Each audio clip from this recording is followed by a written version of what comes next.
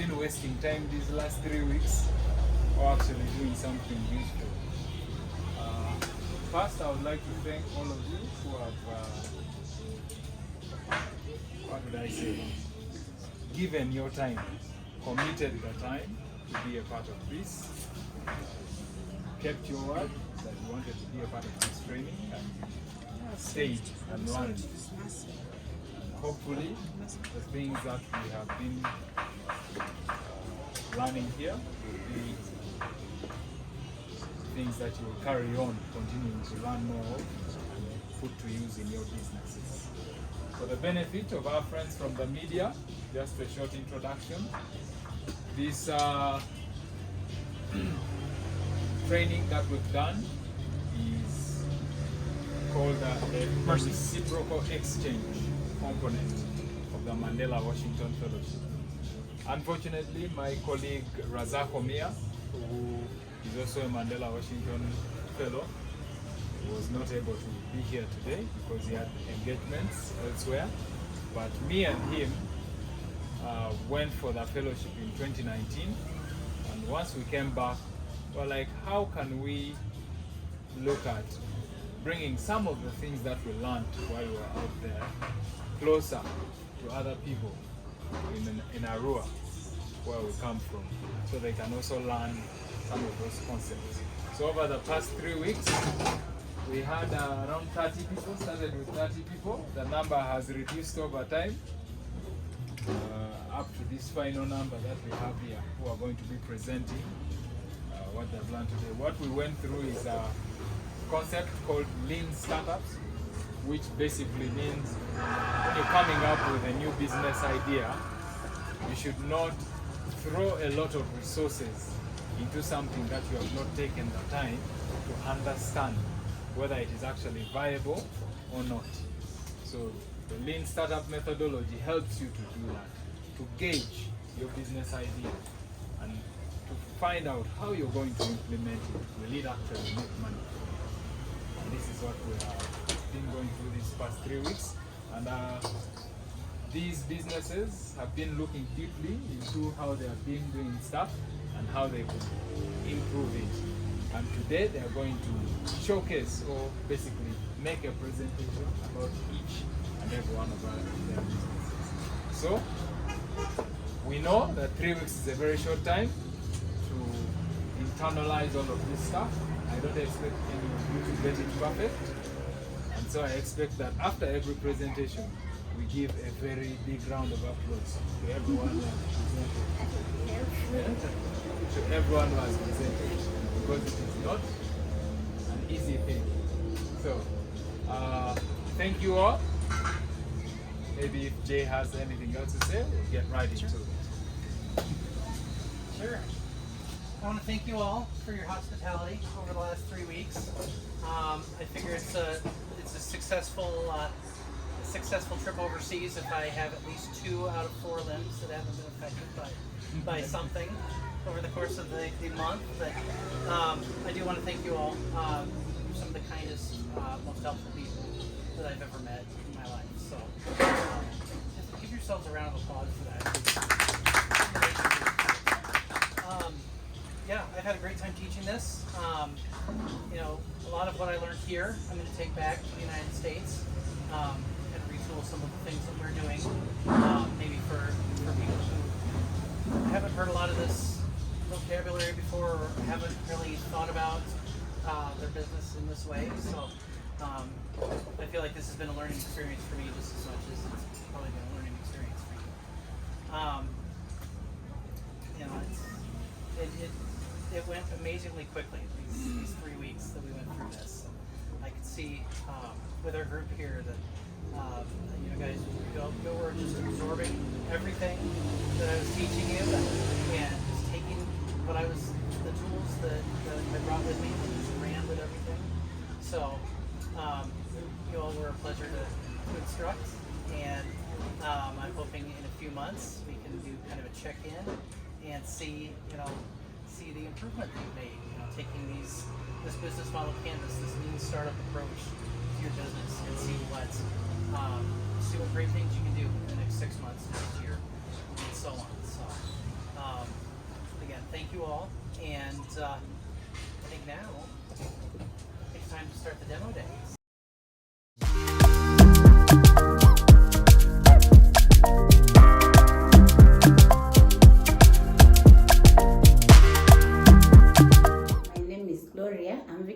And the business is Glowi Pure Honey. My business entails buying raw honey from farmers and then processing it into liquid honey that we pack and sell. From the raw honey we get also wax, beeswax, that we also sell to cosmetics companies and individuals who make candles and stuff like that. I started 2017 pretty much as just a side hustle to supplement my earning, but then it is from 2019 that I picked it up as really a business. Our honey is the best. We have the best weather, so the bees thrive here, and what they give you is really pure and raw and very beautiful honey. So they should get a chance and taste the honey as well. Thanks to the yearly exchange program, alumni exchange program. The truth is we do business, but we don't pay attention to the nitty-gritties. And that usually costs us in terms of sustainability, because along the way things get messy and you're not able to track where did you go wrong. So for me, this course really has been a very beneficial thing, and I hope the next time we're meeting, we should be talking about different things in terms of growth and progress we've made from the time the course was done. Let's hear it for Glowi Honey.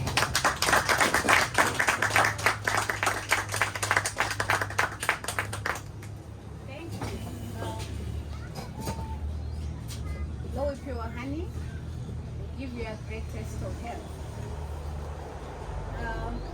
In 2017, a friend requested that I send her honey because she was retailing honey in Kampala. And because West Nile honey is widely known as the best honey. And I would basically walk to the streets there and buy honey and send. But one fateful day, I sent her honey. And it turned out the honey was adulterated. And when she called and expressed her disappointment, it touched on my integrity. Because I was not sure whether she trusted my word that I was not the one who adulterated the honey. So I decided from that time, why don't I venture into honey business so that I can control the quality I send the people and I remain accountable for them. So many retailers, other than her, we realized over the years, struggle with access to affordable high quality honey. Okay, our pure honey helps our wholesale customers who want to consistently retail high quality and affordable pure honey to their customers by reducing availability challenges and increasing access at affordable prices. Our solution. Now we ensure that we manage the entire process such that we can still give quality. So picture number one is where the apiary units of the farmers are. And so we buy honey from them, which is packed in an airtight bucket. Once we get the honey, it is processed in this machine here. I don't own the machine, but I have an agreement with the owner of the processing unit because it's quite a heavy investment to make. So once we process it here, then I move it to my packaging room. So this is where we pack the honey and then eventually brand it, ready for sale. So our market opportunities. Our total available market is all honey customers in Uganda. Our serviceable market is the all honey retailers in Uganda. But our target market is just 30% of the retailers of honey in Uganda. That's the segment that we're trying to target. What are our channels of reaching out to our customers with our product? We use direct sales, where we sell directly to them, but also we use referral methods. our retail, our customers who buy as an individual, we try to turn them into retailers because we believe that our prices still give them an edge to retail and still make a profit. So we're turning our customers into business people, but as customers for ourselves. Customer relationship, personal relationships by calling, by use of social media, that they are able to reach out to us, Facebook and WhatsApp, where we are able to respond. Not long time ago in this class we learned, and now we are calling up our customers. Actually, every time we send you honey. Then loyalty programs, we are beginning to appreciate our customers who have journeyed with us over the years. Standardization, we have been able to now acquire a weighing scale because honey is weighed in kilograms. So sometimes somebody is getting 1.2 kilograms in that liter, sometimes it's 1.3 because you're using a jug. And that usually causes them losses the other end. So we're trying to standardize. And then unbundling, we are trying to offer. Initially our wholesale used to be 20 liters. Now we are doing wholesale at 10 liters as well. Such that this customer who says I don't have 280 can begin with 140 and still grow the business. And then cross-sell, we have now introduced new products like propolis, tincture, as an addition to the honey, and hopefully we'll have more other products introduced. Our churn rate, we realized about 3% of our customers who don't come back, and the lifetime of our customers we found it to be about 33 months. And then the lifetime value of a per customer, we realized on average is about 10 million. Revenue streams and cost structure. The darker red is revenue, then the orange bar is the cost.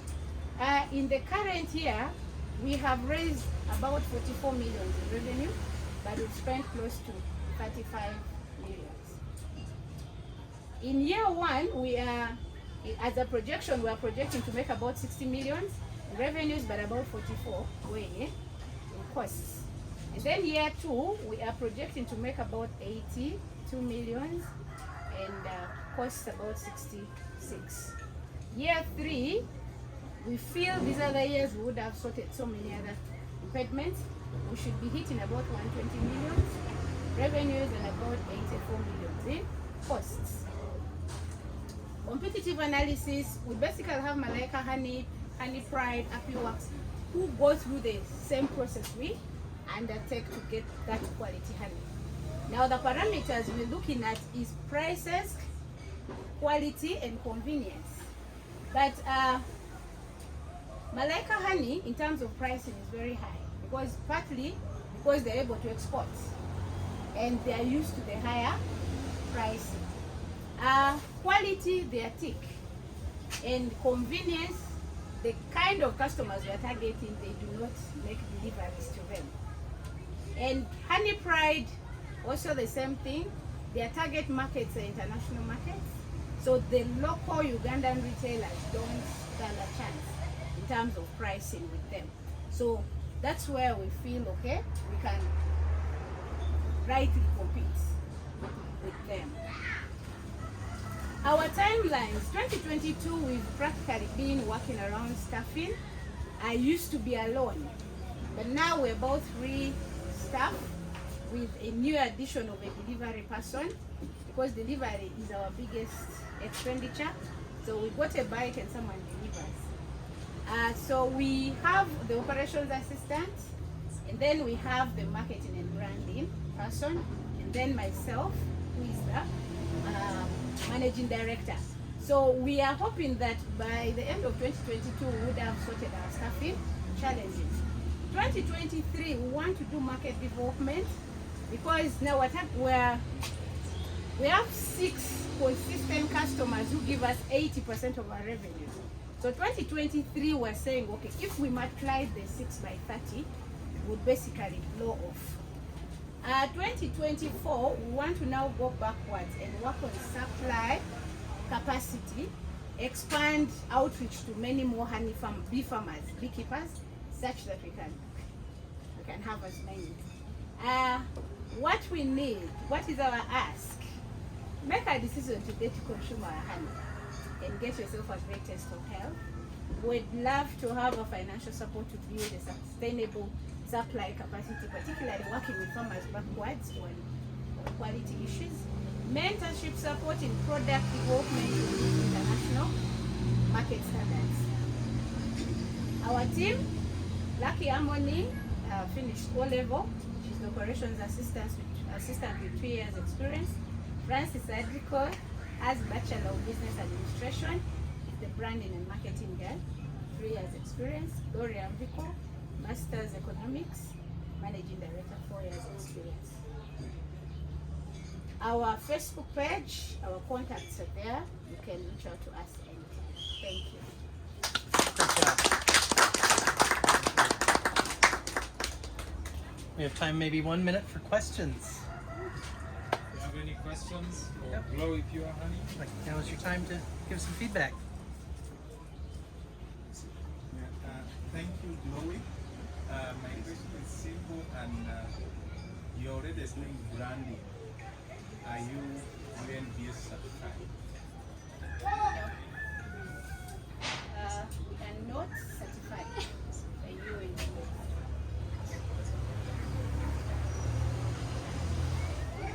However, we've started the process. That's why we are now processing that side. They actually have told us we can use that facility to process. As long as now on our branding is processed by the other unit. But we've started the process already. Then if the second one is, if you have started the process, I think I'm not so sure of that, but I'm so sure of the process in Nigeria, whereby it's a food product. Yes. You have to go through another, not only UNBS, there is another, you brought something, what should be different to make sure that this product is safe for human consumption. It's UNBS, and find out if there is also NDA needs to approve that. Actually, no. UNBS sent the professor in food science there at my place at the time. It's only UNBS that actually does that. In Uganda, yes. Yeah, no other questions? Give it up once again for Glowi Pure Thank Honey. you so much.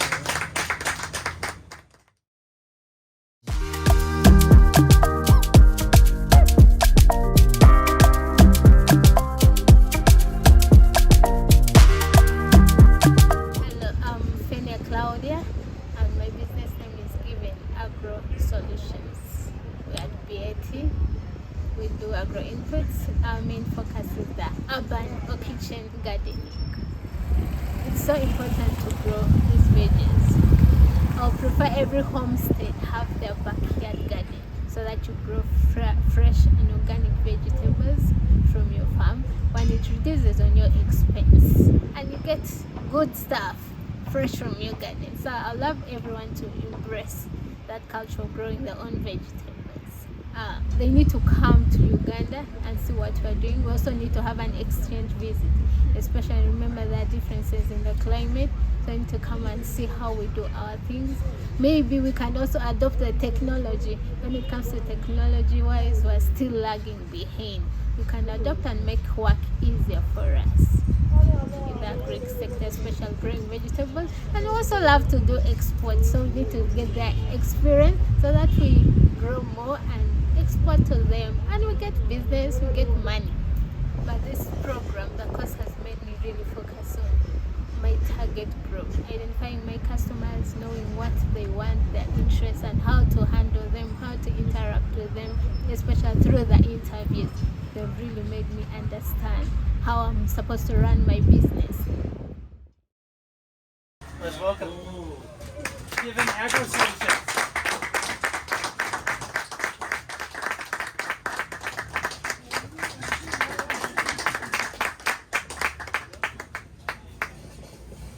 Hello everyone.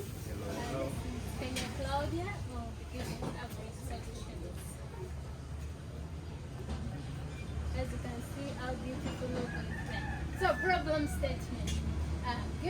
started in 2019. I just started as an agro input supply, but then we realized there was a gap in vegetable, especially for the urban settlement.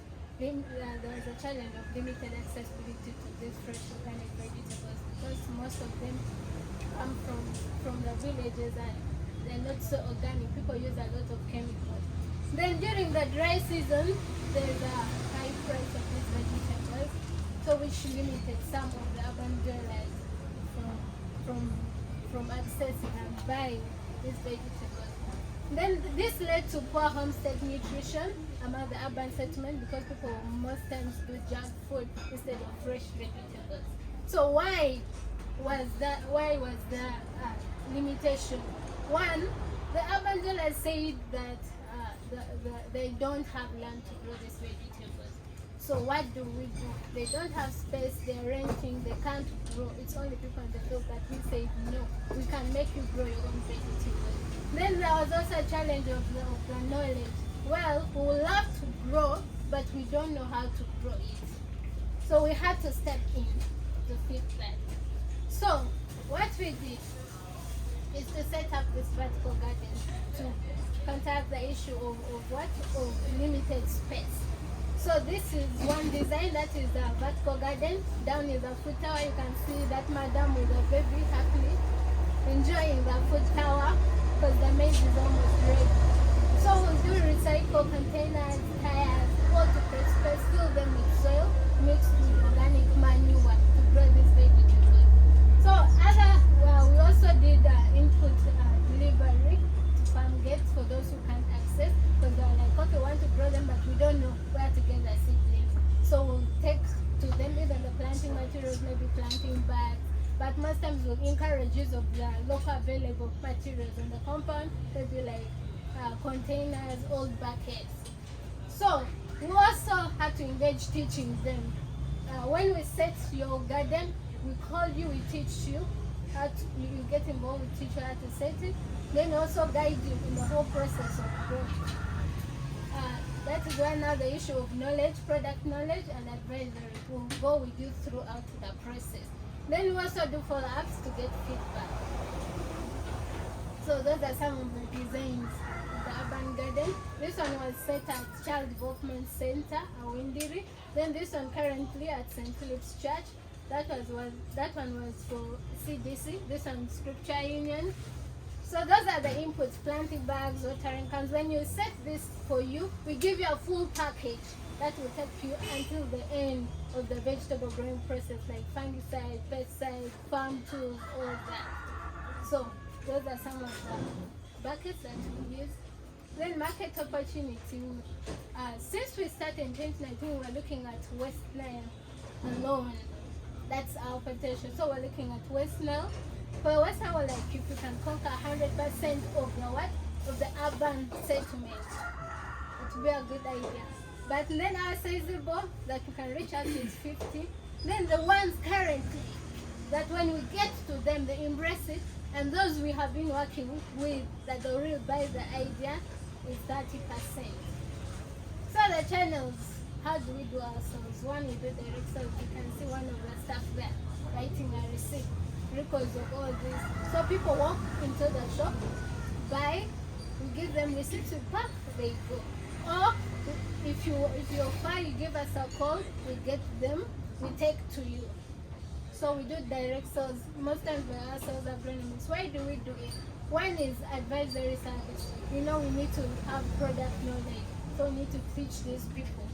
Because it's us who best know our product, man, a second-hand person. So feedback. When you go there, they also give you direct feedback about the product. Good, bad, you take it to improve. Then we eliminate cost of hiring distributors to reduce on our expenses. So customer relationships, how do we get them? Phone calls, message, referrals. We keep them delivering these inputs, reducing their costs. How do we grow them? While through referrals, we do discounts to them. So revenue streams, these are our revenue streams. But last year, 2019, the first year we didn't make money because we were just setting up the whole place. So the cost is that The cost was 6 million. We didn't make money, but in year 2 at least we tried to make 10 million, and cost of 5 million. Then this year we're expecting to hit at least 30 million in our revenue. So competitive analysis, that is it. We have product knowledge. We do beautiful gardens as you saw. Timeline, reaching out to more people, employing more youth to do this business, making money. This is some of our beautiful design. So we ask our people to follow up progress on media. Also financial grants, if you can lead us to that, then embrace urban farming and eat fresh vegetables. So this is our team, Gimvik Agro, Managing Director. We have sales agronomist, Winnie, she has a degree. Then we have Alesta, she has a diploma. Then we have Mr. Odati and Samson, the others are now the field guys, technical people. So this is the where you can find us. Thank you very much.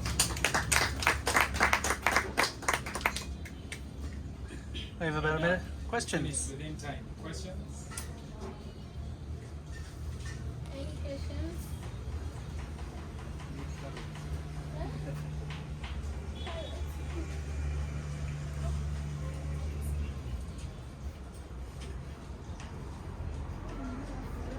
Okay, looks like there are no questions. You're also Oh, stunned. someone has a question here. Wait, Yeah, wait. someone has a question. There is a question. Okay, like for somebody who may want to either venture into your business as a partner or might want to benefit from your services by paying for it, I have not seen an aspect of pricing and maybe maintenance. So how do you do your costing? Thank you very much. We actually love partnership. We embrace that a lot. Now about the costing, what you do, you come to us. I sit with you. Then first of all, you tell us which design of the urban garden or kitchen garden or backyard garden you will have to do. So remember I told you the vertical garden, there's the food tower, there's the container, all that. So you tell us which design, then we start listing. Okay, if you want maybe the vertical garden, we need to get poles, we need to get timber, we need to get planting bags. You get it? Then we sit and give you prices of that. Then we also advise you on maybe other things like you need maybe like plant boosters, foliar fertilizer, pesticides. After all that, we sum the prices. Then we also give you our labor cost of that. But the after service is free. Advisory is free. Okay. So do you charge like a percentage of the total cost? And what is that percentage? 30%. Sorry? 30%. All right, thank you. Thank you.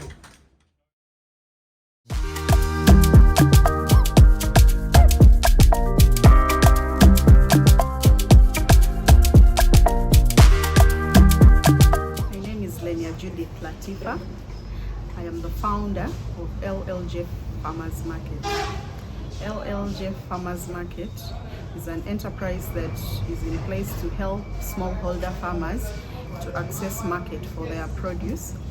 And we are basically bulking grain and selling them to processors and exporters of grain. We got into this business when we identified a gap in the access to market for smallholder farmers.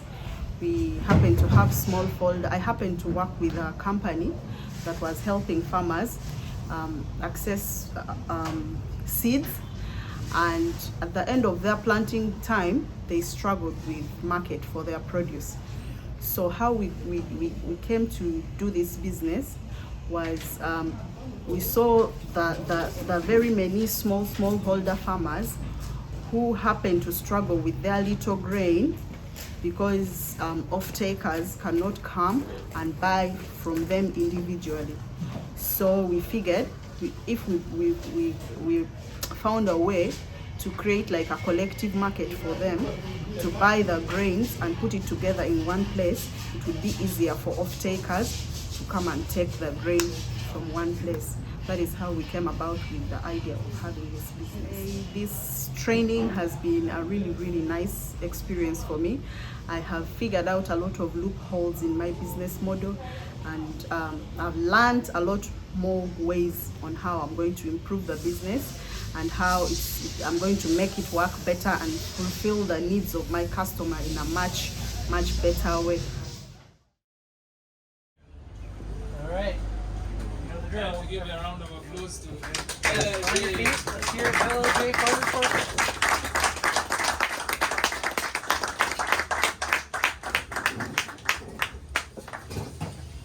Good afternoon, everyone.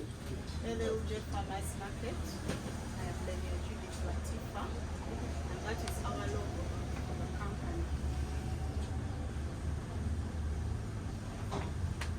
LLJ Farmers Market identified a problem of access to market for our smallholder rural farmers. And the problem with access to market results from like physical access to markets, whereby most of the farmers are in the rural areas, and markets for the produce are far, where they can sell their produce at better prices. And then this reduces opportunities for the farmers to sell their products at better prices, and also limits their access to better quality of agricultural inputs. And then there's also the market structure, whereby there are so many, because our farmers, smallholder farmers, are in the rural places. There are very many, they are producing, but they are unable to sell to outside markets. They end up staying with their produce in the small local markets, which demoralizes the farmers from producing more so that they can have more. So they end up producing little to only suit the local market. And then the farmers also had a challenge of information on market, where they can sell their products more profitably. So our value proposition. When we identified the problem of market challenge for the farmers, smallholder farmers, we figured we would help the smallholder farmers as well as the bulk buyers of grain to access more quantities of grain by motivating the smallholder farmers to produce more. How are we doing this? We have offered market for the smallholder farmers by providing a bulking center. We are bulking their produce, like wherever they are, or in their rural settings. We bulk the grains, we buy them from right there, so the farmers know that there is someone who is buying large quantities of this particular grain from within their local place or market.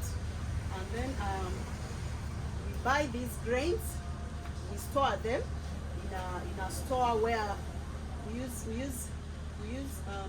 we have stores that can accommodate a lot of produce, so we can have produce even during the off season when other people do not have the produce.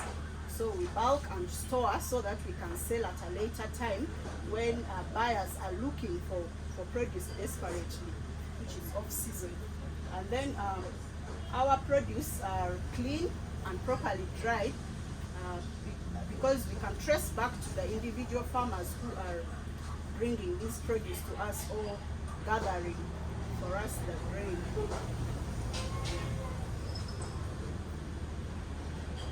So our solution, we have gone into partnerships with other companies or entrepreneurs, like we work together hand in hand with Omia Agribusiness, that is providing farmers with agricultural inputs.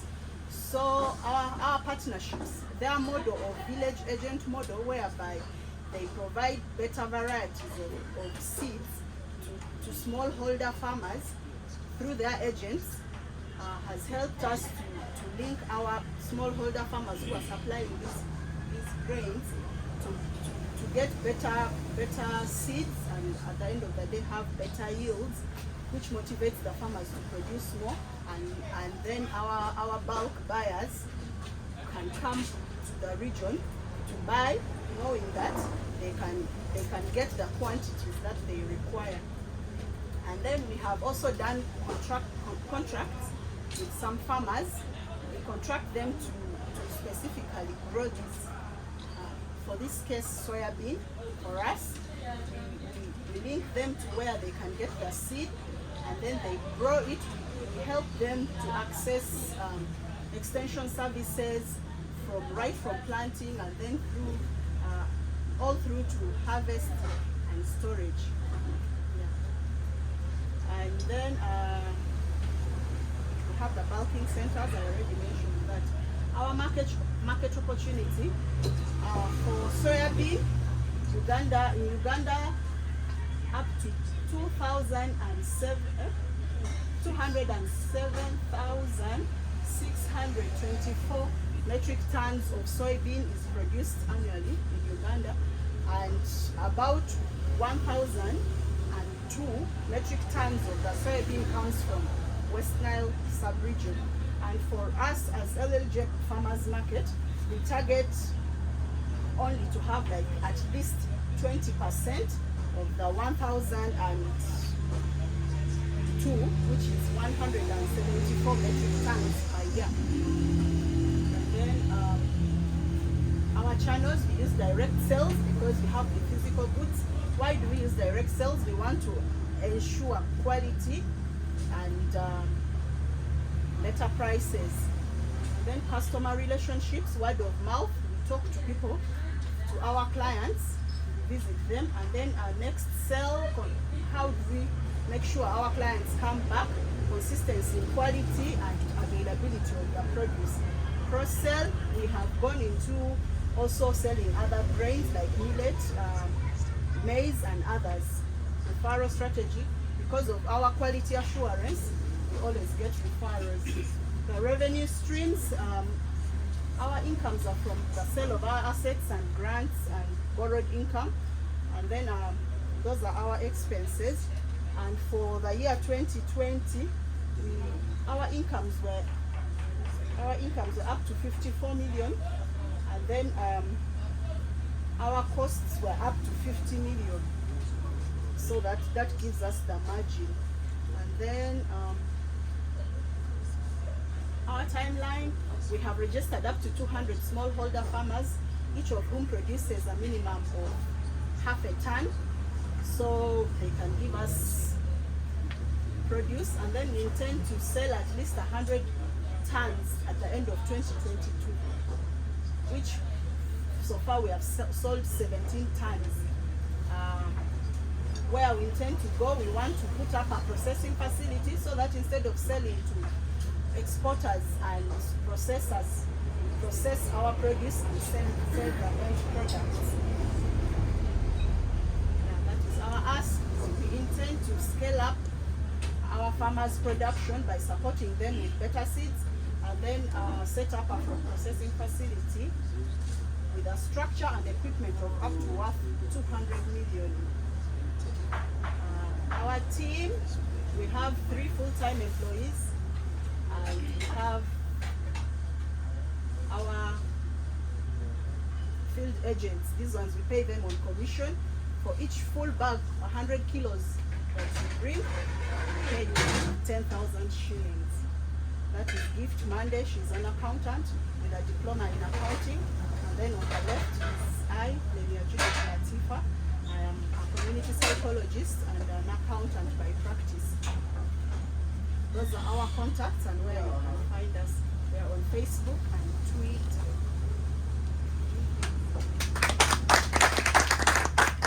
Exceeding your time by 1 minute, so go and do more practice. Getting how to say it in the shortest time possible. Okay. Any questions?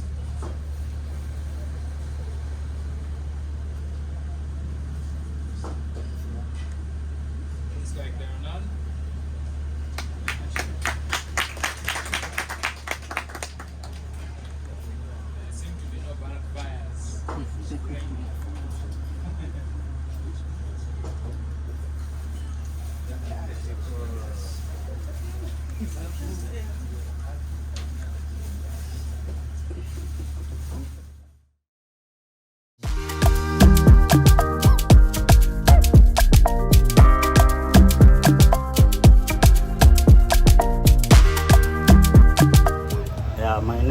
Abu Adnan. Our business name is African Shepherd Limited. The African Shepherd Limited is a registered company limited by sales. Basically, it has been registered in order to make contribution in the improvement of human welfare, especially by making ventures in 3 sectors: 1, agriculture, energy, and environment. And basically here we start with agriculture, and in agriculture here what we do is we offer actually sell and supply quality, genuine and affordable agro inputs and animal drugs. Then secondly what we do is we train farmers on the best agronomic practices and best animal practices, so that they have knowledge on how to grow these crops and also how to rear animals. The most important thing we learned is about aligning your customer segments, then how you can structure your costs and revenue streams. And then also we did not know about things like runaway. We have been doing business anyhow, probably we would crash anytime without knowing. But that training has given me a lot of hope.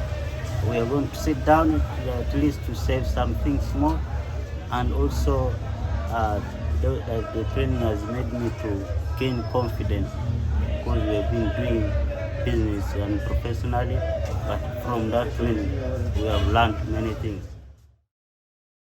Everyone get up on your feet. Welcome to Untitled Chapter.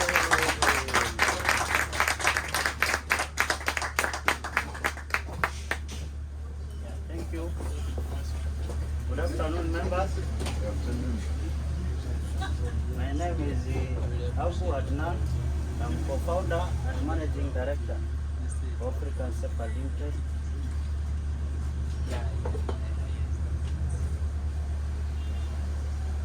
This is the problem. Before we started the business, we did a survey, and we found that most of our customers, after 1 year, they were small scale holder farmers. They come from very far, and it is represented by that upper scope. Then here is the agro input dealer. Here is the market. So inside here is the problem.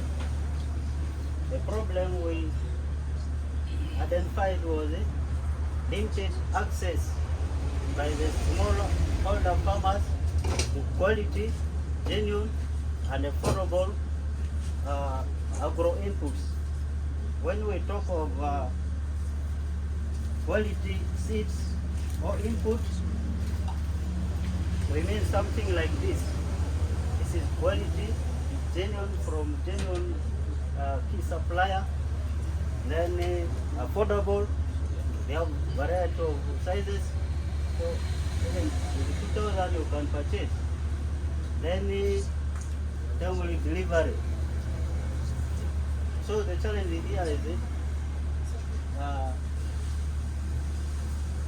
farmers, smallholder farmers, they cannot reach market directly because of the middlemen.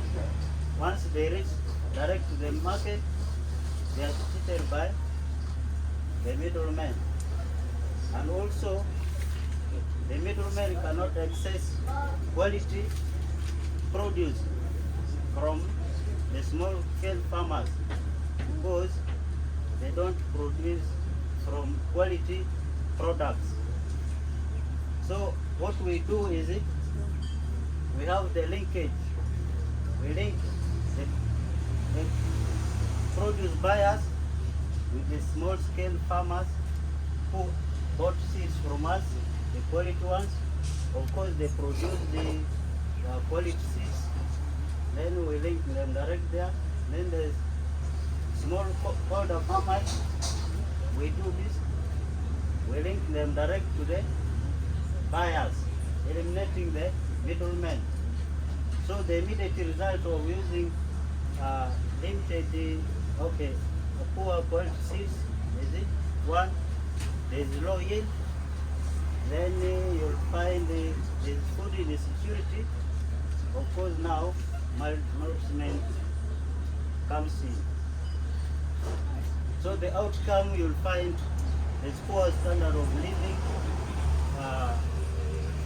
There's going to be high school dropout because of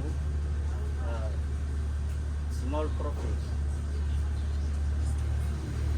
So our value proposition here indicates that we fix ourselves in a way that we are reliable, we provide access to quality, accessible, and able to deliver to smallholder farmers.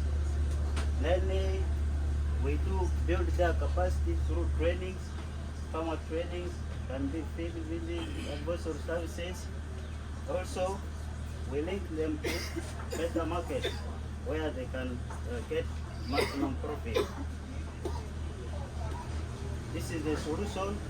We do deliveries, we train, this is what I just explained. Market opportunities, we use the survey by UBOS, Western Islands that 2.9 million people, and our total serviceable market is about 48%. That comes from selecting only 46, Lumbe, Marokolo, and Teregu, and those are the figures. And you find our target market is 80% of the serviceable market. This is because Western Island, most of the people, at least 80% live in remote areas. So our target is located in remote areas. So we use direct channels because we deal physical selling inputs and train farmers physically. Even delivering is physical. Customer relationship. We acquire our customers through social media, advertisement, trade shows. We keep them by giving this, then follow-ups, advisory services, new product knowledge, and so on. We also grow them by upselling, cross-selling, and do other things.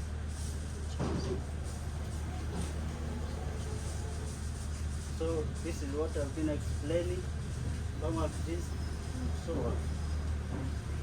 Revenue streams, we sell assets, we contracted services like training, fumigation services, sales, our cost measuring operational, then administrative.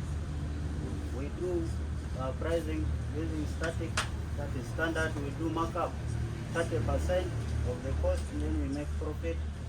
Dynamic pricing, sometimes we do negotiation directly with the farmers, and sometimes when someone buys in bulk, we do this.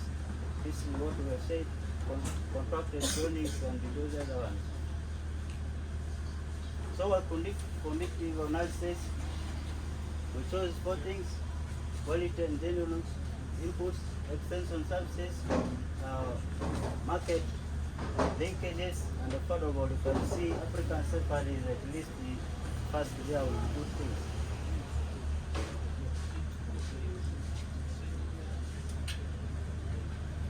Our timeline, we have been expanding steadily.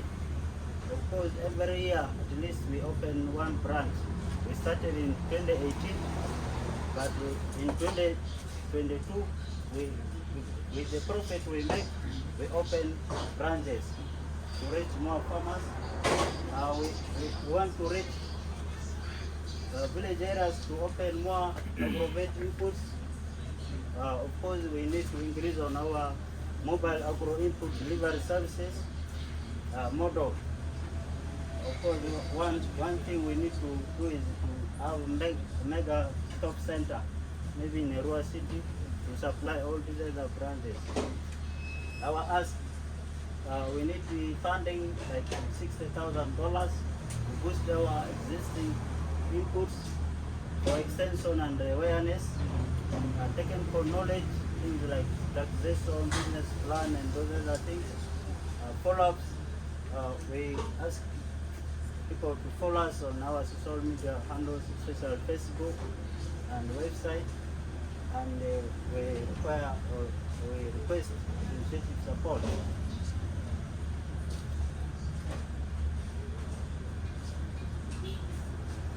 Our team comprised of managing director, we have directors, extension officers, we have marketing officers.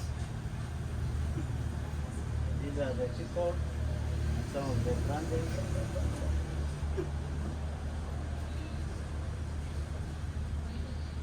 I think so. Thank you.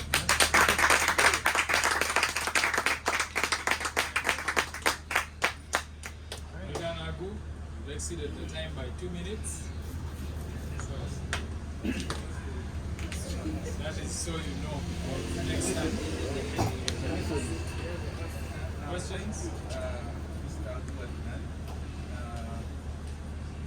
mine is a small one, and maybe it might even go to all these other who are in agro inputs.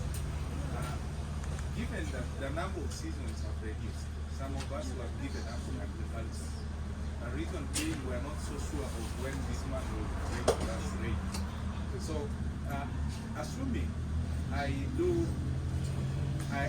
venture into agriculture in the first season, which used to be there, and I purchased these seedlings from, the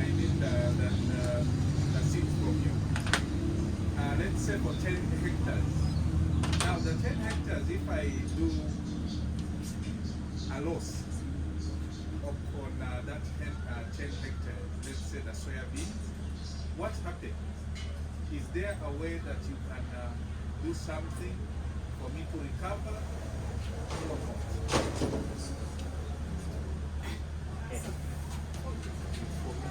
Yeah, thank you very much for that question. Mostly we deal with smallholder farmers, but for the commercial farmers, we don't leave them out. So what we normally do with them is to advise them in some cases of, let me say, weather. We advise them to try irrigation options.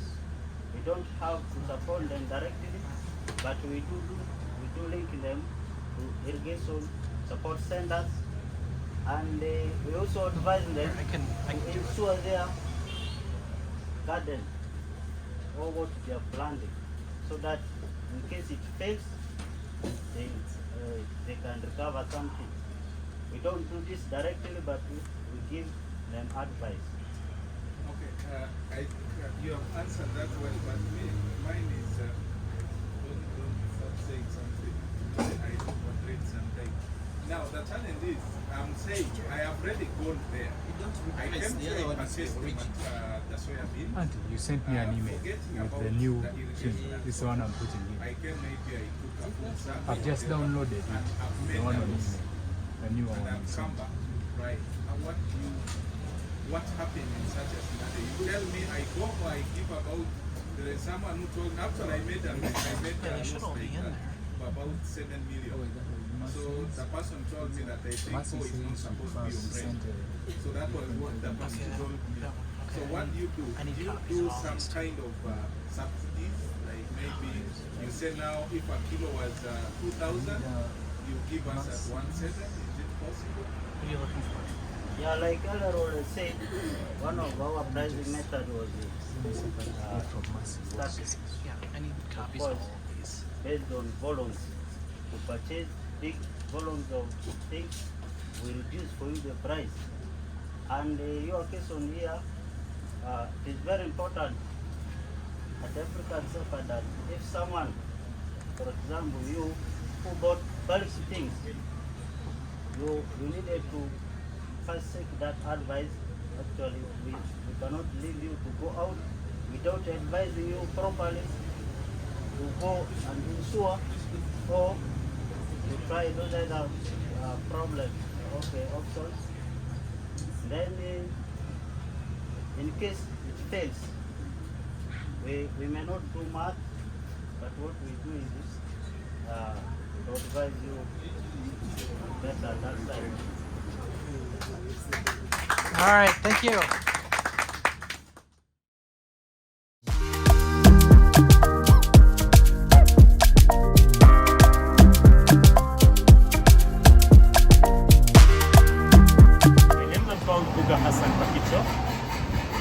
I work with Lado Tours and Travel, which mostly does tourism and foodcraft designs and manufacturing, basically like these ones, and we do make them locally within Arua city in the western parts of northwestern parts of Uganda, known as the Western region in East Africa. Basically, Uganda is a vast country, rich in heritage, and just like the food crops we make them locally, it's one epic of showing that we are rich in our heritage, and these are local pictures of our ancestors' footwears which we use, and we give them out, and these are durable leather materials that we normally use, we make out of these shoes, and we don't use any foreign materials out of it. We use them, we get the local materials and make out of it. Okay. Yeah. These are soviets which are made from Uganda, in the northwestern part of Uganda, and they are locally made. One thing I've learned in the due course of running my business is that keeping account of each and every bit of my activities, both the output and input of the resources I have in the business, has been very paramount, and it is one thing which has kept me moving on for the last 2.5 years. Okay. Let's welcome Crafty Fingers.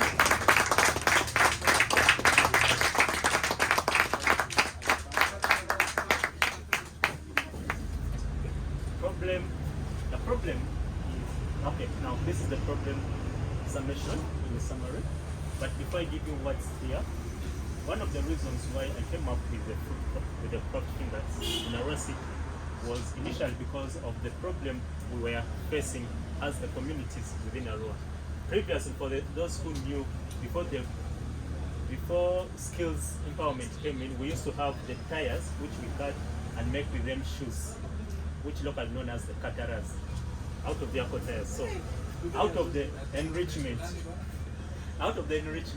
we have felt that we should make more valuable and high good quality products. Originally, we used to have, before even the kataras, we used to use tires, we used to the Umoja slippers, but for purposes that you want to go out and look more different, then we brought up the good quality. Then one of the problems we are facing around is the poor quality of the products locally made. The skills enrichment within the communities have made people discover new products, but however, the quality, the substandard quality they make sometimes discourages locals. Then the far distance, this is in terms of transit of goods, the finished goods from Kampala to Arua is one hindering factor, which also made me come up with the idea of making products. Then untimely delivery also. You want a shoe of this type, they are this type of shoe, and they give you, wait after 1 month, wait after 2 months. And mostly back inside, our parents with the buses and the gateway used to take like 1, 2, 3 days on their way because of the outbreaks, but now we have the products in the market. Then high pricing of products, that's also another factor because of the distance. Value proposition. Our food crops are one of the unique ones. They are unisex. We have all genders, both men, women, and children. Then they're of high quality. What do I mean by high quality? We use finished leather. That if you want to know what a finished leather is, you press like this, because they're always counterfeits, which are always, if you roll it like this, it will have some polythene appearances. That's how you differentiate whatever quality and high quality and poor quality. This is what we call quality. we mind of the quality of products we make, and they're always durable. Remember, we use tires, vehicle tires, to make our products. Then we always also make customized products for our clients whenever they come when the demands are there, and we make deliveries, timely deliveries. We make timely deliveries in order that whenever there are demands, one, we make our shoes locally, from the word go, from the threads to the finished products. We entirely make them within a raw city, without having any counterfeit from elsewhere. What we do, we only get the materials from our way, and hopefully in the near future we'll have to make others here. Then solution with the food crops, we aim at bridging the gap between the producers from other places and the consumers within. What do I mean like this? Like I myself, I have clients who are local within here, and I assure you of my quality of products by making them local here and straight to your disposal or to your doorstep. Then aim at durable, high quality to customer over poor and counterfeits. I think that's self-explanatory. Market opportunities. Our target some are the tourists who move around and the street dwellers, the locals around. Then the term is, currently we are aiming within the Western region, Uganda, and then we also target the middle class. Our channels of sales, we mostly use the direct sales, and then we use direct sales in a way that we do door-to-door deliveries on orders, and then we also go to the customer in the open space. Then distributor sales, we have intermediates. I personally do that. I through friends and family, I get my products and I put them on display in other people's shops and facilities. Customer relationship, by creating awareness to the communities through interaction with my ready-made customers, and also through other friends and reference people whom I easily relate with. Then keeping up my customers through mostly whenever I make new products in the market, I always notify my clients whom I've been serving around, and I also do interact with them frequently from time to time. And then the growth, our growth is through references, because we do interact with people, and the growth is in terms of the customers, and also look forward to opening up other branches. Revenue streams and costs, mostly our expenditures are in line with the transportation of materials that we use for the production of our shoes. Then labor force, because for one, I don't make these products alone. I also sometimes ask for manpower, so mostly I cater through that one. Then materials is also one other cost endeavors because of the material what we use. Then the means of income, the income we use for in the business, one is through personal saving, and that's from the time I initiated the business. I've been using my own personal savings to sustain it. And secondly, through sales. The sale of these products from time to time also is what keeps up the business. Competitive analysis, high quality products against the poor quality. Affordability, we always ensure that we give our good high quality products to our customer at a subsidized pricing. Then we make them closer. We give them direct to our customers. Timeline, customer base, brand. Actually, this is one of my production centers where I do make my whatevers from friends. Our timeline, we look at sustaining our customer base with the ready customers. Secondly, brand, our brand is known to the few customers, and they always appreciate and still always make referrals to us. Display points, yeah, I normally use friends and relatives outlets for the meantime.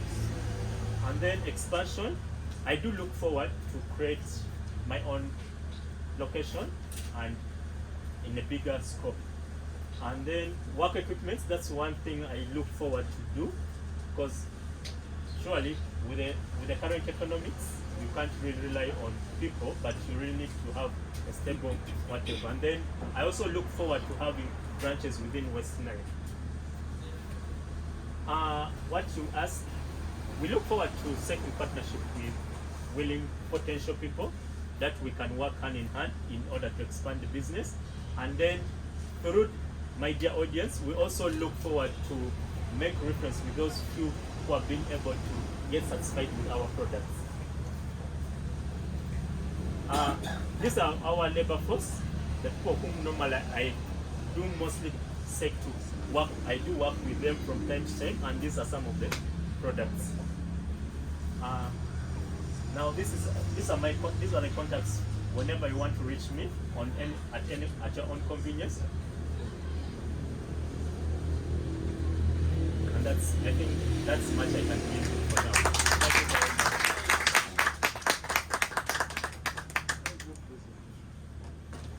Any questions? Yes. Any questions, Yota? Thank you. Mine is not a question. Just giving you some right. Last time we discussed about this. When it comes to marketing of your product, I used one of your products and I've given you feedback. It's tight, so you really need to do something about that. It's not when you compare it with what comes from Kenya or Tanzania, they are still at advanced level than you. So theirs is easy to wear. Now, about you have the word, you are repeatedly saying the word poor quality. In business, I would advise you don't need to use the word poor quality, because in sense, yeah, we know things which are not of quality out there. But when you use it, tomorrow what if you get that same product and you're giving it to me, and yet you're saying it is poor quality? The best is try to do another word compared as opposed to quality, poor quality, because the quality really lies in the eyes of the beholder, the user. Because people sometimes say things from China are bad, but you find almost 90% of Africans here are using stuff made from China. So the quality is on the eyes of the user. So next time maybe try to use another word, but not to say poor quality. Thank you very much. Yes? Thank you, Buga, for the wonderful presentation. I just want to take you to branding. See, the brand is well known. I think, yes, and get more known. For example, can you have a frame of having Crafty Fingers embroidered on your products, for example? So there you figure all the product. Then you're looking forward to getting your physical location. For me, I would encourage you otherwise. That don't focus on having your physical location, because you're providing a product, not necessarily a service. For example, as I go to Caramoja next week, I could carry your products, some of your products. So I think you continue focusing on having presence in as many places as possible, especially these hospitality and entertainment places. Then the other thing is that for people who are in that business, the local within the smile, they are not working as a unit, and that's why I think the Kenyans are beating us. For example, when you go to like Kampala and you visit where those products are, you cannot ignore looking there, because the more they are and the more it is, the better. You look at these Chukuyos who are selling these products at the post office, okay? So I think we need to develop that culture. You guys who are in that sector, continue working together. You have a better presence than what when you're working alone. Otherwise, you're progressing on where you've been wondering for a while. Thanks so much.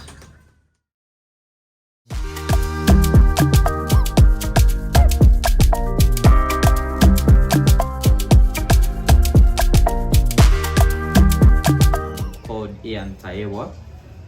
My business name is called ClickEat. I need to tell you about the business, I think. Yes. Yeah, all right. The business is all about availing information about on-demand goods, and then making sure we deliver swiftly these on-demand goods. The on-demand goods are the food, fresh fruits, medicine. So we actually work with restaurants, pharmacies, fresh food vendors as our partners, and then we have our logistics guys, whom actually we call Clickstars, the ones who deliver to our different clients. So whenever our client orders from our platforms, which is the ClickEat Android app and our web portal, yeah, we get to receive the order, and the restaurant as well gets to receive the order, works on it, then we assign a Clickstar to actually take this order to the responsible, or the client or the customer who actually ordered. But if I'm really to pick out, is understanding my customers more. It's work I've not been doing more, and I've got to realize that you can actually probably reduce costs and actually get more impact from your solution when you understand your customers more. I've really got to learn it, and practically I've seen it work for a short period, at least like 2 weeks. Yeah, I've tried to implement it here. It's really trying to work out. Yeah. If someone out there is interested to come here and explore the opportunities here, is very welcome, especially in the IT sector. I do not only have this project, I have actually several. So yeah, I'm looking forward to working with people to have these projects really go viral and go beyond this place where I am. They're really helpful to our communities here, and for IT really it's a virgin community here. People are getting to start using it just right now. Yeah. All right, you all know the drill. Up on your feet. Let's hear it for ClickEat.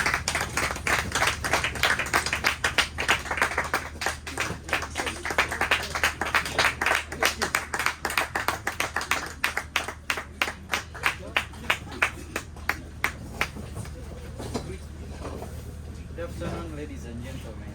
Good afternoon. This is Ian Tayewa from ClickEat. ClickEat is an on-demand delivery service leveraging the use of technology to actually improve the accessibility of goods, of these very goods, through ensuring quality, swift delivery, and availability of reliable information.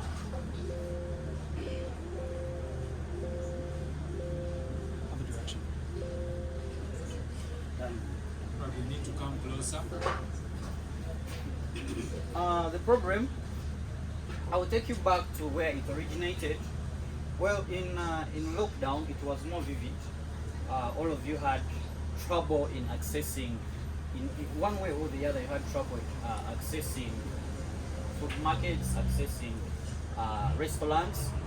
So we had the same challenge, me and my team, and that's actually where the whole idea originated. Then this idea didn't stop. We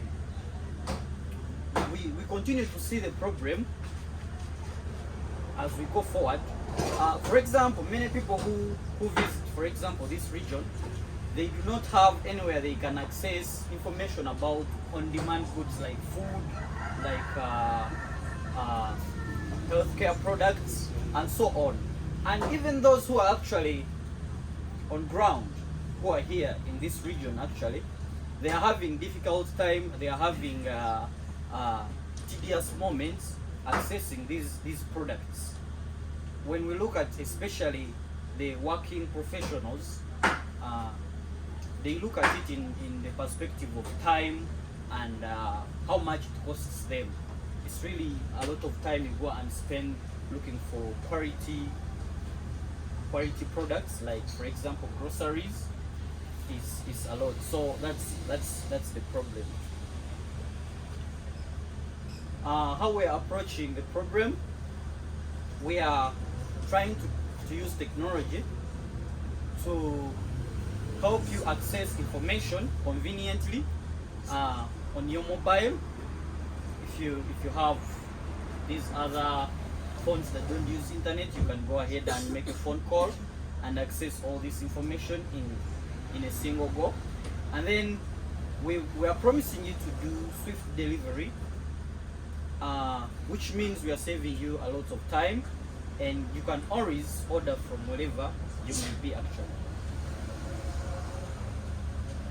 The market potential, this is data I acquired actually from Uganda Bureau of Statistics, which dates way back in 2014. So I believe the internet usage has grown even much more larger.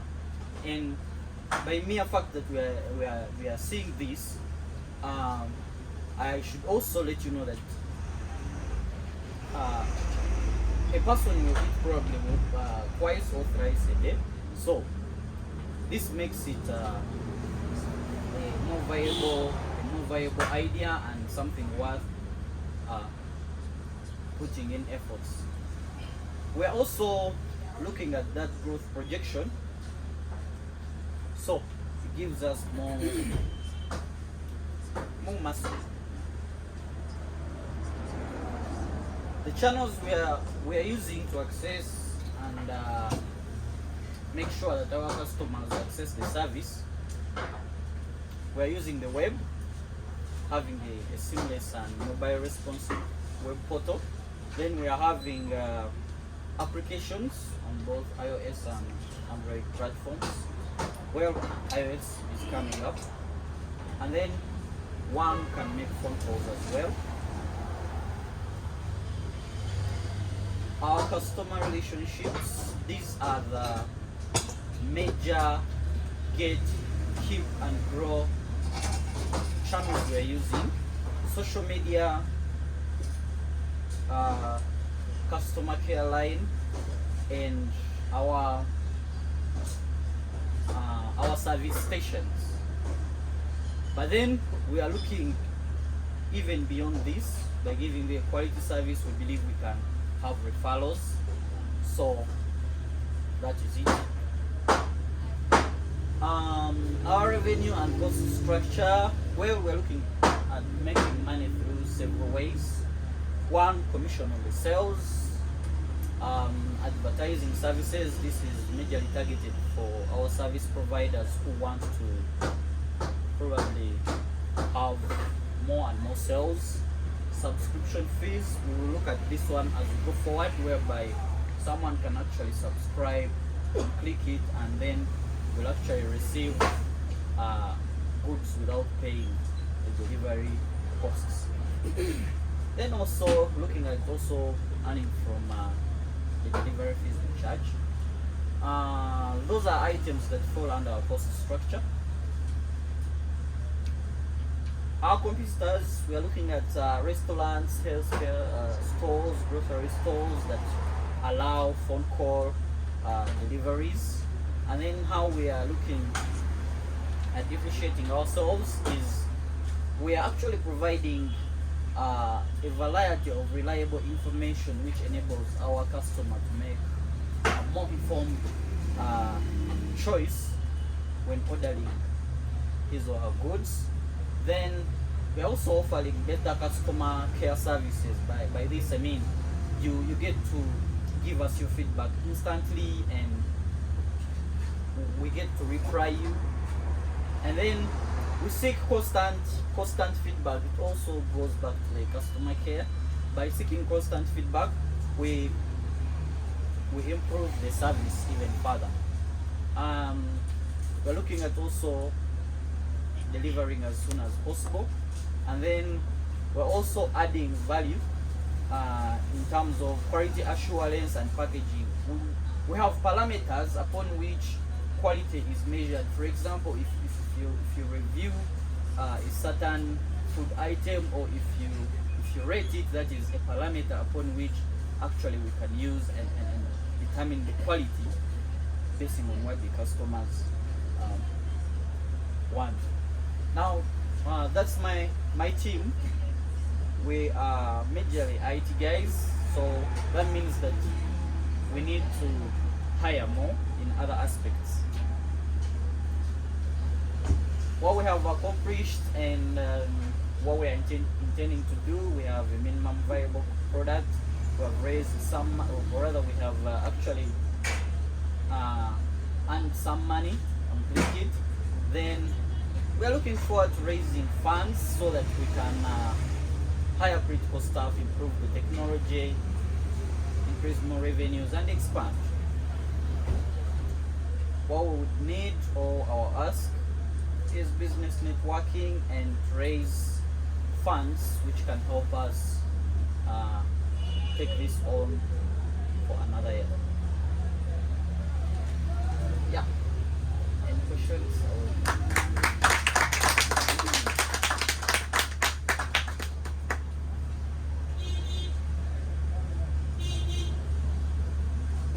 Thank you, Ian.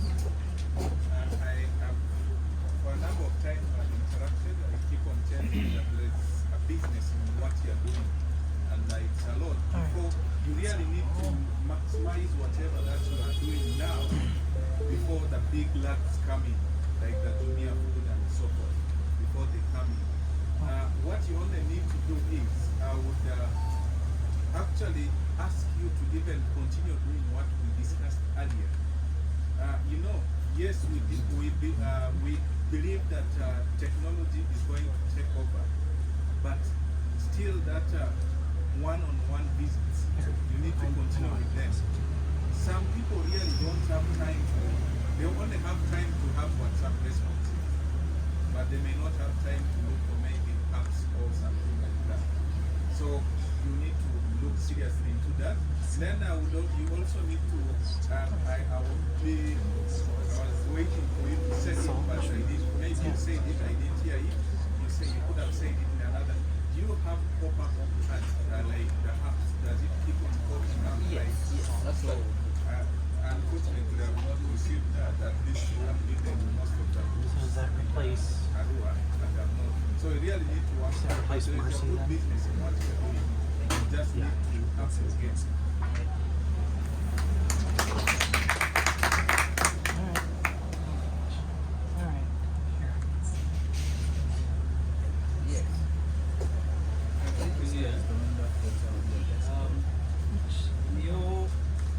New enterprise, I think one of the biggest challenges that you're dealing with, you're facing, I'm not sure whether you have highlighted it. Alright, as they're all among the together. standardization on the, especially on the back one. Yeah, right here. Of course, Right there. you don't totally own the Right. Do we have all of them now product finally? you're offering. You're offering that product partnership with the provider. But now, if the customer is making an order through ClickEat, ClickEat is ideal owning that product. So standardization, what we're going to do to ensure that for us, your partners like Bamboo Village and others, we provide a standardized product. If we are saying that if we tell you that 30 minutes, then for you give your customer 45 minutes. To ensure that the product is delivered within 45 minutes. It is something that you continuously have to keep achieving, fighting to achieve. Yes, and I think for that I'm trying to have several approaches to it. For example, I realized one of the challenges I've been having, why my suppliers in one way or the other have not been taking me as a priority, is the number of orders I give them actually. So if you can afford to give someone, for example, 10 orders in a day, if you can afford to give someone 10 orders in a day, you have leverage to go there and actually sit and tell them, now I want you to make me as a priority. If I press in my order, it should be ready within the time frame we really agree upon. Something like that. Now, that's one of the challenges I've been facing, and now narrowing down the restaurants to really be those that can work with me in that kind of agriculture. All right. Thank you very much.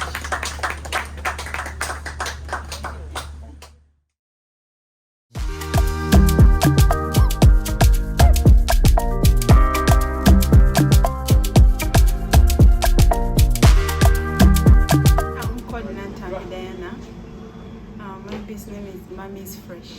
The reason why I started a business, West Nile had the challenge of fresh items.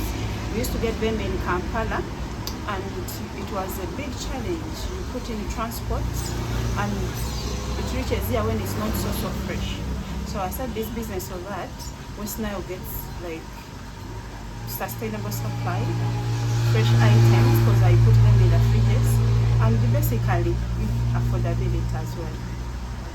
I learned a lot, mostly customer discovery. Because normally I was not like approaching my customers at first to get to know the feedbacks.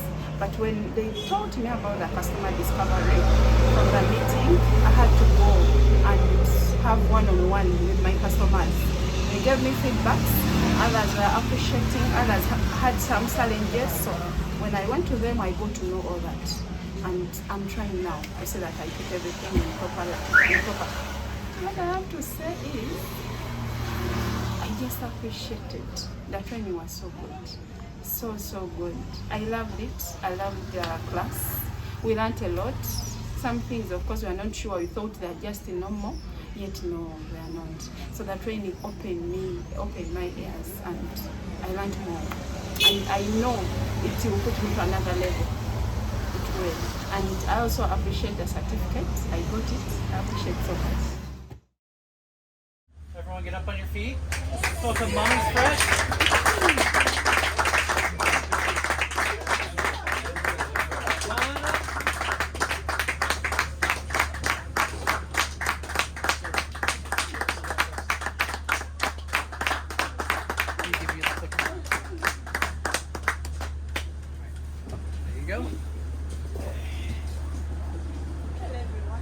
Hello.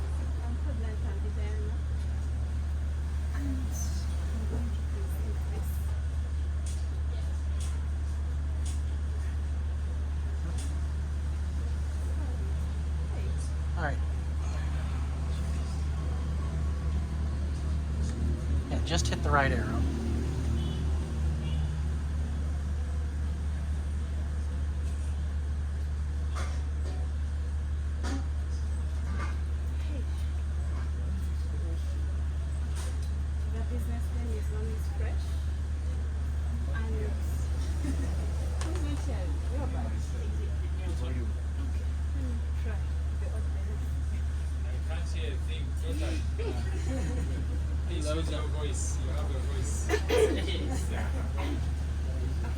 The business name is Mommy's Fresh. Yeah. And basically, Mommy's Fresh we do sell kitchen materials and spices. The materials we have that is fresh fish, fresh chicken, minced meats, sausages, cheese, yeah, basically, and spices. Like when you come and buy chicken, you go with your chicken masala or beef masala to spice up what you're going to prepare. We also have that. Examples are there. Fish. Actually, this was my customer. After buying, she took a picture, she sent me. She was appreciating me of the good quality. As I said, I have good quality of fish. Test it once, you tell me. And sausages, this side, others are not here, sorry for that. I wanted to get more pictures, but my dear time, I couldn't. I had a lot to do. So, but all what I've mentioned up there, I have them. We do have them. I have all those products now. The problem, lack of 24 hours supply in Alua. Now, before, Alua had like that challenge of supplying okay, let me say availability of the product. Challenge of freshness. Challenge of freshness was there. So in central market there, when you go there, they don't have the fresh fish. They can have it, but at a particular time. Let me give an example. If you go very early in the morning, it's very hard to find fresh fish in the market. It's very hard. They'll tell you, come at around this time.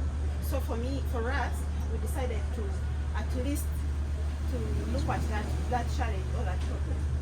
Lack of standard products in Iowa. Yes, standardization is very important. Like the size of the fish, the quality of the fish, all that is a problem.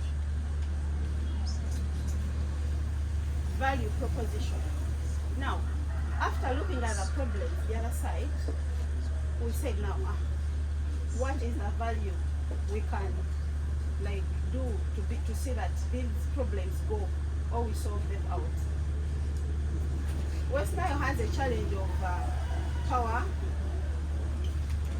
but then where the business is located, that is Fresh Money, there is a generator. If power is not there, the generator can back up. That is one. Sizes are standardized. Our products, our sizes of the products are standardized. If you look at the fish, we try to measure.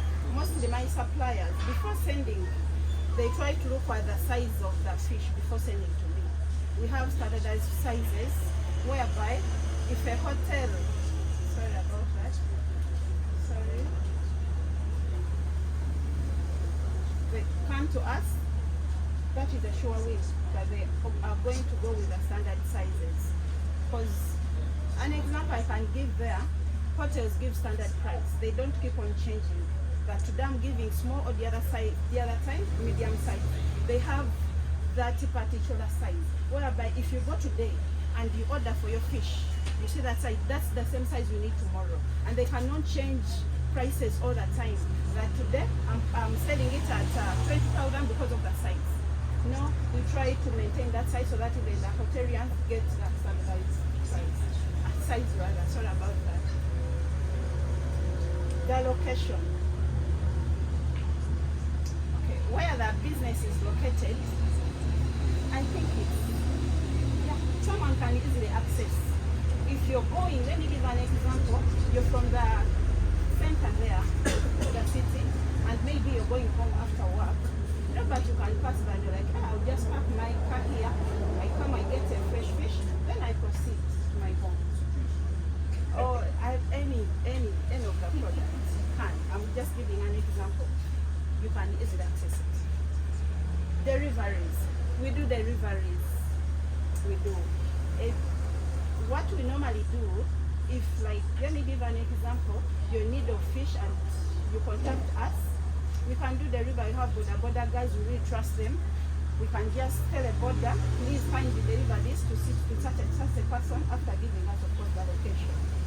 Yes, we do deliveries as well. Never fail to get a product that you stay far. No, we do deliveries.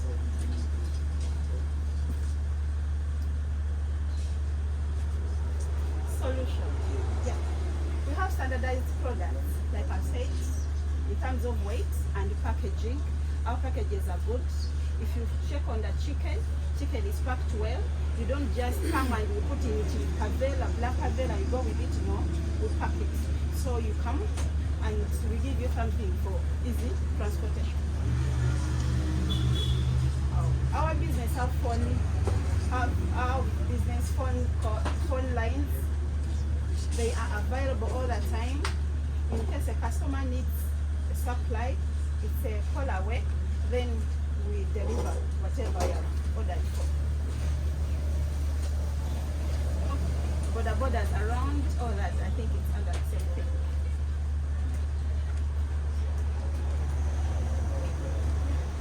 Business is like,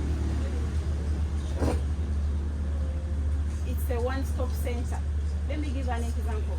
If you come to buy chicken or sausage, we have the spices as well. It's not that you're going to come, you get the fish, then you go to another shop, you say, please, maybe I I need fish masala. We have all that. You come and you buy it fish at the same as the spice you're going to use for spicing your fish to enjoy it at home or any other place.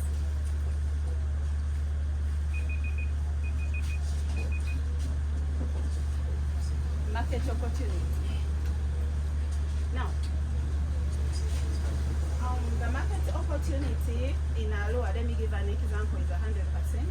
But of course, all people in Arua cannot come and buy that one product of mine and sell it, because Arua is broad, has Arua.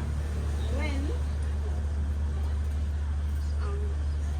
the serviceable available market, let me say it is 60%. And the target market, our target, 30%.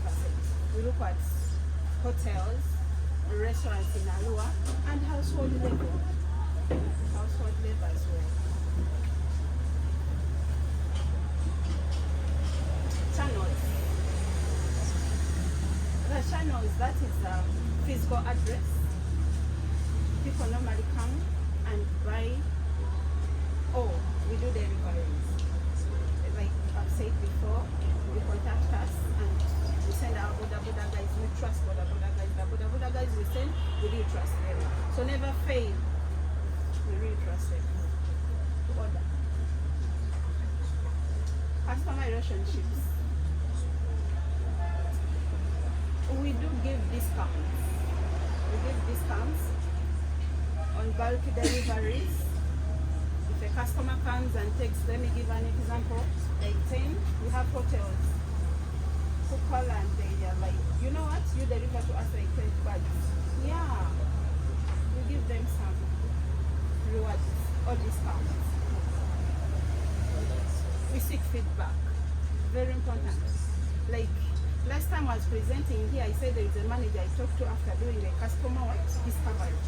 So the manager told me there is that challenge of what?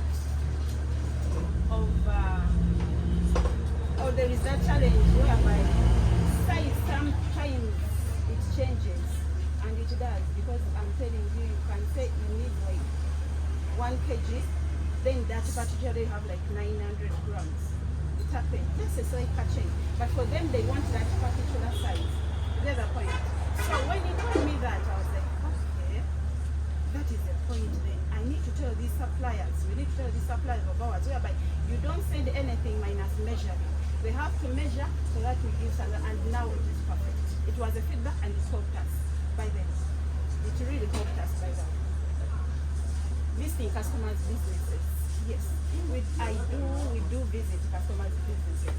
You can go to a hotel, you order for that particular item you sell to them. You order, you don't have it yourself. Madam, what can we give you? I'll need it. Maybe it's a They bring it. So after buying, of course, I know you're supporting the other way around, and they appreciate you because they support you and you also support them. Free delivers for those who buy in bulky. I've explained that already.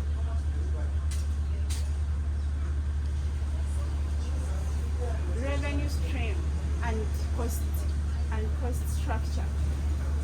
Now, the revenue stream, those are sales of the products we sell. Cost structure are rent, transport, maintenance, salaries, money for stock, advertisement.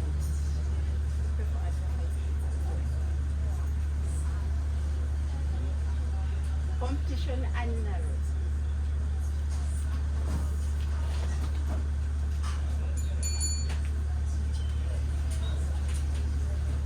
Now, competition analysis.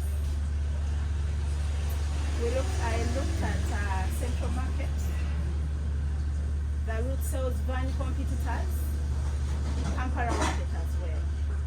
Root sales van competitors normally bring, let me give an example, in a week, they bring in bulky, they stage somewhere and people go there to buy the product.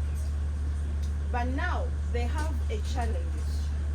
They are not always available. They are not.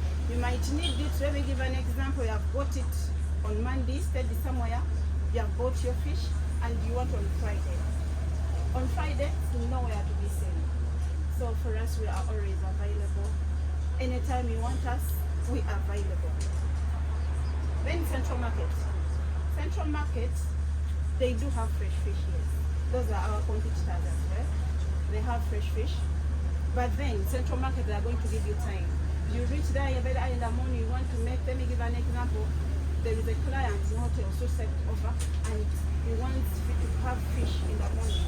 When you reach fresh market, rather Central Market, you will not get it in the morning. You have to wait till evening. So that is a challenge. So we are here to solve that challenge.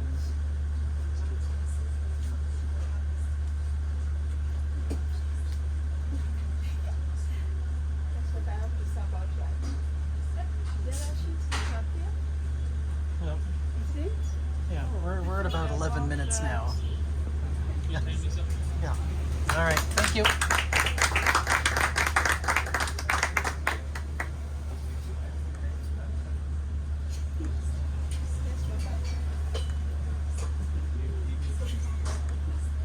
No, just you said you would have delivery and mostly you say your fish comes from Lake Victoria. Now the challenge I am seeing there is, yes, you are going to do good fish, but how frozen are the fish that we see that from Lake Victoria to Agro? Yet the fish which is in the market is just from River Nile, Rhino Camp.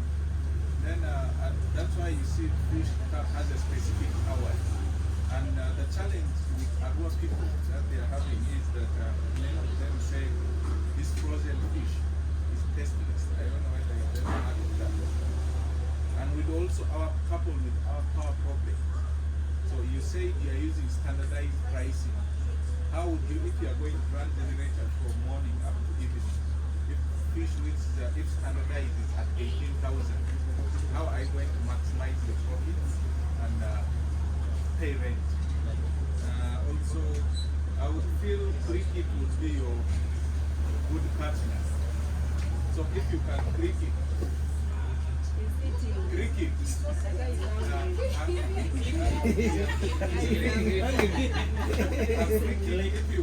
If you can work closely with her, she's actually a potential supplier or already a supplier.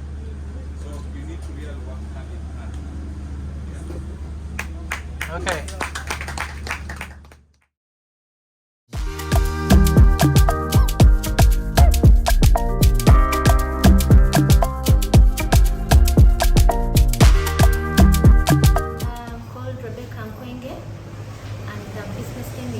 Gimvik. So we run supplies. We supply to NGOs, government, hospitals, schools, and we supply a variety of products ranging from chemicals, furniture, telephones, computers, motorbikes, whatever they need, food. I like to tell them thank you for the opportunity they've given us, the chance they've given us, for us to study these things here. Because sometimes they seem like easy stuff, but not everyone gets the opportunity to study. And because of the knowledge that I have acquired, I can definitely run this business and start up something else. Yes, based on that knowledge.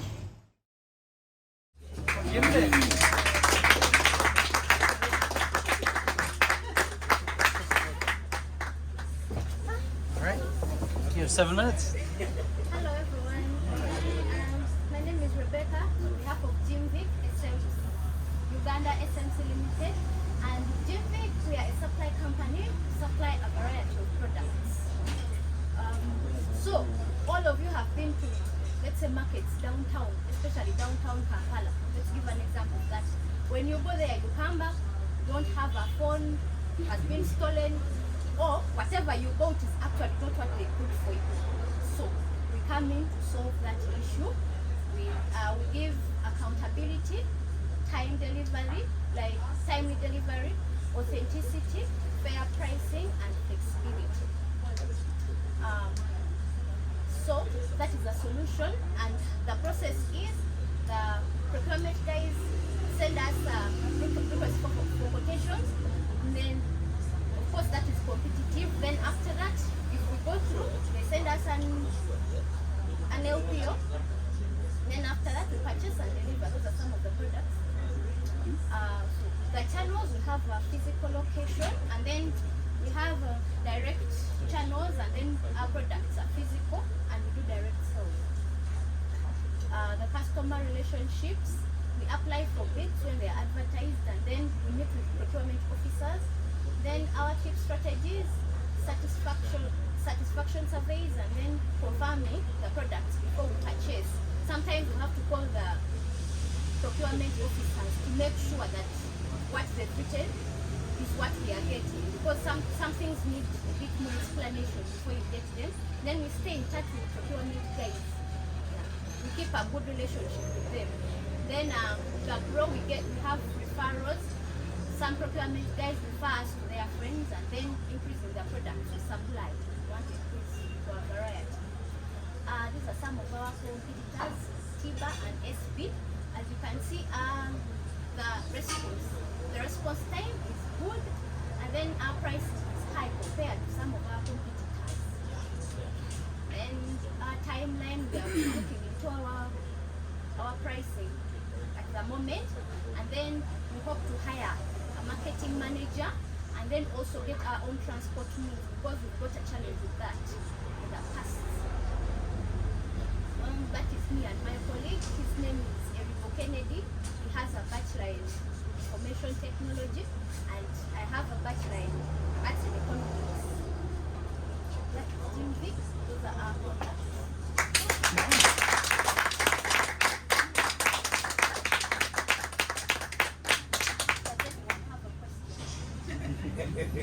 Yes, we got a couple minutes for questions.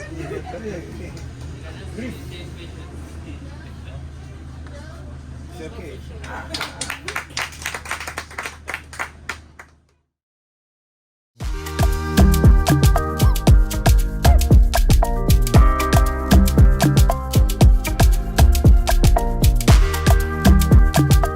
My name is Maneno Masi, and the business name is Special Action for Life Transformation, SALT. In this business, we are doing more of skills development, and the skills development is in tailoring, art and crafts. We have saloon, and of course we also support these people that we have trained with micro economic support, let me say through loans, to boost their businesses, yes. So basically that is what we do in this business. This is my third year being in this business or in this organization. Okay, I can't really tell what got me into this, but I have passion working with people and serving humanity. And of course, looking at the vulnerable people who need our support. It's good always to be with them, hearing their challenges that they go through, and supporting them to see that you put a smile on their face. Something that actually makes me love working with them or doing what I'm doing now. I had a lot of challenges starting my own business. I had a lot of issues on resource mobilization, how I can start even from something small and expand. So, but from the course, I've learned that actually we have resources within us and which we can use to make a better living. And we should look at not the bigger things, but the small ones that we have. As long as we have influence, we have connections, we can easily move a very long distance together. Yeah. Thank you for the organizers of the training, our brother Gerald and Omia. I think they have made us great, and they have really connected us. And I'm always very appreciative to anyone who brings people together, because bringing people together is the one way of knowledge sharing and actually developing together. So thank you so much. How I pray also that we have more of such trainings, because I know this was within a short notice, but if we would organize more of such trainings, it will help us a lot to to grow our businesses, which might be organizations, which might be individual organizations or personal businesses. So we need this knowledge more and more. Thank you very much. Get on your feet for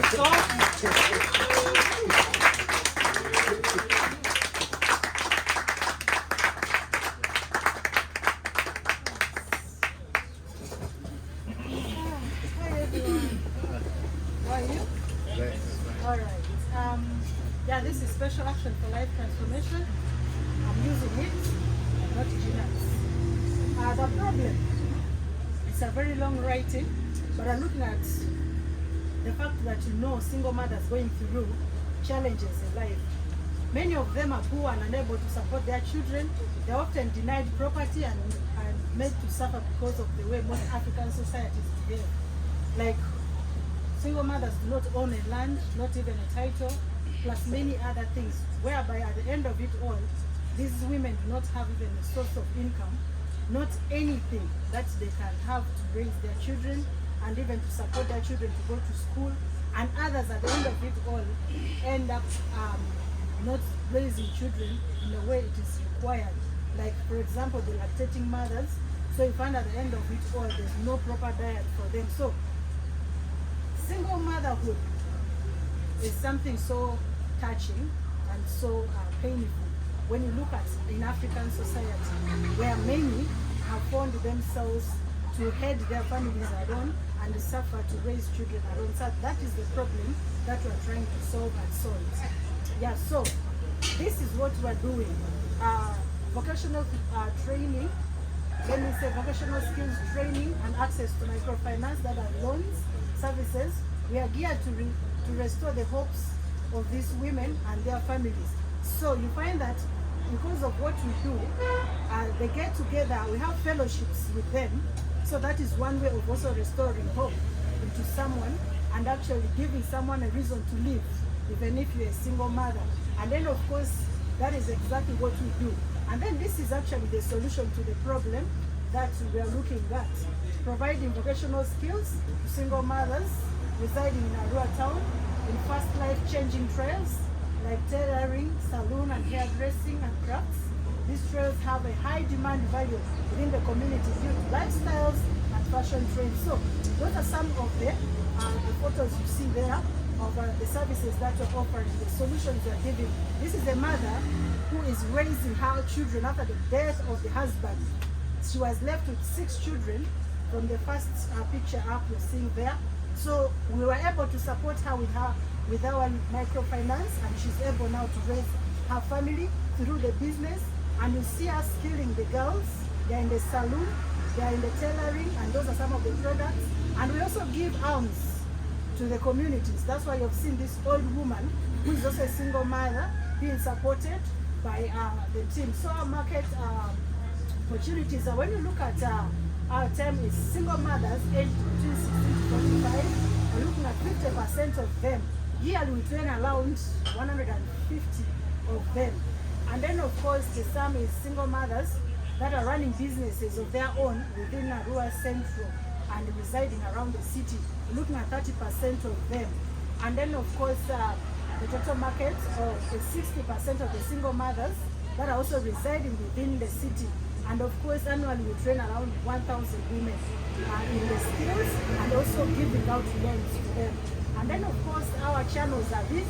We look at direct awareness campaigns in local churches, we look at local markets and local community gatherings, coordination meetings, partnership meetings, and use of social media. Of course we have our Facebook, our website, of course registrations. Most times we also have opportunities where we also share our issues that affect the single mothers. Yeah, of course these are also our customer relations. When you look at this, the free demands and the paid demands. And then of course this is still a continuation of customer relations. Yeah, so you find that what we are doing is skills training at the entry point. Then after training them, of course we also train, okay, they get the skill, then we also do the business skill training as an additional skill to them, because you can't train me in a skill and also don't actually show me the business part of it. after training me in a skill, tell me how I'll also make money out of maybe the training. That's what we do.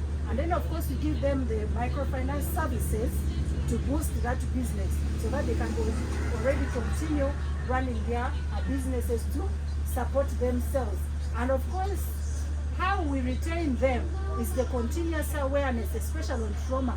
Trauma is something that affects many single mothers. So with the continuous awareness creation helps them to get out of trauma. Yeah, so our revenue streams are here. When you look at the financial performance, the past 4 years, the financial projections for the year, like the 2 years and the others ahead. So when you look at the blue, it shows the annual expenditure, then the orange is annual income, and then the profits or loss is the one which is gray. So I'm not going to talk much about that. The competitive analysis, one thing is the uniqueness in the mode of service delivery or the service delivery. Yeah, most of the things that we do are very unique in a way that we have the youth section, as you see there. They go out for outreaches and they take physical basic needs to these women or to these communities. And then we also have the skills that we're impacting with them. And the downer photo there shows passing out of some of the students, because after the training, we support them with a machine. So those are the youth or the women who were supported, and they go home already very happy. So our timeline is here. So we have done a lot in skills training. We have supported in loans and the numerous and business skills training. So that is what I can say about our timeline, and the numbers as I've seen up to date.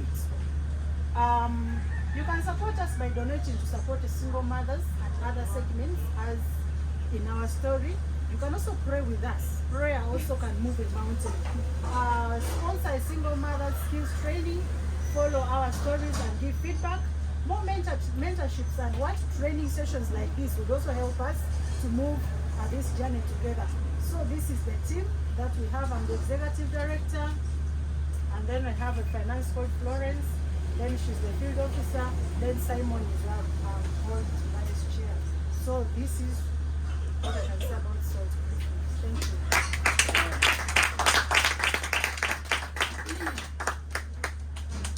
Any questions? Any questions? I was a little bit lost. Two more.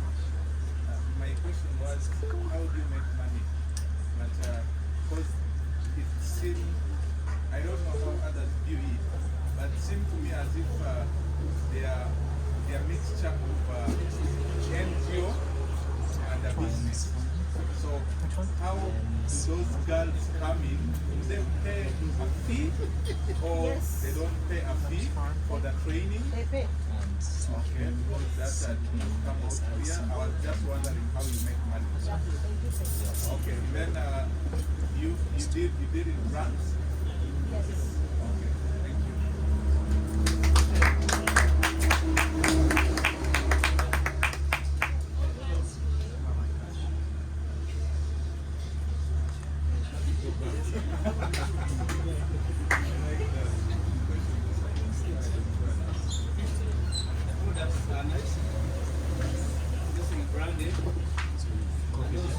Yes. Yeah. My name is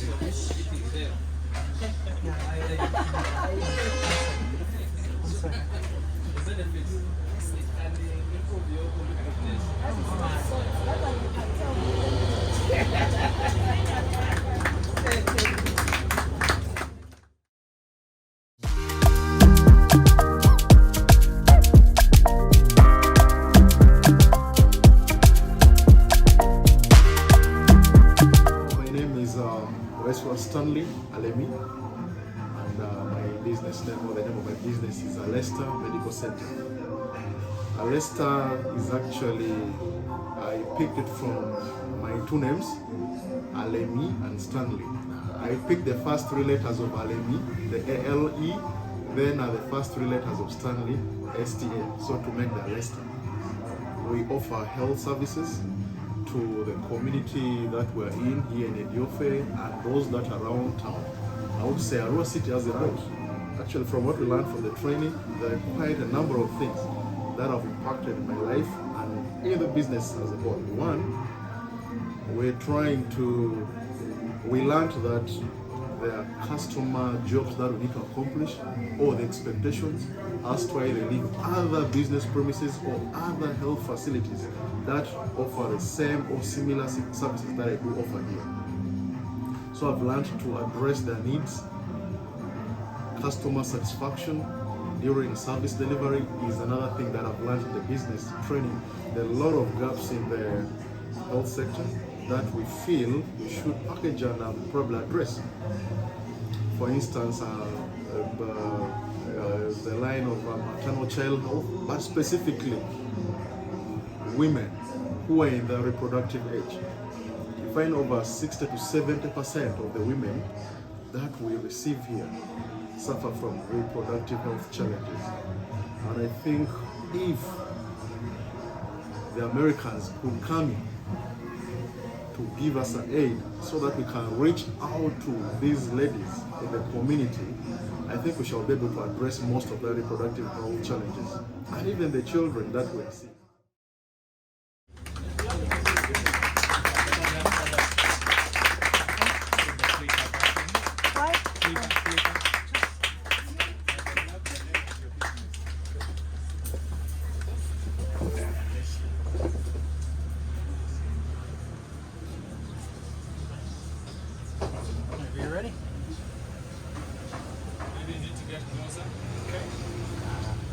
Thank you very much. A very good evening, everyone. Good evening. Stanley Alem is my name. I'm standing in for Alesta Medical Center. It's the name of my business. Your mask, sir, we cannot hear you. You are not there. Your hand is up.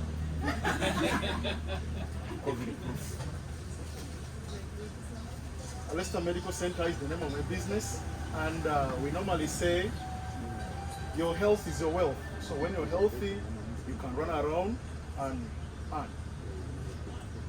My name is Washa Stanley Alemi. I made that name Alesta from the two names of Alemi and Stanley, the first three letters of Alemi and then Stanley to make Alesta.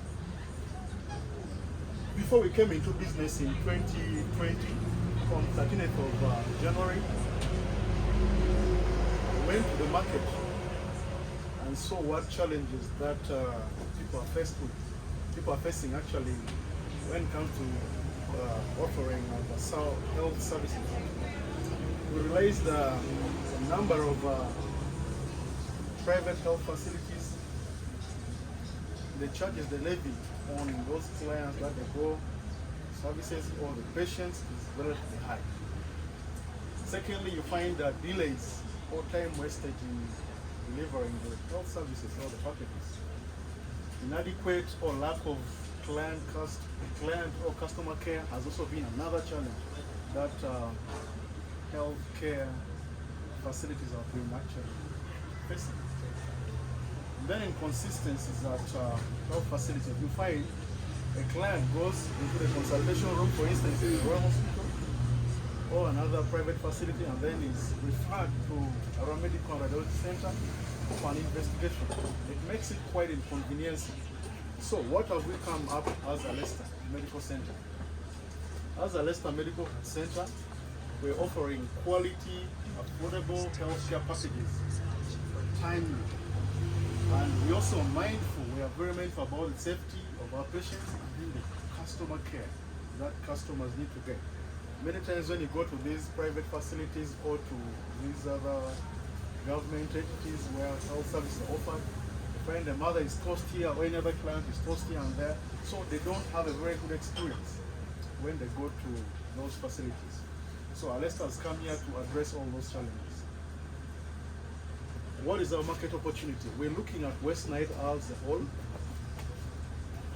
with a total population of about 2.9 million. You can see the statistics there, 2.988 and 300 people. That is what West Nile is comprised of, according to UPOS. And the market we're looking at in Arua City is about 309,052.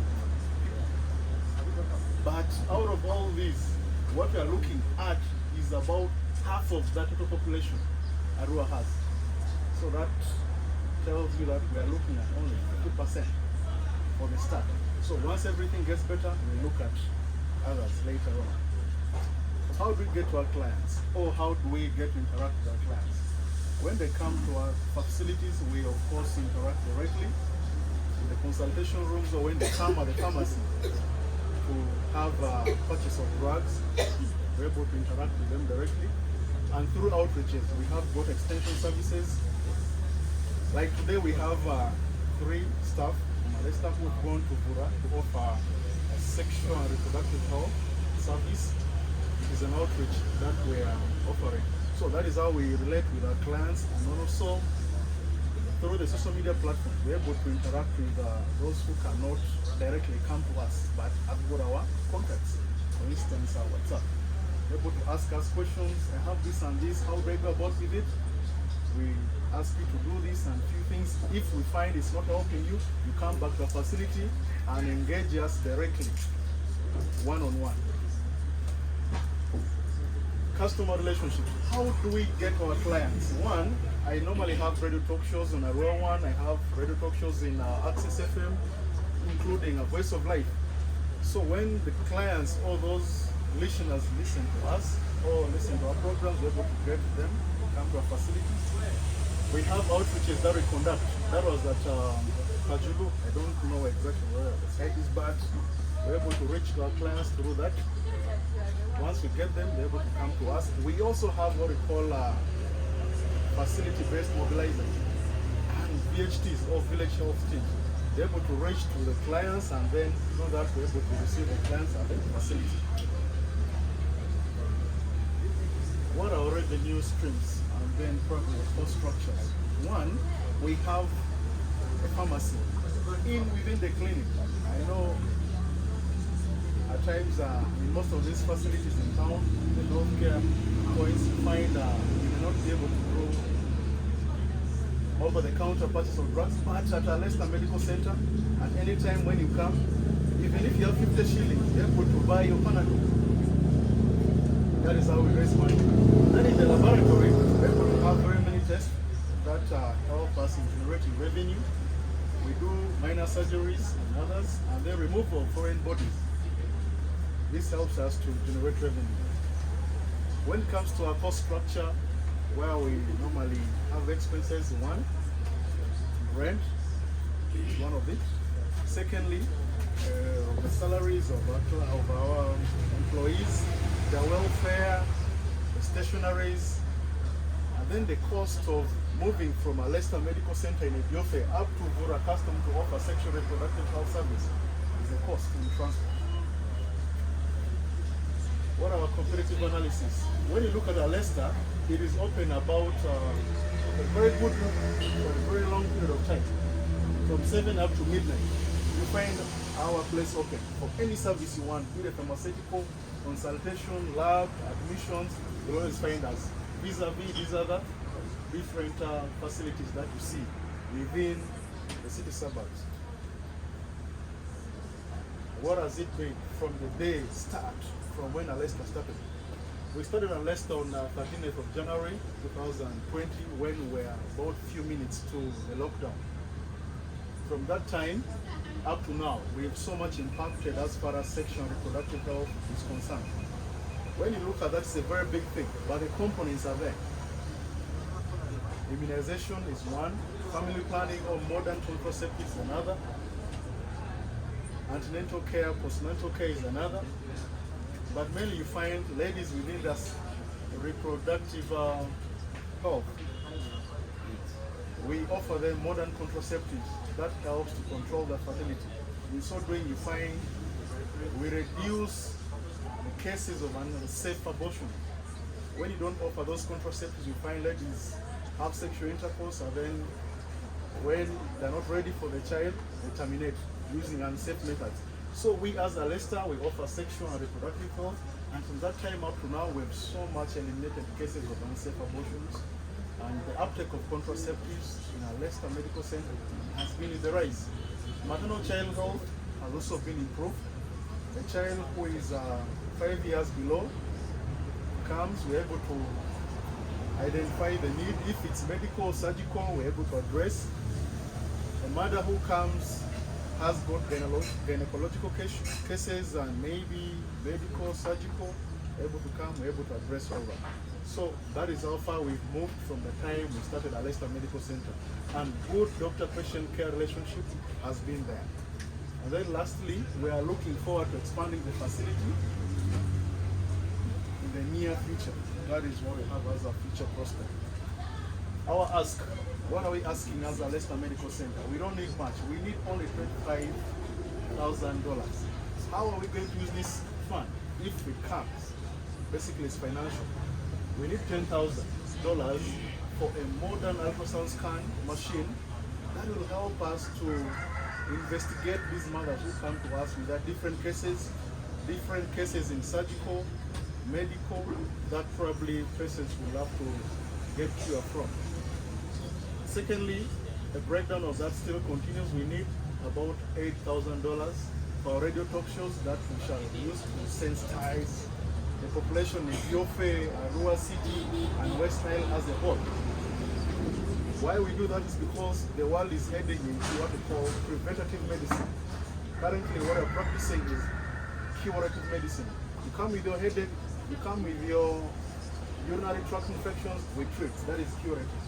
But we need to sensitize the community so that we can address the challenges at a primary level. Training the human resource about what we're doing. Ministry of Health has got guidelines that we need to embrace.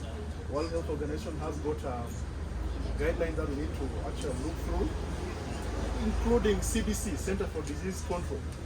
All these need training.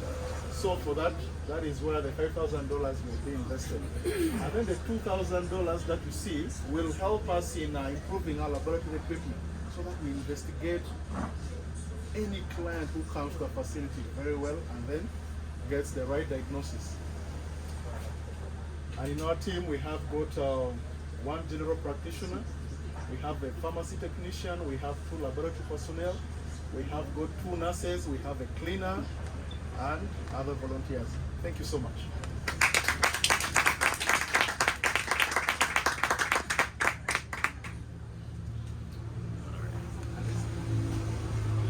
No, it's not a question. I just needed to look at something that is happening in Arua. I don't feel that, I don't sometimes feel to sit in a hospital or clinic for a very long time. So if you can work with the IT people like ClickEat, maybe some other people, you try to come up with an app where we can have our bookings earlier. If I know today I have to visit maybe a hospital, and then I book an appointment, and I know at a specific time. You know, sometimes you go to hospital, you even end up getting cured before you get treatment, seeing doctor. You go to Rema, you take a very long period of time, but you wonder, they are not even testing. So if you can come up with an app that can sort out that gap, you will make that gap, so that the working people keep on working, those who are completely sick can be addressed before time. And also in your presentation, you did tell us about the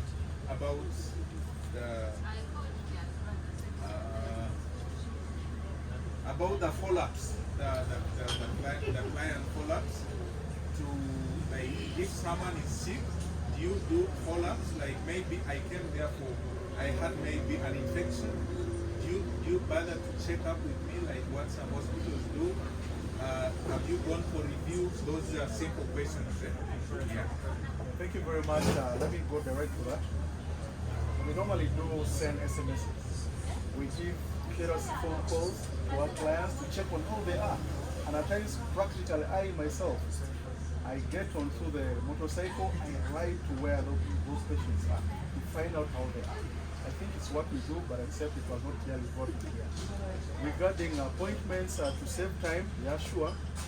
I looked at IHK as a module. Dr. Thierry is one of my models that I look up to. Normally for you to get to him, you have to book online. and it's one thing that I think need to work on. I think with ClickEat, we'll need to sit and discuss that in detail. Thank you very much. Thank you. Yeah. Thank you. I think you have answered well, because for most of our local service providers, emphasis on KYC is quite low. For example, for all the years I've been going to the grant facilities, there isn't any facility in Agro that has interested me in having a biodata. This saves a lot of time. Like Gerard was complaining yesterday about the staff's delivery time in our hospital. But he did go on appointment. Is his file there in our hospital that maybe they can just go on the system and cases regenerate. Exactly. So I think it is the other area which can be a niche for your business. Also, in your organization, that aspect, that role is missing in your team, the PR and all that. Yeah, I think that has been it. Thank you very much. Thank you.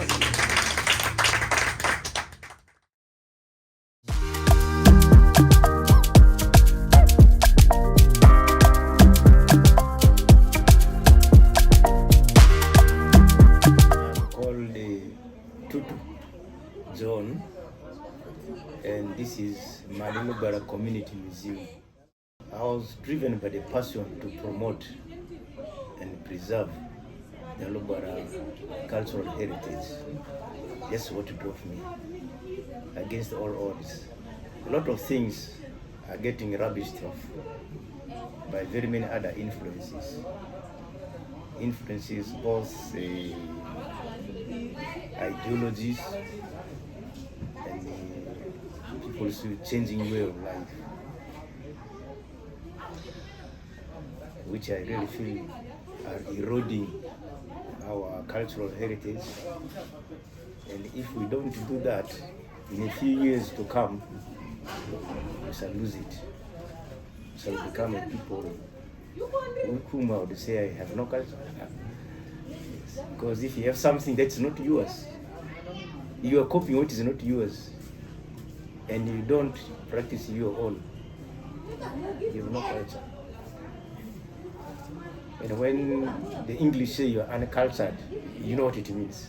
When you are uncultured, exactly that.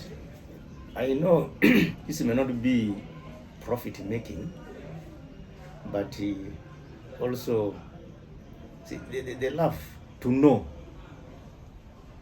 Now, as I came across some of these things, I did not even know their uses. I had to ask questions. What about this? What about that? I had to know. Because, see, when I grew up in the town where I was not exposed to this. Even the rites, what people call rituals, for me I prefer to call them rites. Some of these rites which were being performed by our people, we did not know anything about it. Now, what shall I tell my children? It's unfortunate my father even knew very little about this because he was a teacher throughout.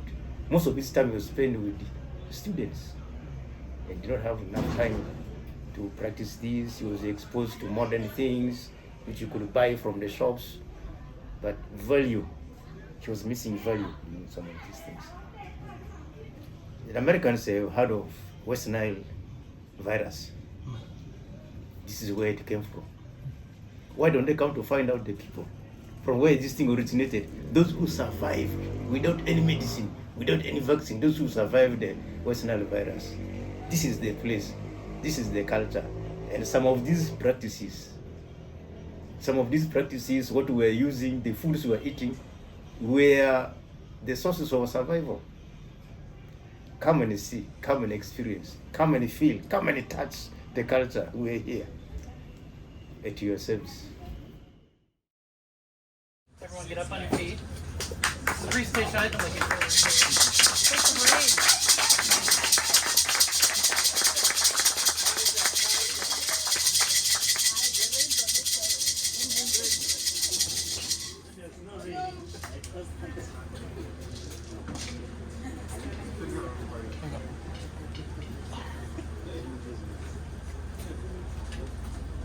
How many of you have heard of the word Otokopahio? Otokopahio. Otokopahio. In Lugbara. Aha. This silence is one of the reasons why we exist. My name is Dytil from Madi-Lugbara Community Museum. Our logo is a granary which is open. A granary is a store, and we've kept it open because there's a lot of information we have.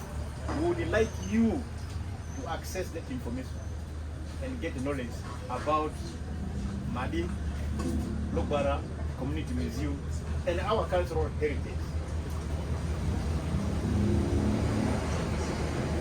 Yeah. Very little is known about the Lugbara cultural heritage, and the majority of the young people who are Lugbara even know very little about their own cultures. And again, artifacts and cultural resources of the Lugbara cultural values are very rare to find. So, if you have to know about the Lugbara culture, one of the best methods would be attending fireplace sessions for most of the part of your life. Because in an African setting, the homestead is the school and the fireplace is the classroom. But how many years do you have to take to know about the Lugbara? How many times must you travel to go looking for artifacts that are related to our cultural heritage? For that, we are now saying our museum helps our customers to know about Lugbara cultural heritage by collecting artifacts, researching on them, and exhibiting them for viewing under one roof. You don't need to go to the fireplace. You don't need to traverse this Lugbara land in order to get these artifacts. We have them under one roof, and that is Madi-Lugbara Community Museum. What do? We research into these Lugbara practices and values. They're practices which we've never had. Like when I talk about here, there's one of the months, calendar months in Lugbara. There's one of the calendar months, that is February. February is Otokopahio.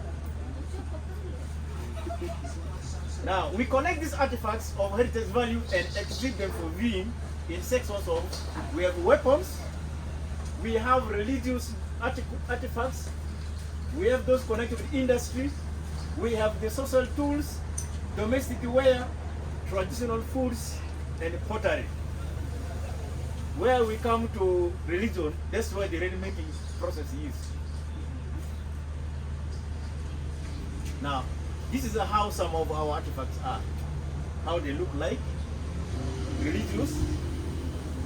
We have traditional foods. Foods which were there before the white man came in. We have industry, which up to today is functional. We have pottery, clay products. We have social implements, like the harp, we have the luku, then we also have the tisopi for dancing. Domestic wear, the copies, we know it. It was. They're all here. It's for you, for viewing. Now, what solution? We therefore, to remove the pain you have in order to access this knowledge about the Lugbara cultural heritage, we give opportunities for interns, particularly students from universities who are doing archaeology and social sciences. They come for internship in our museum. We coordinate heritage education programs in secondary schools because we know if culture must survive, the young people of school-going age who now begin asking the why, how, and whens in their lives must get to understand what culture is all about and how it can impact on their education. We have tour guiding services. We have our staff who are trained in tour guiding, such that if there is a customer, a client, a tourist who wants to visit a cultural site, then these tour guides will take them to the place. Very many hotels here don't serve our traditional food. When you come to a place and you don't eat the food the people in the area eat, you have not arrived there yet. So we do that monthly. Then we have the disability inclusiveness. The blind people also come to our museum. They come to our museum and learn. They also feel some of those artifacts. They feel them. So we offer those services for them. Again, even for the deaf, we have a specialist for the deaf who can come and explain to the deaf when they come into the museum. Market opportunities, the total available market. We expect to get customers from every continent. The majority of our customers will be domestic. We have received tourists from every continent already. So they will continue coming, and the domestic ones also will continue coming. The serviceable available market, we have the domestic tourists, people from Arua and outside the West Nile. Those from outside West Nile who come as visitors here, we also expect them to be our customers. The target market, the schools. Why the schools? Because in the new syllabus, the new curriculum, a student who is doing history must visit a museum. So that means every school, every secondary school in the vicinity, and many of these primary schools, particularly the P7 pupils, go to museums at least once in the year. So we are, our total market, target market are the schools. Channels. When we're on the radio, we give out information. This is virtual. We give out information. So we are delivering services. We are delivering our products. Like there are times when we talk about death. Death. What is death to a Lugbara? We also have exhibitions. The exhibitions are either inside the museum or on mobile services where we take them. And these mobile services include the schools, trade fairs, and the cultural gala. The e-braille for the blind. If only we can lay our hands on the e-braille for the blind, then they will be able to visualize our artifacts. Then virtual tourism. Virtual tourism, where in the comfort of your bedroom or wherever you are, any part of the earth, or the globe, or universe, you'll be able to access the services we have, particularly if you want to view our artifacts. And if that app can be developed, we have ClickEat. That will be working for you if we're in partnership with you. Customer relations. Radio talk shows have been a major tool for us. Why? Because there is free airtime in all these community radios here for culture. So anytime we just book the radio station you want, say I would like to take this one here. If nobody has booked it, you are there in for it for free. So low cost of customer acquisition. Cultural talks. Times we are invited to go and talk to people about culture. we deliver directly.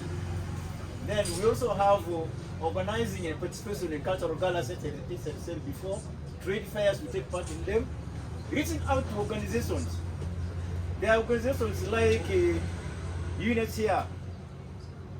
There was a time they called us to go and talk about coexistence of different cultures between the refugees and the host communities. Referrals from tour companies. Yes, people are referred to our museum by hotels and tour companies that bring tourists to West Nile. So our customer acquisition cost is kept low because of the free services opportunities that we get when we are reaching out with our products. The LTV, we maintain it by frequency introduction of new products. If someone came here today, give it 1 week, the time he comes back, there will be another product in. And going into a museum, you go easily, but when you begin going through the items one by one, it takes time. So most of our customers prefer, I stop here, then I'll come and continue. In that way, we have always been in touch with our customers. Customers' churn is large for foreign tourists compared to domestic tourists. Our tourists, some of these tourists who are foreign, who come from very far, maybe once in their lifetime they've made a trip to Africa. They've made a trip to Uganda, to northern Uganda, to Arua, to Madi-Lugbara Community Museum. They may not make it again maybe in the next 15 years. So that's why the customer churn is higher for foreign tourists. But the domestic ones can always come back, tell friends, bring the friends, come with them. We are okay with that one. Revenue streams, direct. You have the user's fee. When you come and see our things, you're already using them. See, you're already using them. The questions you're asking, the answers you're giving, there's a user fee. Now, we have subscriptions. It's a community museum. There is a committee that you manage to see. So, the members who belong to Madi-Lugbara Cultural Foundation actually subscribe. That subscription is one of the incomes we get. Administration fees, we also get asset sales, souvenirs we sell, and there are times when our tourists, our customers say, I want this object, I want to buy it. Then you negotiate. I remember one time there was an artifact which I bought for 2,000. 2,000 Uganda shillings, and it was bought for $200. That was up, thumbs up. Then indirect, we have reference from tour companies, then affiliate. Affiliate, we are affiliated to other organizations. We're affiliated to other organizations like Uganda Community Museums Associations and others related to culture. So that way we also get some income. Revenue streams. Our earnings are seasonal. We look at it school terms and seasons globally. Usually when it's winter in other continents, that's when tourists come this side. Because those are days when very many activities are dormant, so they come here. Now, school terms, we do mobile exhibitions. Now, when the schools are for holidays, we don't get the revenue. Now, our peak seasons, during our peak seasons, we can pick 1 million per week. Now, in the next 3 years, with all these trainings, the skills, and the possible opportunities of funding, we shall go double. Static pricing. We use price tiers based on number of tourists in a group. So the more tourists we have, the cheaper it is for each individual tourist. So we also give discount for big numbers because look at the 300 students coming to the museum, we give discount there. Now, value to the customer. As I said earlier, the artifact, how the person values it, the story he knows about the artifacts. Like, if I had a friend was already asking for poison. Oh, poison. That one, the value to you would be much. And my rainmaking tool, where we can control what people call this climate change. So without traditional practices, that vocabulary does not exist. Now, dynamic pricing is based on the tourist background and the power to negotiate. There are certain tourists who come, say there's a group of blind people who come. Definitely the price is not going to be as much as the price for those who are able. Competitive analysis. Madi-Lugbara Community Museum enjoys complete monopoly. There's no other community museum around. There's a Madi Community Museum in Moyo, which is 100 miles away. They don't exhibit Lugbara artifacts. We have another one, 120 kilometers in Panyemur. They don't exhibit Lugbara artifacts. They only exhibit Alur artifacts. So, where are we? No competition. But in the long time, we expect the government to put up a regional museum. Though we are also consultants in the construction museum, we are not going to fear continuing with our community museum.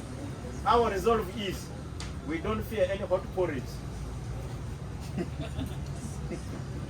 Like we said before, other community museums do not feature Lugbara artifacts. So that's why we do not for it. Our journey. 2014, we formed a CBO called Madi-Lugbara Cultural Foundation. The following year, we signed an MOU with the Cross-Cultural Foundation of Uganda to preserve and promote Lugbara cultural heritage. And then they trained museum creators for us. And in the same way, we started the museum. And then we became a member of Uganda Community Museums Association. That same year again, our museum was selected as a coordinating hub for heritage education programs in secondary schools. That's where we made inroads into the market. That's where our customers were now.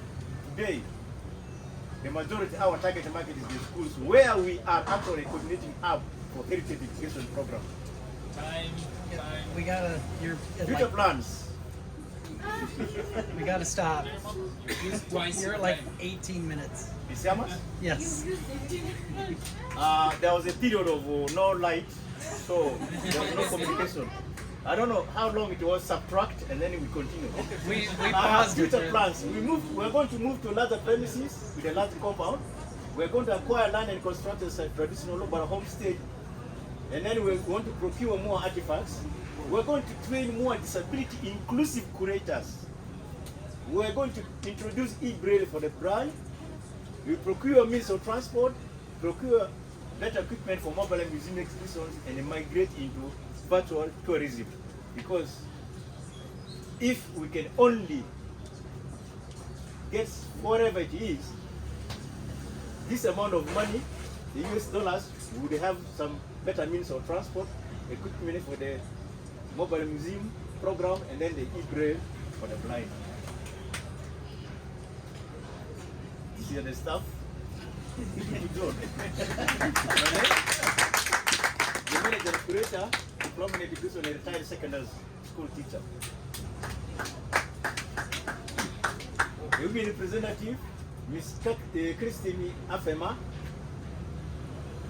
did BA Fine Art and a diploma in education, a retired secondary school teacher. We have an advisor, Mr. Gonda Benson Bernard, a certified accountant, a retired civil servant, and is a clan spokesperson for Arroy clan. So these are the pillars of Madi Lugbara Thank Community you very Museum. much. You want to get us?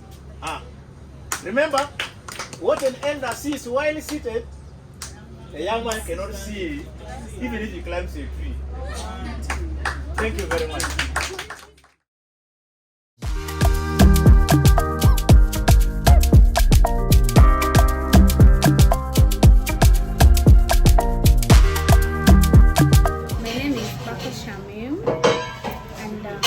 Business name is Shamdul Food Hub. Besides people walking in to eat, we also do deliveries. We do monthly deliveries. We do outside catering. Yeah. I love cooking. I've always had passion for cooking. And when I was growing up, my mom had a restaurant, so I took over from. Since I was young, I've always cooked. We never had a maid or something. My mother always made us cook. So in our class, like how to manage my business, how to handle my customers. Yeah. Stay on your feet. Welcome, Shamdul Food Hub.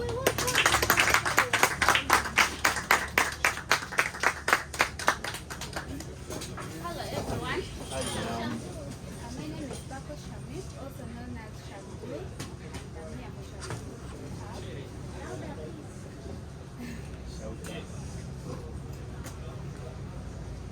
So why Shamdul Food Hub? Why we started Shamdul Food Hub? First of all, I've always had the passion for cooking.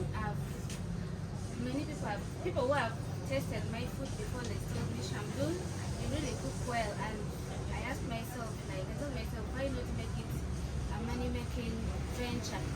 So over the years, we've had restaurants that cook local food. We have them actually up to now, but there's still a challenge. Much as they cook good food, yes, we've had complaints of unhygienic places, and locating these people sometimes it's hard because when you look at those old traditional restaurants, they even do not have like contact information or how you can locate them unless you know the place so well. So sometimes the food is good, but the place is disorganized, or they do not have good customer service. So I thought maybe I'll bridge that gap, and that is why I came up with Shamdul Food Hub. So our value proposition, or the value we're adding, as Shamdul Food Hub, we serve tasty and affordable local food. We also do deliveries we serve the food at a comfortable space. When you walk into a restaurant or a food space, at least there's a difference. And we also do deliveries for customers who cannot walk in or who are busy. And then we also offer outside catering services for trainings, like maybe if people have trainings, workshops and what, we always come in handy to help. So the Arua City Restaurant Market, an estimate like the total available market, like in a year, can be about 5 billion. That's the gross sales for all the restaurants. That includes the local restaurants that handle more than the high-end restaurants. But the sizable available market is 30% of the total available market. And what we as Shamdul Food Hub target is the 25% of the total available market in Arua City. So our customers, customer relationship, how we keep them, how we get them and grow them. We usually get our customers through social media. I've always had an engagement on social media. I always make sure I make a lot of noise. Word of mouth. I talk to people sometimes, and even friends talk to people. Shamdul now has a restaurant, she has a little place, and we also have referrals. And how we keep them, we do give discounts. Like when we supply, when we give out food, like there are people who ask for monthly deliveries and pay at the end of the month. They will eat any of our sources available at a standard price, at a reduced price. We also, besides the discounts, we always do follow-ups and get customer feedback to ensure that whatever it is, we keep these customers we get. So, like how our journey, we opened up initially in 2018. We used to do deliveries on borders. I'll cook from home, package my food and deliver to offices. And after some time, we got a space in an entertainment place like this to celebrate in the kitchen, where we cooked our food. And in 2021, we moved into a rented space. And as of this year, in April, we got a space and put up our own food space, which is that one. And we have grown from an all-female staff of 3. I now have 5 staff. So why we need funding? We would like to improve or give a new face to our local food hub in town and make Shamdul at least give a new face to local food restaurants or hubs in town. And our revenue streams, I did not put it there. We get our money from direct sales of our cooked meals, then we get from the outside catering, which are not always daily, and then we also get loans. And the costs we incur, we have rent, I have to pay wages, the expenses, utilities, and security for that place. So this is my team. I have 2 kitchen staff. I have 1 person for service, and we have 2 delivery persons, because usually most of our customers want to eat at the comfort of the places of work. Thank you, and this is how you can reach us. Finished with 1 minute and 30 seconds to speak. Well done. All right.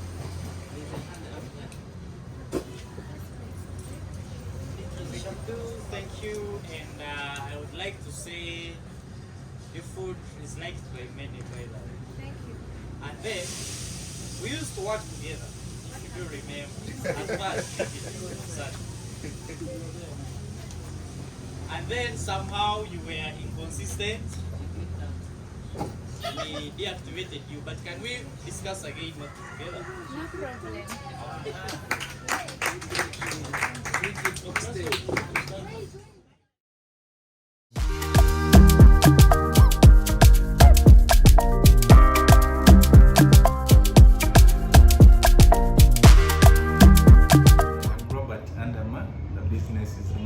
Solution. Basically, we do a variety of services. We do business consultancy, and then at the same time, our new product is incubate and nurture your business, which aims at giving youth and single mothers loan at a lowest interest rate.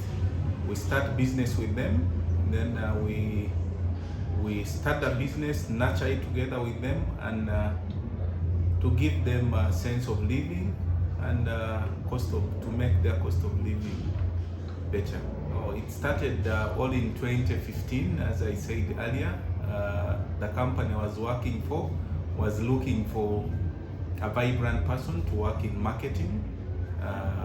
Eventually, we looked for in West Nile and were unable to get one person to fit in for the position. So me with the 2 of directors, we came up and we said we really need to bring up the young and vibrant people who can always, when they are called upon, they can step in for any position in the region and in the country at large. So we started operating in the eastern region of the country and the central part of the country, but eventually we had to come to West Nile region. The most important thing is we have been working with the youth. So that's the most important thing that we feel we have done as a company. And we've been moving in schools, training these the youth to come up with something that they can better their lives. Let's hear it for a global solution.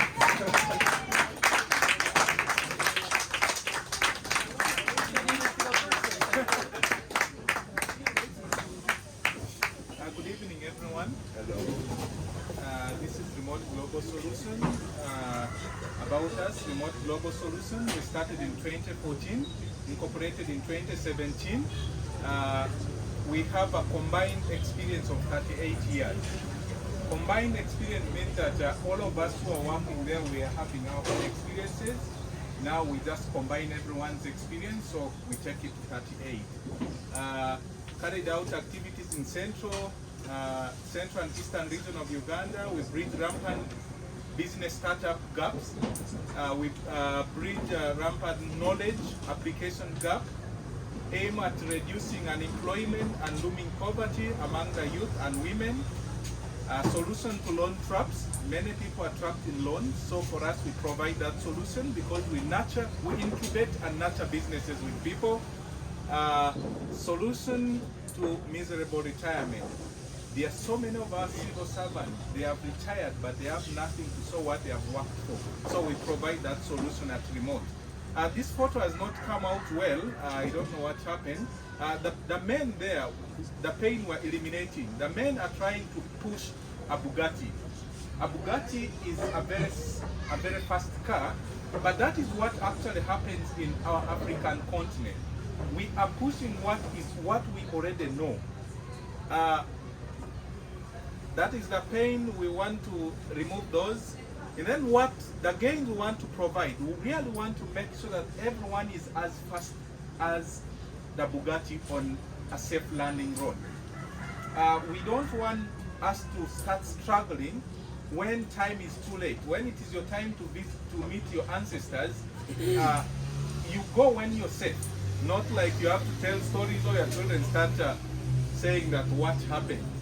I will not go through that because of the interest of time. Our value proposition is Remote Global Solution Limited incubate and nurture business loans, help youth and women who want to start up and venture into small and sustainable businesses by financing them with low interest rate capital, guiding them through our step-by-step business incubation to nurture their own businesses, gain expertise on how to manage and connect to the right people as their market. So that is what we do at Remote. The story of a painting king. This king here is actually a Lem king. So for us at Remote, we do believe that everyone is born with their natural talent, but many go with that song inside them into their grave. They will never say it out. I wish I would start up a business. But the story of a painting king, a king's painting, this king, after seeing that he was not actually on the walls of his great ancestors,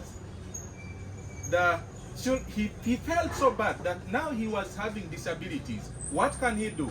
A painter came out so well to draw him, aiming, hiding his disabilities. So you will see the king has the right leg is there, but the left leg actually is not there. Has one eye, but he was, you know, when you're aiming, those who have ever gone for shooting like him, you have to close one eye. So his disabilities were hidden. So that is what we do at Remote. We don't really judge people of who they are. We instead bring what they have, we incubate what they have, the businesses that they have, by giving them a loan to make sure that they sustain the businesses they have. The beauty with us is that we work with you as a customer, we move with you, we start the business, we draw for you the business plan. Most businesses actually fail because they don't have a business plan.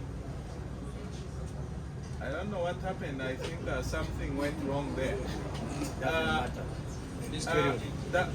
Our market opportunity, we deal in West Nile region now, full swing. The term is 3.8 million people in the entire West Nile.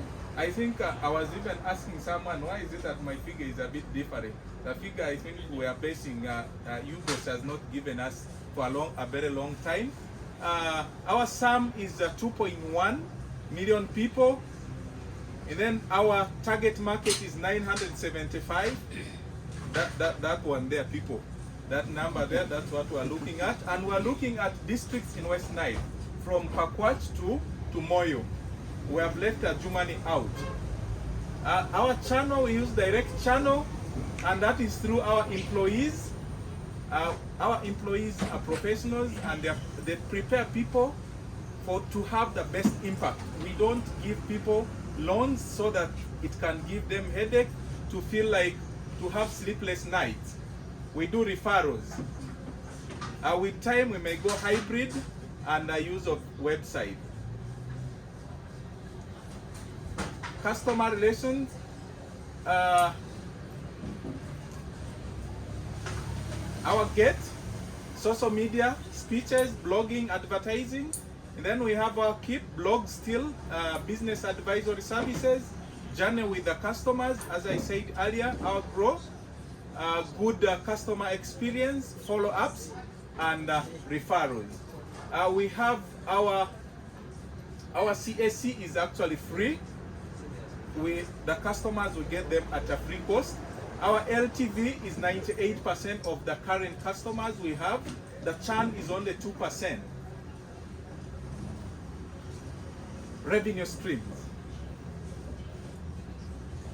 Those are our revenue streams, but our projected total sales for the year 2022 is $29,500 US. And then those are our cost structures. Our projected total cost for 2022 is $19,600 US. We have good relationship with our partners, that is the banks, ABSA and Stanbic, URA because we remit, UMRA because they are the ones giving us licensing to carry out operations, NGO board because we also operate on grants. Definitely the local community, we are driving them well. Our competition analysis, we only look at what we can do different from what the competitors are not doing. In that, our competitors, what they give people who pick loans is just a heck of headache. They make people in traps. They don't actually start the business. They don't know the businesses these clients are going into. For us, we provide that to our customers. Our timeline, growth, $1 million US, that's our target in the next 2 years. We want to have 2 branches, expansion, hiring. We want to have 14 new employees. Our ask, we thank the government of the United States of America for giving us this opportunity. And then at Remote Global Solution, anyone who would invest with us will have a return on investment equity, 7% of what we gain at the end of the year. Africa is the future of the business. Whatever you start in Africa will always prosper. Whether you're selling water or you're selling sand, it will work. As long as you have vision, you have passion and persistence. Because if you start something today, if you feel that it will generate itself without being persistent in it, and then you will take some time to be there. Our team, that is me. I am the team leader, the CEO. I'm a market analyst by profession, master's in international trade and relations, bachelor's in, I have a hell a lot.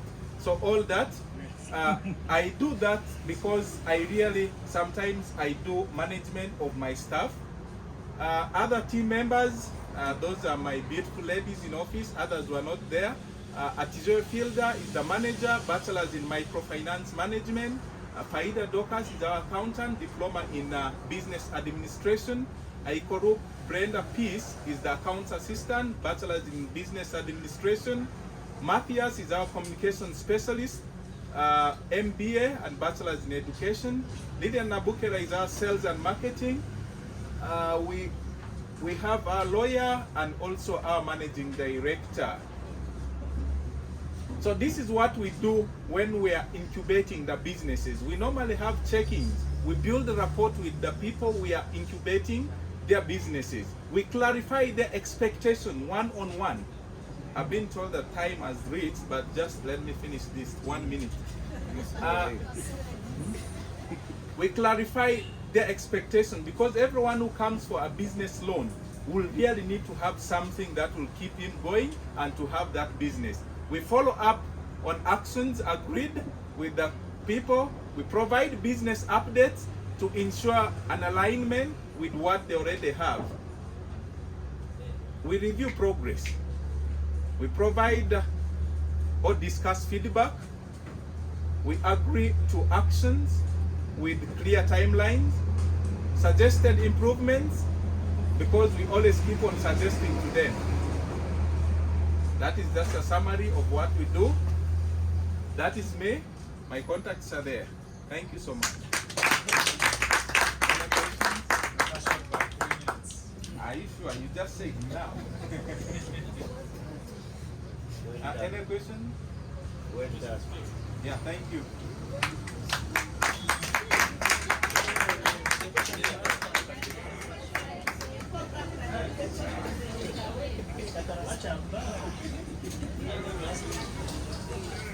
I was being told that someone is asking. Along the way, I fell into a mix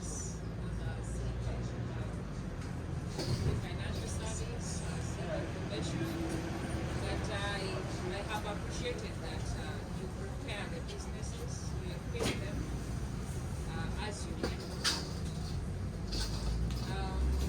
Just a concern, if someone is looking at the academics background and so on, someone may ask, why is the accounts assistant, the bachelor's? Okay, now that comes to experience. Now what happened is the accountant has worked in microfinance world for a very long time, and this accounts assistant is just a fresh graduate. But now when it comes to the regulatory bodies, there you have to adjust. Yes, we do that, but for now we are looking at experience. That matters, but by the time this person gets to know things more, it's just a fresh graduate, so we couldn't put her into the position of accountant. Okay. Yes. Yeah, that's why I was saying, at the academic end, but business-wise, it makes very good sense. Yeah. Yes, Joseph. Yeah, thank you so much, Robert. My realization is that you have like 3 businesses. I don't know whether it is a consortium or a conglomeration, but you have financial services, you have incubation, consultants. The way I'm understanding it. Those are services. Those are services. Yeah. Yeah, but these are services that span, have a bigger span. Yeah. So I wonder how you are able to bring them together under one roof, and then you have a focus that will reach, anyway, to reach where you want to be. For example, if you're looking at incubation and consultant, there you may need some bit of like partners who are going to fund under normal circumstances. Because the financial services, it is pure commercial. It's pure commercial. Whatever you do needs to be quantified. It needs to have clear figures, financial figures. So I wonder how you're going to grow these 3 products under one roof. Yeah, now what happened is, Jose, what we do is that we are doing something different from what the other usual suspects are doing. You come to us, what we do is we get your business idea. We don't give loans anyhow. And this particular, we actually have a sister company that does purely financial things, lending and so forth. But what we do at Remote, we only get up the business idea from the youth and women. We go through the business. We take them step by step on what they can do to ensure that the survival of this business. One, you know the impact of loans. Many of these people pick loans actually not for business. Some of them have maybe, you find many of these financial lenders, money lenders, people just go and take photos anywhere. They really don't have those businesses. But for us, that's when now we come in, we come up, you said you want money, but we really need you to have that business. So when you have the business, the span we give to you, the 6% we give you a period of 6 months. In a 6 month time, a small sustainable business will be able to stand, and this person is already empowered, and the person is having his or her money when the person has also paid us back. It's paid. Thank you.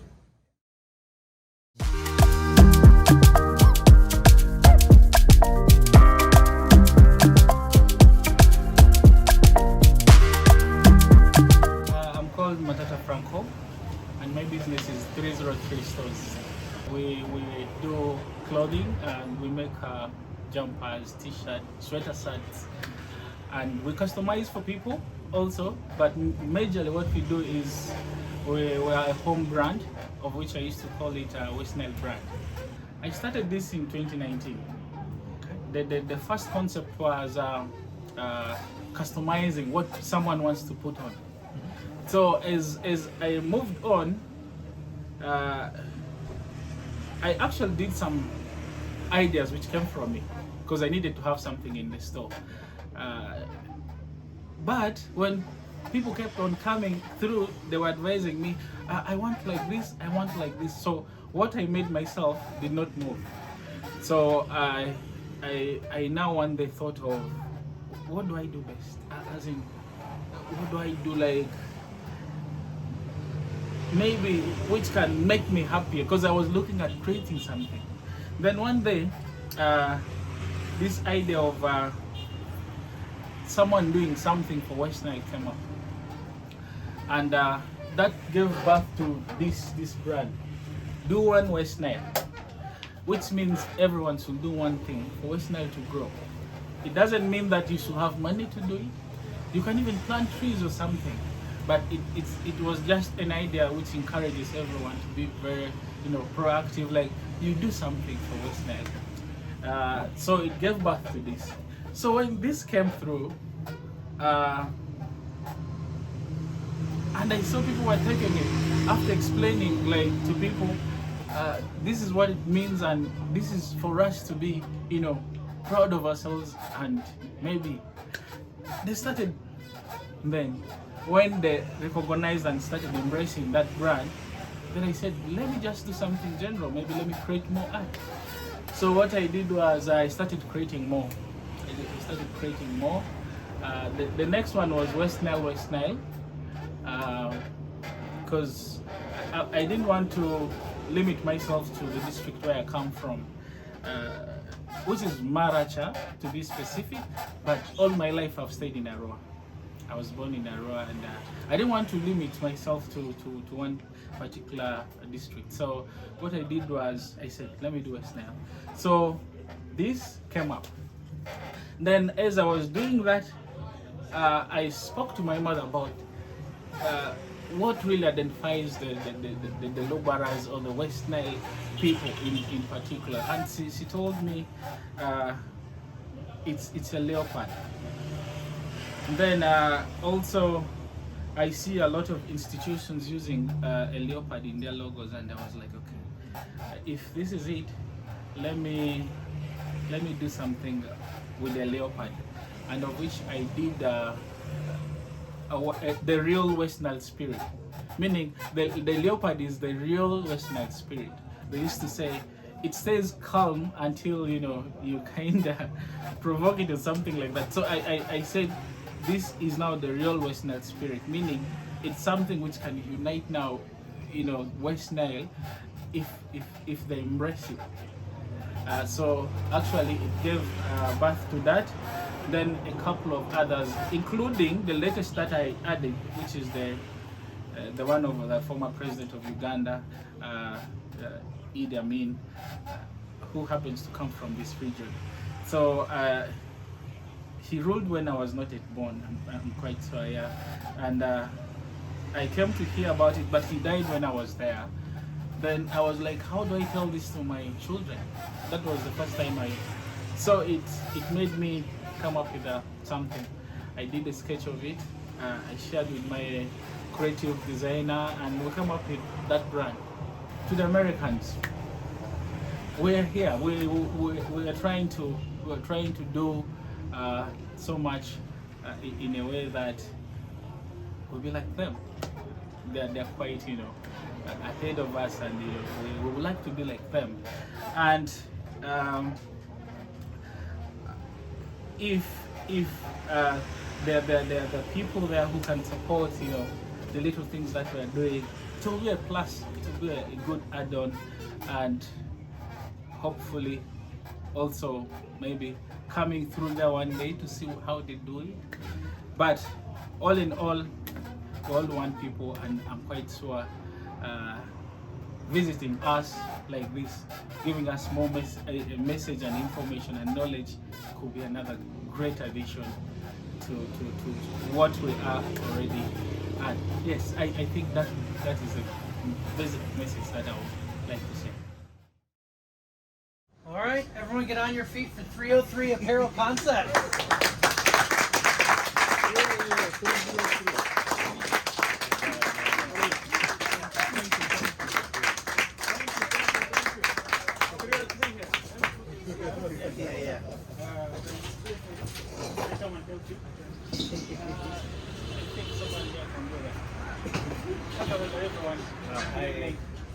I am super excited to be in front of you, and I'm happy that you're here with me. I believe there are more alive people today than the dead ones. And I know in Uganda, after every 2 minutes, a new baby is born. And after every 10 minutes, someone dies. Why do I say this? I see a market there, meaning I have people that have to make something for, especially the West Nile. So I am presenting to you a brand that is typically West Nile, representing the local West Nile people. Why did I start this brand?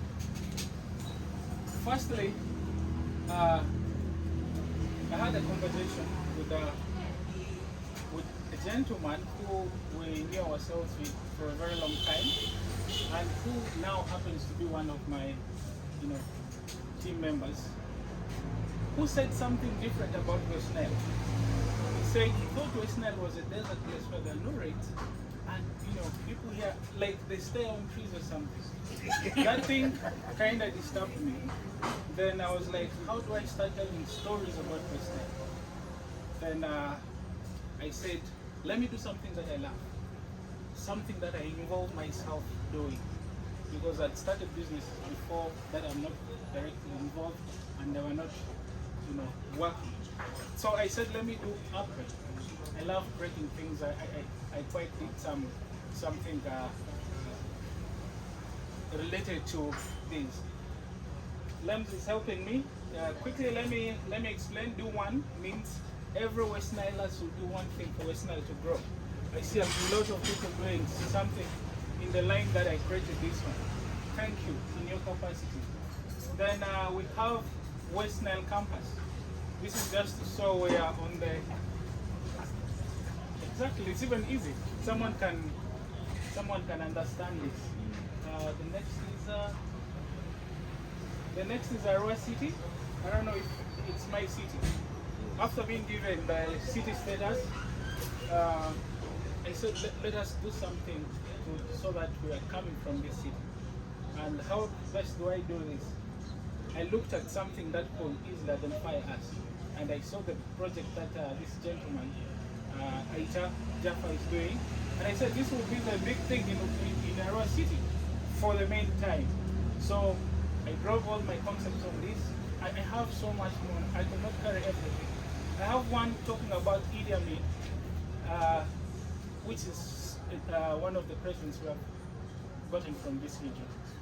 So the brand is to create a unified, identity brand for the diverse cultures we have in West Nile. Thank you so much. Then another problem that I saw is that the few concepts which promote our culture. This is why I dived in. Then I further went to realize that there are no guys here who do quality customization. There are people who want to have brands that they could put on. So I came to bridge that gap. Then another reason that we came up is there are a lot of vulnerable people, and my straight on point was, if our brand stands, 5% of every sale on our product goes to support a charity. We have an appointment with one of the children foundation. We're going to agree on how we can best support them. That is the problem that we kind of dived into. Then there's why people should buy from us, or why people should come to us, which is our value proposition. We have the customization guide. My team does really great work, and we came in to fill the gap because I've seen a lot of people putting on things, which are not to the expectation. That's why we're there. Then we wanted to eliminate, there are some qualities that I call poor. You wash them, you find the other time it's, they're not really good, yet this is something you've put money in. Then time taken. Sometimes you place an order, you have a birthday or you have something. You find the person that you go to might deal through another person, because these machines can be expensive sometimes. So we came through so that you can come to us, talk and give us your concept, and we draft it very fast as we have the team to do that, and we deliver as soon as possible. Then, like I said, extend help to the local community. That's going to be part of us till the end of the journey. So the solution that we want to provide is we're quite doing free adverts. There are people who have even complex, like very hard concepts that they want to put into their brands. You can easily do it. What we do that, we send to you, and you see if it's really what you want, and you send to us back, we take and deliver. Delivering in the shortest time is one of the solutions. Then we have been in the business since 2019. We normally test the quality. If it's not good, I swear we don't build everything. If we know it's not good, if it's something that I cannot wear myself, I do not recommend it for my customers. Support is one of them. I think I kind of repeated that. Then our market opportunity. Well, the total available market is Africa. I've received, we're on Instagram, there are people who are from West Nile, they ask me, how do I get it? So that gives me the picture that I could also sell to the West Nilers who are scattered around the countries in Africa. Then the total serviceable market. Uganda's population is about 48 as of this day. But we're not looking to get that. We're looking to get few portion of that. I should say if I could reach like 3,000, it's enough, as long as they can be on the week. Coming to West Nile, which is the target market, I would love to see every West Niler embracing our brand, because my primary reason has been that I created a brand which is big, which is loved and appreciated by everyone.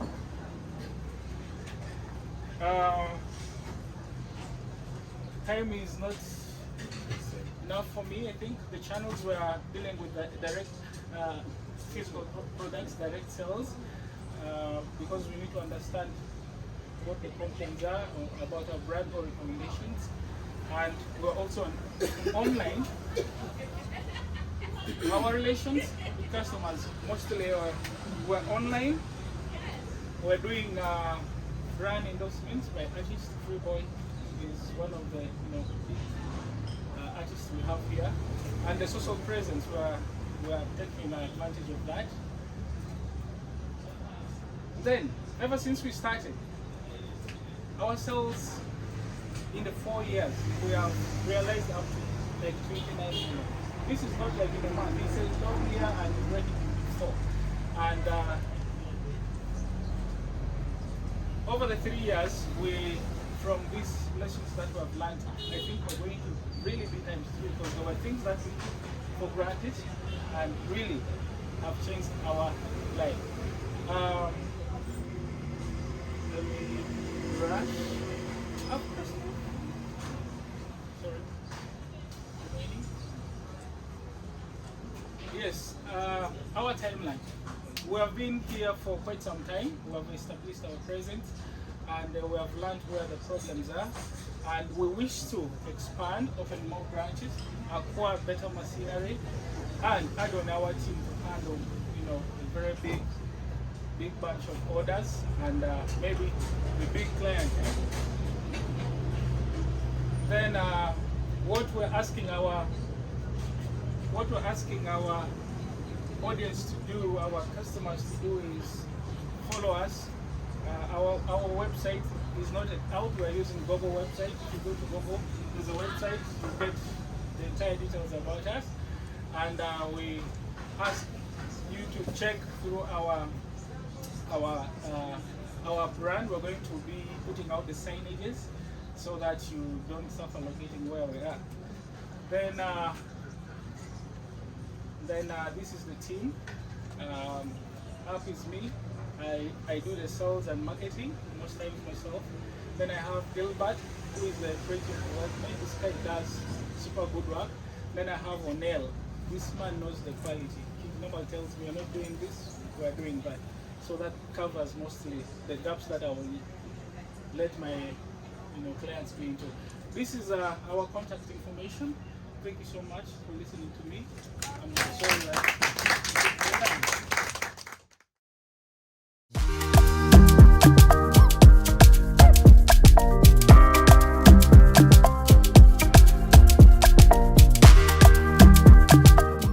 Ben Emmanuel, and I'm the proprietor of Lion Events, an event and decoration service provider.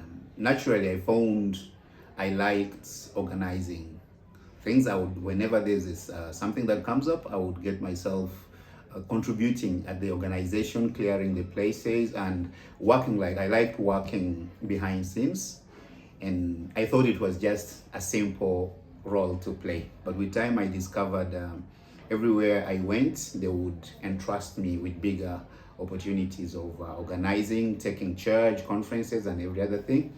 Then with time, I got into concerts and performance organization, which was partly out of fun and also the monetary bit of it. And then after a few years down the road, this journey has been for between around 2014 up to around 2020 is when I discovered most of the times when I have a function or an event to organize, there are aspects that are missing, things that make me dig into my pocket and hire from somewhere. Yet I would have done them under the same roof and it will have helped my work easier. Then when I gave time to study the market, especially here in Arua, I discovered there were some loopholes that needed to be fixed, and with the passion and the drive and exposition, I believed we could bridge this gap and provide a better service than what is on the ground. First of all, I must thank the organizers for this course because I'm enjoying myself already. Enjoying myself in a positive way that I'm learning. I had assumptions as we got into this business, and there were a lot of assumptions which actually, with the continuity of the course, I'm sorting myself out and I'm seeing a better structure. First of all, structure for the business.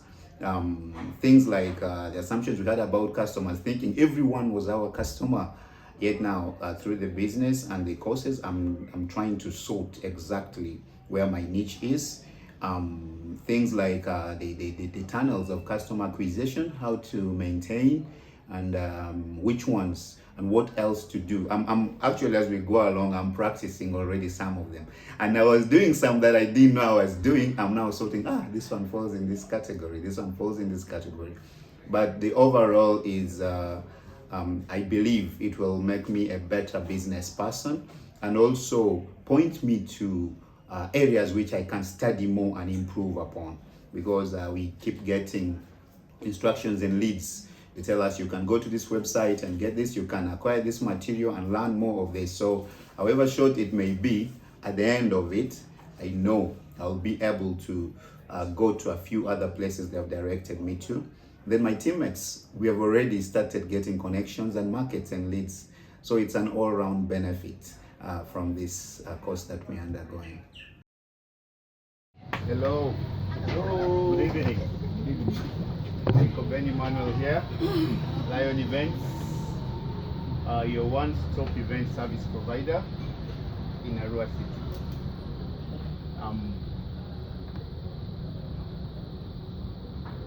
3 years ago, I had a function that I was handling. I've been in events from around 2014, but I've been specifically handling Christian gospel concerts. But 3 years ago, we had one of the biggest artists by that time, and currently he's still one of the good gospel artists, that's Levinson. I was tasked to organize this concert in Arua. We were to have a blanket and wine kind of concept, and for the first time take it to Eripa. And in our preparation for this concert, we sub-hired event managers in Arua, and we needed to use some of their materials. To cut the story short, that very time, some things happened in Arua, and some of the people we were hiring from decided to divide the equipment so that they will not lose on the money. They gave us parts, equipment, and took it to other places. By the time we were done with the concert, we made a 4 million loss, and it hurt me so bad. It took around 6 months for me to recover from that loss because everything had been invested in this business. We had paid the artist 6 million, and then other things plus costs.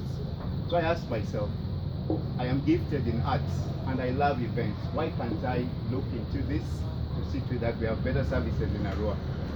I went back to school. I enrolled in YWCA. I did floral arrangement and decoration. I put myself under Silk Events to understand how they do their concerts, and I was doing practicals with Sandy Events, one of the biggest events managers in Kampala, who is behind one of these big artists and others. And the challenges we find, and that I face, because I use myself and talk to a few other people, whenever you are doing events and organizing functions, there's so much pressure and stress. People don't see it because when visitors come, they don't know that the function owner or the event owner goes through so much before the final. So at times they go through so much. When we look at, let's say, ladies who are organizing their traditional marriages and weddings, they cry at night. They are stressed if the resources and everything doesn't come to. We have very funny cultures. The in-laws are stressing you, this one is happening, and there's so much behind the scenes. And that stress is real. The prices have not been friendly. There has been delay in delivery. You have witnessed, maybe you go for a function, it's time for the guests to arrive, but they're still tying the final curtain and they're still pushing the chair. And that one takes time. Many of the decorations are repetitive, I would say mundane, because there is a way in which the pricing is done, and they will carry the same design that was here and take it to that one, only the difference will be the color. So I asked myself, why can't we do something different? Arua is lagging behind, West Nile is lagging behind, while the country is moving ahead and is leaving us behind. And the solution will be timely delivery, creative and trendy. I chose the word trendy purposely, so that we bring something that is vogue, that is happening right now, not that things that are supposed to be the way they are when we are moving on in a digital era. Affordable, unique, and tailored. Tailored because different clients have different dreams. They have different expectations. I always challenge my clients that do something that your children, when it's their time, they will be challenged. Because they will look at yours and they'll say, hey, my parents also and so tried. So we help those seeking for professional yet affordable event management services by offering them creative, trendy solutions designed to relieve stress, create beautiful memories, and save clients valuable time. She was one of my first clients. I chose it purposely. I wanted to make you smile. She's a hustle queen. I know her personally. She works so hard. So that day, it was her birthday. We decided to do something for her. And also Glowi Honey was also one of my first clients. I handled something for her.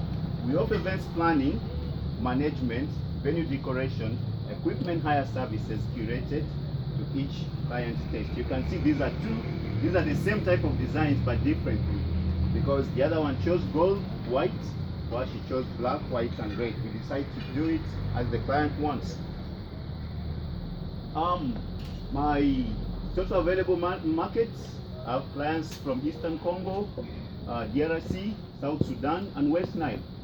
Zeroing it down, West Nile region, where my next two events, one is at Zombo, one will be at Germany, and then targeting Arua City. And I wouldn't break it much. We offer both physical and virtual services. Physically, because we are doing service. After consultations, we have to deliver practically. Though virtually, we also have gifts that we get orders for online and every other.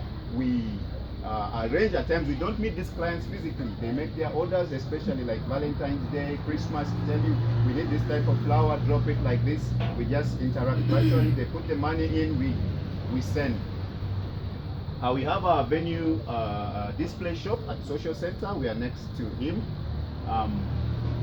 We handle concerts and performances. The last one was Levinson when he came around Valentine's Day. We did that, and then during the lockdown, we handled 2 gospel concerts. We were testing virtual concerts for 2 artists, and we are ready. Yeah, that is it. We are time bound. How do we handle our clients? We interact social media, online communities, referrals. My last function I did last weekend was pro bono. It was free, but it ended up bringing me 2 more clients because I offered free services. Someone saw the work and came. I got 2 clients from there. We designed a few of these that we give to our clients, and some people from here have benefited from. Next, we are targeting radios, trade shows, building on our website. We have a Facebook page. We have WhatsApp that you can contact us on. Yeah, peak seasons. Okay, 1 minute please. Peak seasons, we can go up to between 1.5 to 3 million in nets. That is around Christmas and festivities. And on off seasons, between 500, 800 a net. That is a month. But it covers the costs. Costs go to equipment, rent of office, salary, wages, transportation and others. Competition, I'd mentioned before. This is the challenge I faced and which I believe many people are facing, and then we offered those solutions, timely delivery, office space. Many of my competitors operate from home. They cut costs, they have in their garages and others, but I decided to open up a place where I can meet my clients and we interact. The achievements, we have a number of equipment. That is not enough. We are registered, and we hope to acquire more and hire more professional people. Visit us, check our social media pages, send us clients, referrals. We will appreciate. My staff, Jimmy handles marketing. Joel is in charge of the decoration and the field. I have Susan who handles the flowers on top. In any case, any other floral arrangement. The one in red volunteered. She came to learn because she has an interest in this business, and that is me, managing as much as I can. Lion Events, Social Center.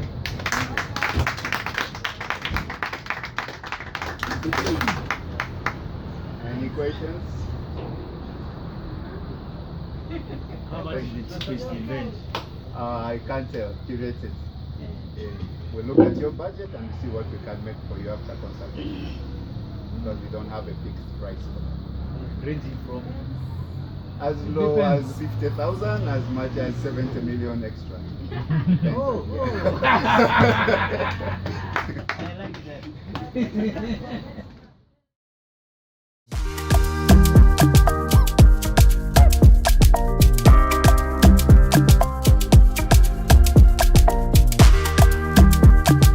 My name is Isaac, and my business name is Sicane Bodo Enterprises Limited. In my business, I design solar PV systems and then do the installation as well using my team. After my graduation, I came to work in Arua, and then I realized that there were issues to do with the power shortage, power blackouts, and then also we work in the rural areas, mostly in the refugee settlements. So when I moved there, I realized that there is really a need for energy sources, because access is really very limited. So I saw it as a way of bridging that gap, bringing energy sources for lighting and other uses to the people in the rural areas, and also the business enterprises within Arua that would want a solar system to be able to keep their businesses running when there is no power from the grid. The most important thing, I must say there are so many, but the most important thing is how the business has, how this course has helped me to understand my business very well in terms of the specific segment of customers that I am supposed to work with, and then also coming out with the value proposition that the customers can be able to appreciate. And then also I've learned to have the business to be very lean, because what I do is a bit complex, but it has helped me actually to know when to That's fine, I can edit around stuff. So basically, I've learned more about customer discovery, which is one of the things that has helped me to understand what the clients need from me as a business, so that I can be able to refine my value propositions to be able to meet what they need. Right, who's next? It's loading.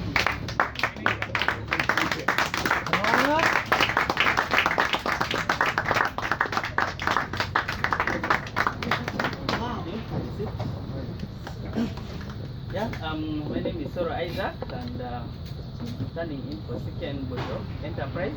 It's an engineering solutions company, and we are your value for money partners. The problem we are trying to address, as you can see in that picture, there's a lot of darkness and something like a candle, and I believe most of us here at least might be having a candle in their homes if you're in West Nile. So generally there is unreliable power in West Nile because of limited access to power, especially the national grid. West Nile is not connected to the national grid, and nationally the access to electricity stands at about 26%, and only 11% of that is decentralized power, where West Nile resides. They depend on Nyagap power, which is not enough for the entire area. So most businesses here depend on diesel generators that pollute the environment, and I believe we've also seen the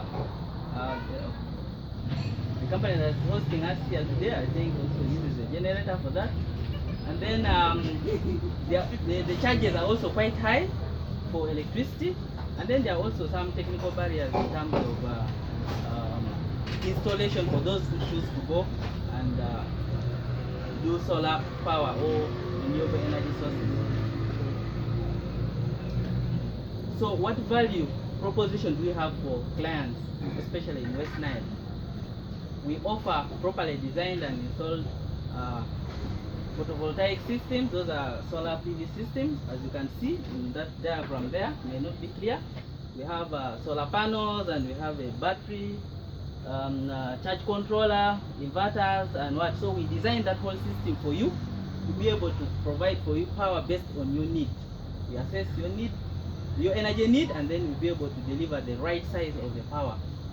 And when we install that, it is very reliable and very durable for whatever energy need you need.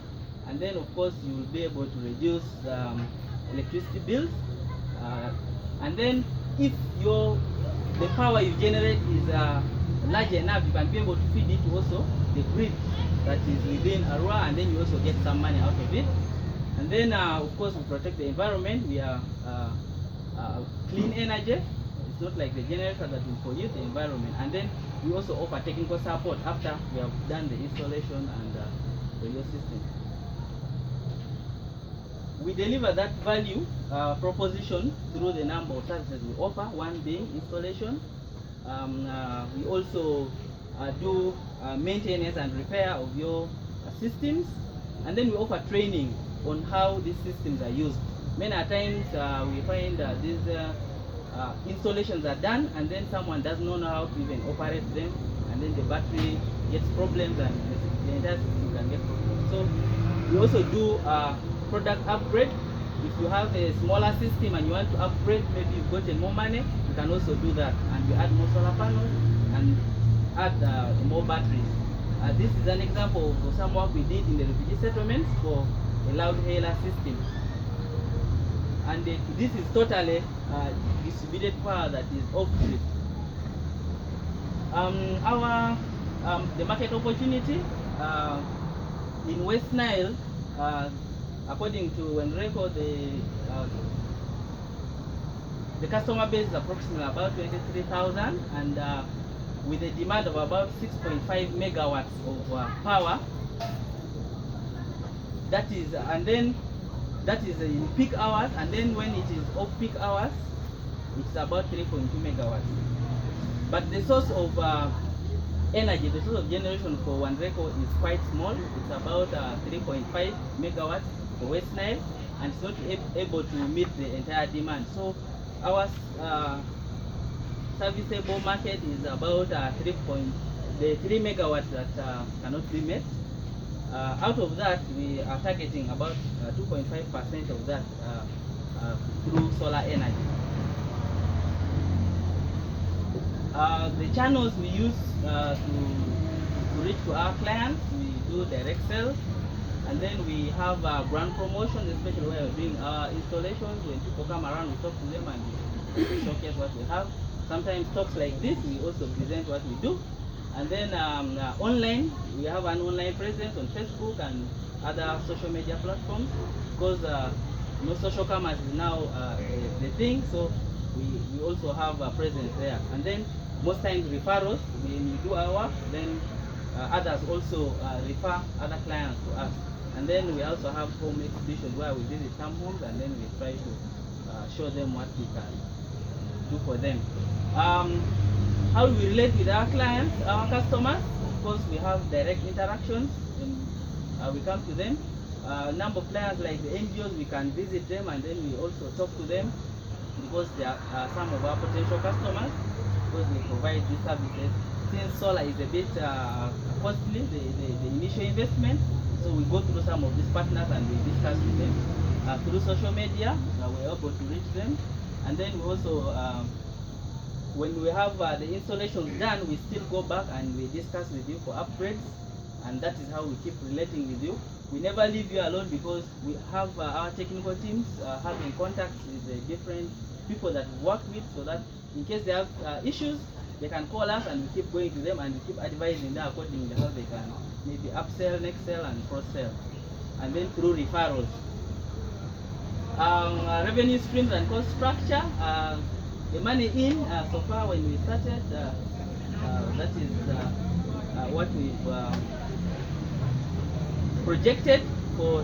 This projection was done in around 2010, and these ones were based on what we had already done, and then from 2020 and above, those were the projections we had.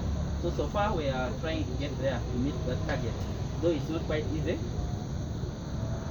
But through funding, and we hope that we can be able to do better and meet our target. Then competition, competitively, the analysis. I just chose a few companies that do like solar now. Many of you know this company is already here. Yeah, their products are a bit high because they offer a complete solution for the thing, and it's a bit high. In terms of the cost, that's one of the metrics I'm using, and we are a bit medium. We price them mediumly because there are some electricians, these ones who call themselves engineers in quotes. They also do that, but freelance. Yes. They also, their pricing is a bit also fair because for them they can compromise on quality. And then we also offer technical support. That's one of the metrics we give. For solar now, they can give you the service, but then after a certain period of time, then they will pull out, and then you will have to struggle on your own. But for us, we keep engaging with our clients. And then we also offer training to the users of this system so that they are maintained in a proper way. And then the rest of these people don't do that. Timeline of the company was registered in 2020, and by then we're just doing repair and maintenance, especially in other areas like vehicles and motorcycles and that. But then we're also offering energy consulting services for people who just needed sizing of their systems.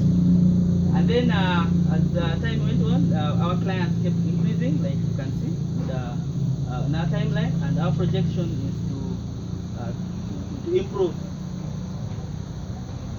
Our ask is we are asking for funding for distributed renewable energy systems that are sustainable, because most of the, like I said here, people are using very many generators. At least every business in Arua has a generator as a standby source of power, and yet we could have a solar system that can be able to offer you the same service.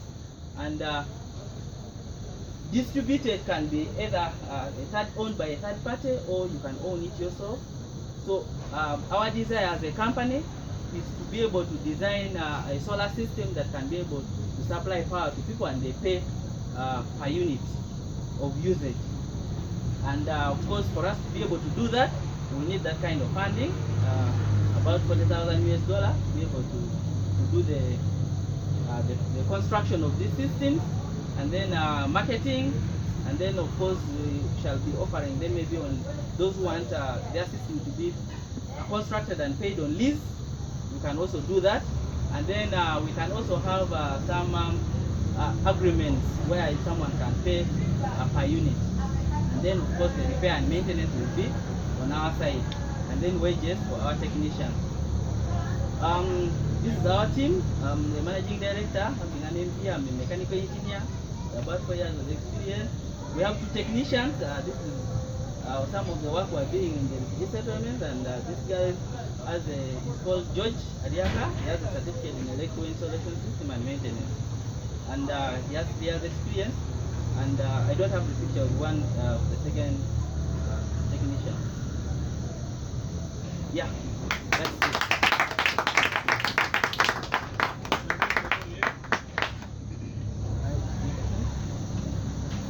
Something like PV. What is PV? One more. PV is a photovoltaic. Photovoltaic. From light to electricity. Okay. Yeah, so what happens, those solar panels, they convert the sunlight energy into electrical energy that you can use. So it is pollution free. Thank you. All right. Thanks very much.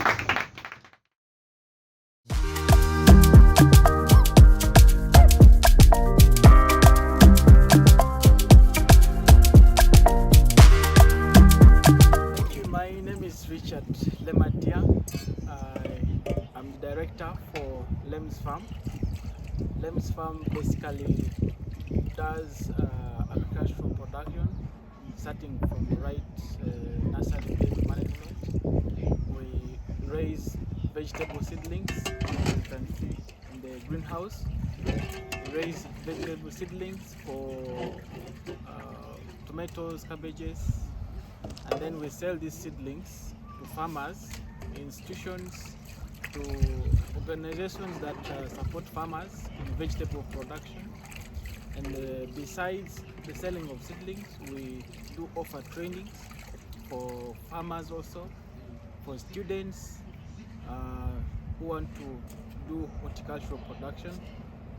And we also offer support in the irrigation side, so that the farmers are able to realize the yield of the seedlings that they purchase from us. And we also do innovations of simple tools to support farmers in the production, to reduce the labor costs in their production. I am an irrigation engineer by profession. I worked with the organizations like Malteser International in the refugee camps. Then I also worked with an irrigation company. It's a private company called Agrigate. They do basically irrigation water pumps. So I realized there was a gap that farmers had in the nursery bed management and in the extension. So we started this place to fill in that gap. The biggest thing I've learned from the training is, first of all, identifying my target customers. It was kind of so wide, so it has opened my mind to understand who my customers really am targeting at. So I can be able to connect with them, and I can be able to get in touch with them, get them, keep them, and make it grow. And also, as I'm doing this, there has to be the money aspect. How am I making money from this business? Where can I get money from which points? And maybe the costs that I'm incurring in doing so, all these activities. So that I can be able to plan myself and make sure that I'm not doing this just for fun, but also to make money. Get up, last presentation. Bring us home. Finally. Lemz. Hello everyone. Hi, Lemz. My name is Richard. My name is Richard Lematia. I am the founder and the managing director of Lemz Farm. I think when you look at that slide, what comes in your mind? We're transforming a seed into a plant. Okay? So Lemz Farm comes to fill in that gap of getting the seed from the input dealers, from the seed companies, and we convert it into a plant that is going to yield fruits that we can be able to consume. Now, what gave us the space to come and start this? Now, I worked with an irrigation company for about 3 years, and I was directly dealing with farmers. So farmers who bought irrigation systems were not getting returns from their production just because there was a gap in the raising of seedlings. Now, which problems were there? One, the germination of the seeds that they bought from the agro input dealers. They were the rightful seeds, but the germination, because of the planting, since they plant the seed direct in the soil, the germination is very poor. Secondly, the quality of the seedlings that are realized are very poor. Then there are soil-borne diseases. Now most farmers do sterilize the soil by burning. They only sterilize a small portion, but after some time the soil gets contaminated. So there are soil-borne diseases that affect the seedlings right from the nursery. Now the seedlings that are got from this nursery bed, they are not uniform. You can see from the other side there. You can see there. So they are not uniform. Others are congested at some point. Others are very scattered. So you don't get uniform seedlings. Then there is time wastage by a farmer. Because the seedlings have failed you, Now you need to buy new seeds and plant them, which means you're going to spend some time raising more seedlings. Then at the end, if the seedlings are not of good quality, you will get poor yields. Now, from down here you can see there are some bundles of seedlings that are tied together. Now, those are the seedlings that have been sold in the streets. So you're not sure of the source, okay? Now, what value do we bring as Lemz Farm? Our high quality seedlings help farmers who want to grow high yielding vegetables by providing ready seedlings, saving time, increasing crop performance and yield, unlike them farmers trying to raise the seedlings themselves. Now, the solution that we bring is the ready seedling. This seedling is right from the seed. We source the seeds from genuine sources. Some of them we buy direct from the seed companies, and others we buy from genuine agro input dealers. So we source genuine seeds, then we use soilless media for planting these seeds. That means the media we're planting this seed in is free from diseases. Then we have, at the end of the day, we get very high quality seedlings. The seedlings are also very uniform.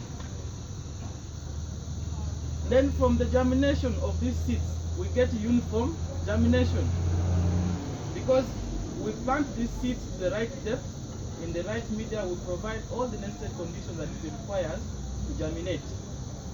So we also offer the extension support to these farmers so that they can be able to realize the return. Now, our market is quite broad. We can serve the whole of Uganda, part of DRC, and South Sudan. But we have narrowed it down to West Nile, and we're also targeting to work with the NGOs that are supporting refugees in the camps, and also institutions that establish learning ground for students for agriculture. Which channels do we use to deliver this product? We do direct sales, because we have to interact with the clients to understand what they need and guide them. And we also do door-to-door delivery. We can deliver for you on your farm. Okay? So how do we get our customers? First of all, we create awareness through social media, meetings like this, trainings. We offer farmer training. We have a demonstration plot at the farm to train farmers. Some farmers pick interest because from that training that they go through. So, how do we keep them?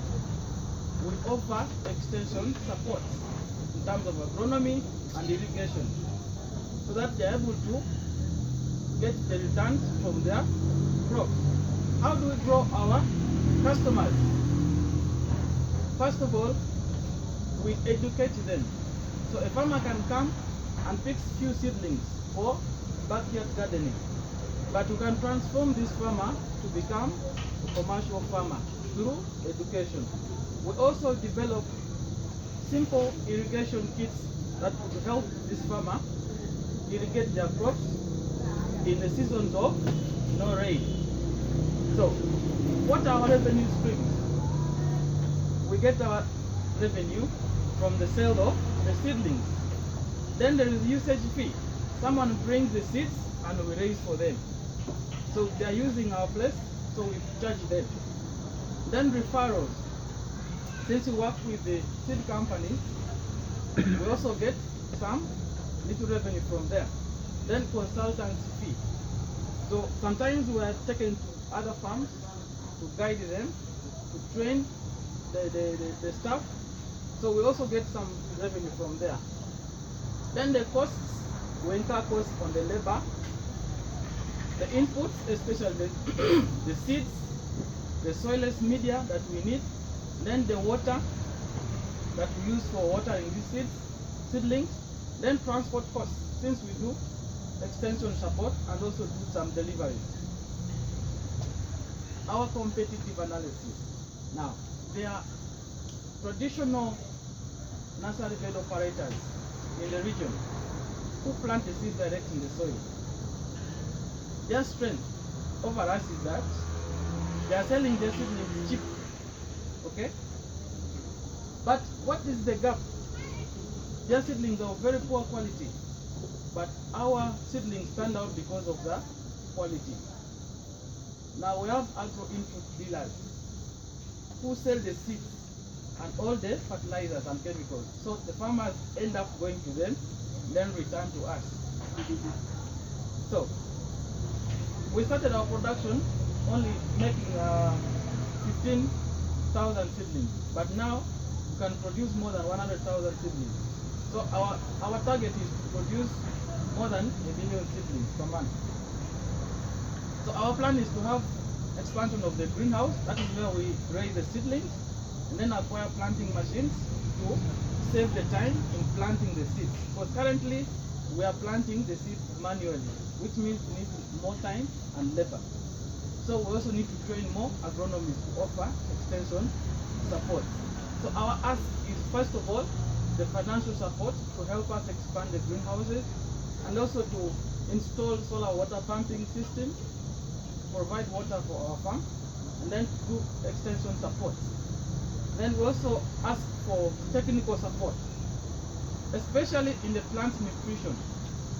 So this may involve us to go for some short courses, also to maybe require us to have a visit to other farms that are doing similar business so that we learn from them on how they are doing it. And then the business planning and management. Then lastly, linkages to potential business partners, maybe irrigation companies, maybe seed companies that will do provide us with the quality input. So that is our team. Founder and Managing Director, Richard Lemz. Then in the middle you see our farm manager is always very busy and committed. Then we have down here our agronomists, plus other things that are in the background. So if you want to locate us, come to Iwata Village, Arua District, Uganda. That's where you will locate us. That's the contact. You can also give us email on those contacts below. Thank you very much.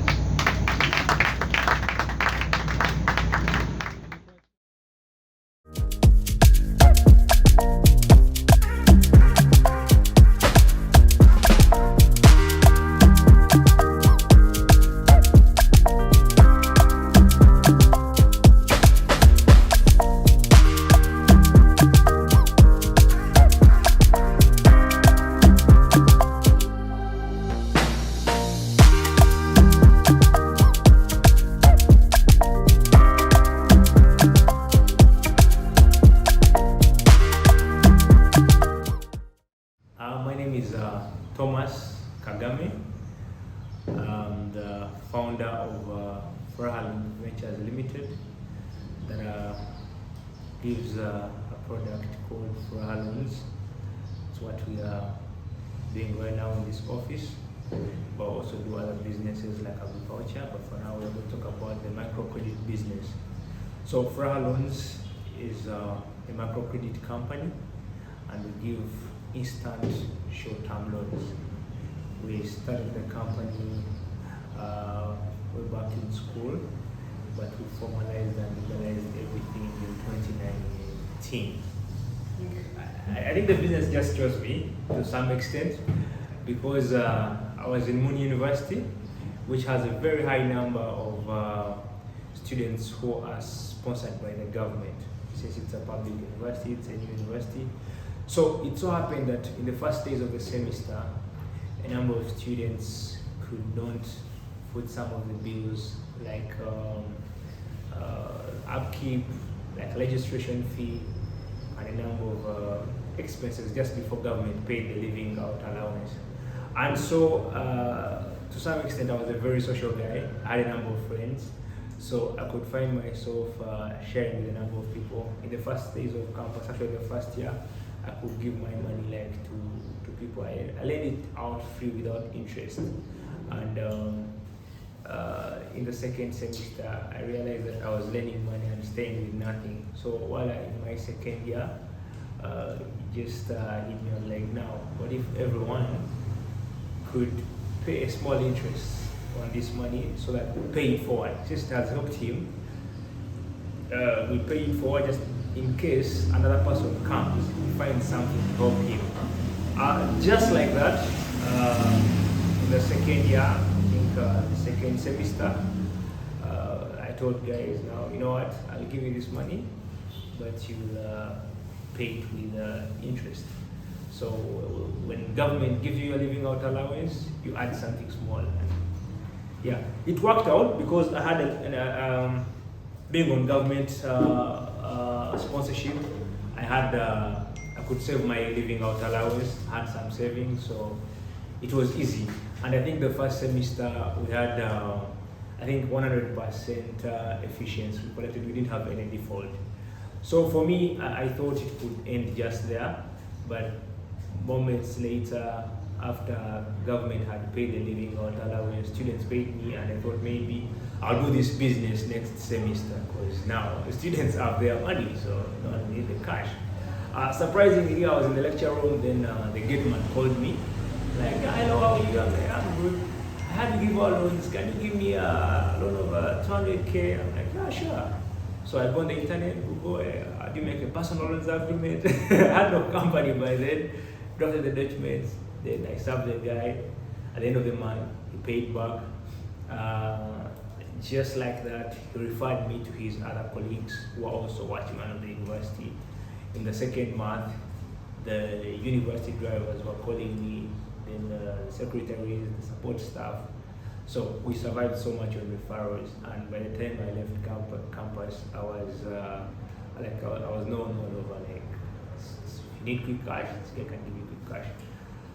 So when I finished campus, I had a job offer, but I realized how business was probably doing, and also the need that the society had. I realized that there was a lot of need to solve these temporary financial shortages and emergencies. I realized that a number of people could have problems with probably for civil servants or salary earners. They could have emergencies that couldn't wait for salaries to come. Then for business people, some of them could have probably orders, new contracts before payment of the previous order of supply they made. So I realized the niche, and I said, now if I can just come in for short-term loans, it will work out. So after campus, I turned out the job at Goten, established an office, and yeah, this gentleman here was my first partner. I brought him on board, set up an office, and we employed another guy. He just left office, and soon we're employing probably more other 2 people. I think that's just briefly it. I hope I've explained it well. The major things that I've learned is how to track clients and make good use of that data, because there's one thing to track it, there's one thing to make good use of it. Then I think also customer discovery has been very important to me and the company, because right now we are looking at scaling this company to other parts and regions of the nation. So I think the customer discovery will help us a lot when we are going to new locations. That means we won't just set up an office. We shall have us do research in a place before we set up an office. Because yes, we could say that what happens here could work out in another place, but it could be wrong. So this data will help us. So customer discovery has been key to, I think, in this course. And also the value proposition emphasizes the gains you're giving to the clients and the pains you're taking away. So generally, I think the course, briefly to summarize it, the course helps me to strengthen my customer relations, one, then two, understand my customers and what they need and to serve them better, do, also to make a good value proposition. And just like we shared yesterday in the Business Incubation Center, probably also to get investors who could be around Uganda, Africa, United States, or along the globe, to scale it, because this is like a big thing. Like when I entered it, I thought it was just could end like on the student community, but it's going to help me to scale the business, and there's a lot of big opportunities. Our next project will be having an app where people can borrow like online.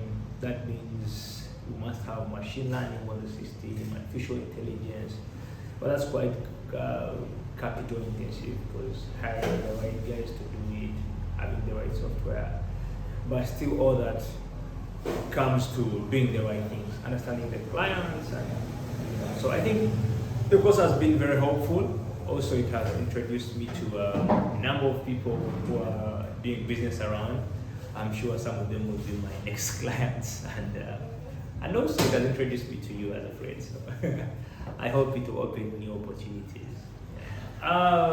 For the American population, they have like 2 to 3 points to make. One is the appreciation. Thanks for making this happen. The business training has been very resourceful and helpful to us, and it's going to help us scale up businesses or grow our small businesses to probably bigger businesses. And so that's one. Thank you for making this happen and funding it. Two is that there is a lot of opportunities right here. So I think for the American people, they could also consider investing here. And Furaha Link Ventures is one of the companies where they can invest and get their returns, because I think since we began, we've been making returns on average of 100% per annum. And it comes to 100% per annum because some 2 years, I think, we're in a pandemic, but we still managed to make 100%. So that means that there are some years we got a pandemic where we've been growing over 200%. Yeah, so I think American people could look into also investing outside America. And yeah, I think that's one. And yeah, but majorly it's appreciation.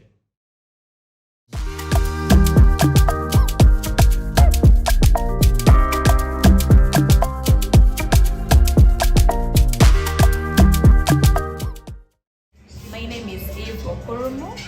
My business name is Dytil Company Limited. One time my husband brought me fabric from Kenya, and I took it to a tailor to make for me an outfit. And what disappointed me is that the outfits were all made wrongly. So I felt so bad, and I'm like, I can do fashion. I can venture into fashion, and I do better things for people. So that's how I came to come into fashion. I think I feel confident to follow up on my clients, to ask for feedback. I have never thought about it. It was my fear actually the first day they told us to do it, but right now I feel encouraged, and I feel, yeah, when I got the feedbacks, I feel I need to do it more and more, to get feedback from my clients, to ask them how best can I serve them, where did I go wrong while working on them. Yeah, that's one thing I've really got. I'm very passionate about fashion, and I really love seeing people smart and at an affordable price, and it's one of the biggest challenges. People want to be smart, but things are expensive. So I'm looking towards that time when I'll be able to bring in fabric that I can be able to provide people with the clothing that they need at a cheaper price.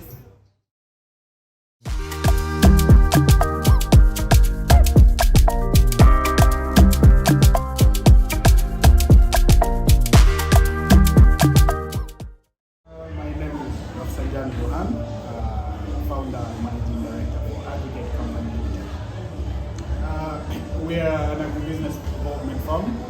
We provide smallholder farmers with access to farm inputs, quality, genuine and affordable farm inputs, and then we also link them to markets. Then we offer corporate contract farming services to our clients who work in offices that really want to engage in agriculture but don't have the time but have the resources. So we provide services like that, including agribusiness consultancies. Growing up in my small village in Yumbe, I used to see government extension officers under the NAT program come work with our small women groups in the village.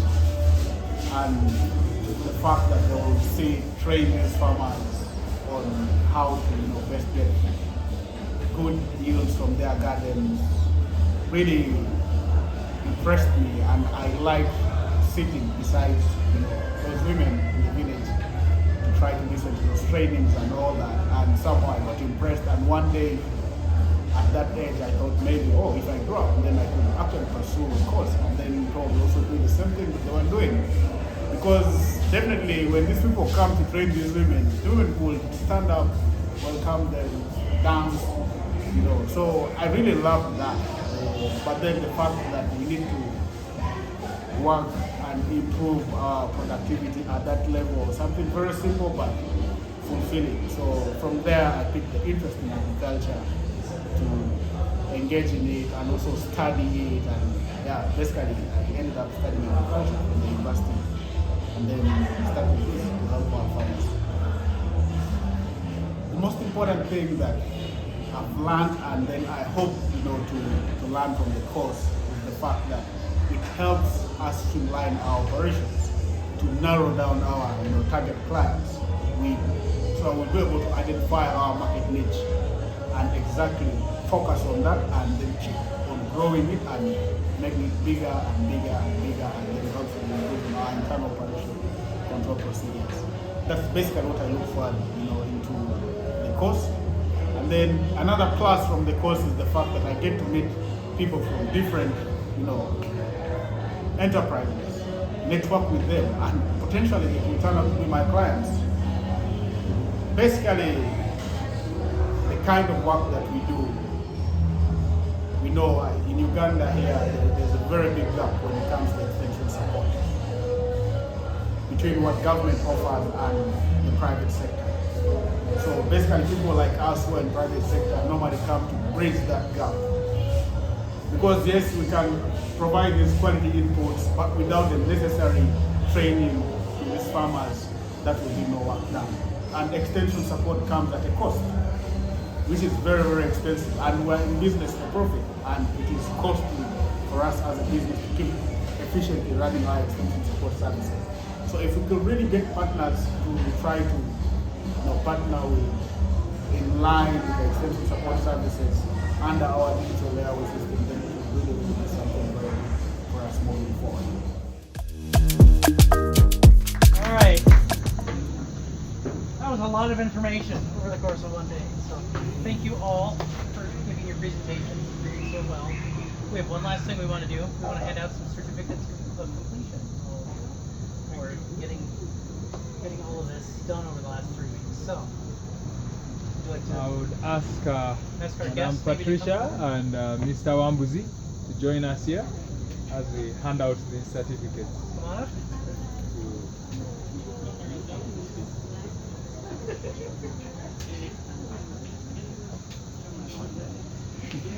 So when we hand anyone their certificate, we expect the rest to clap. Eh? Okay. Yeah.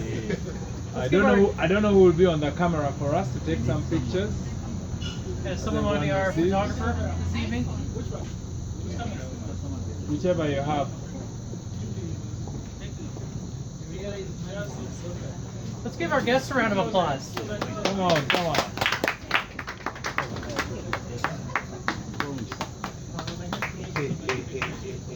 Chair, announce names, and then you come up one by one. Get your certificate. Matata Franco.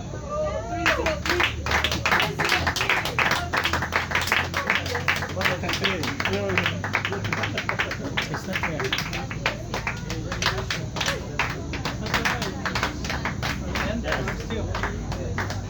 Thank you so much.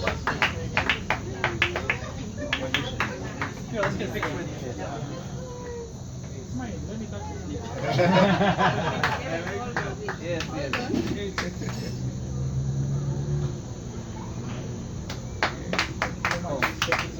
Maneno, Masi.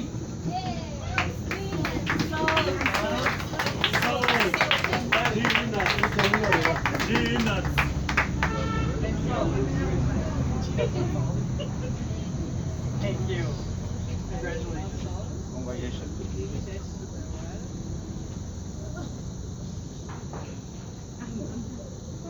Hey, what about that?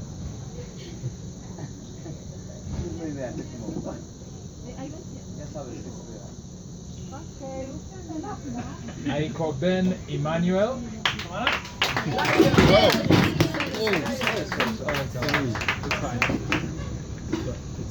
Oh. Thank you very much. Thank you. I didn't know that I had a partner.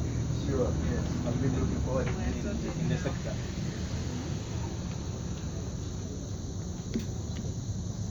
Thank you.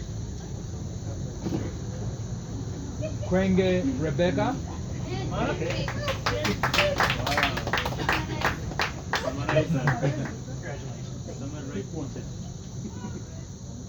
Congratulations. Now one result.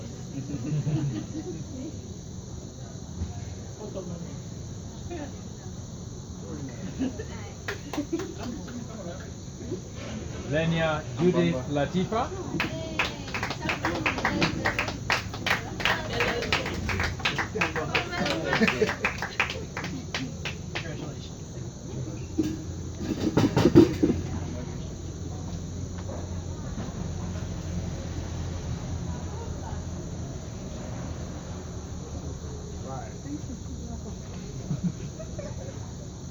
Agu Adnan.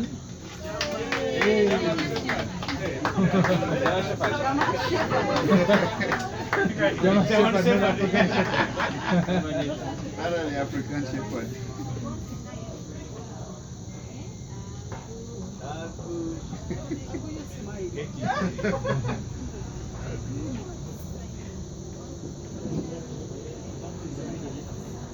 Buga Hassan Papito.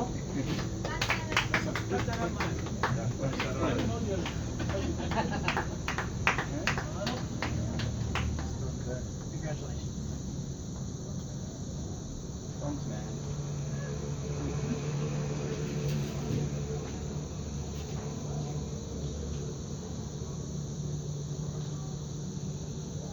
Andama Robert.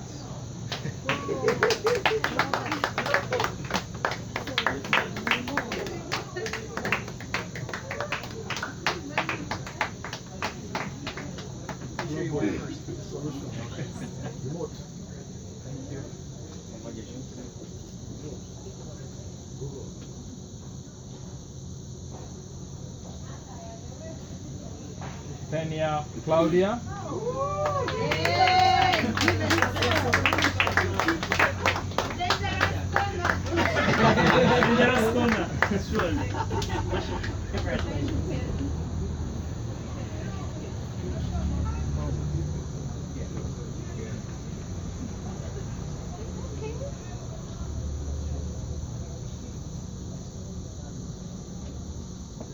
Right. Lematia Richard.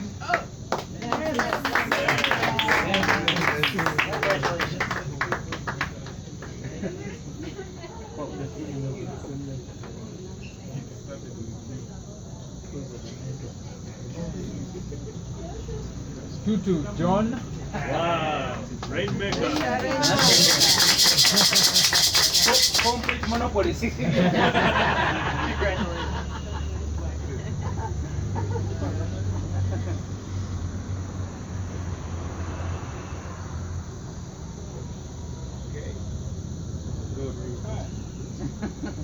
Yes, it's starting.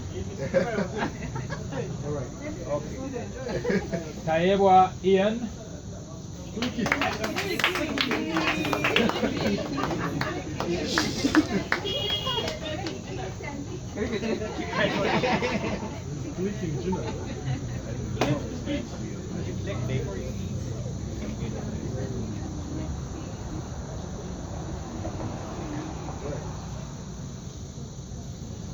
Bako Shamim.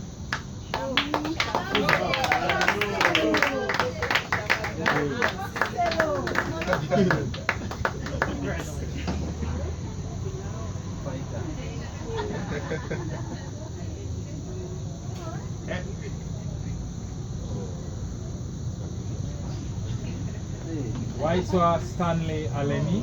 Okay. Wow.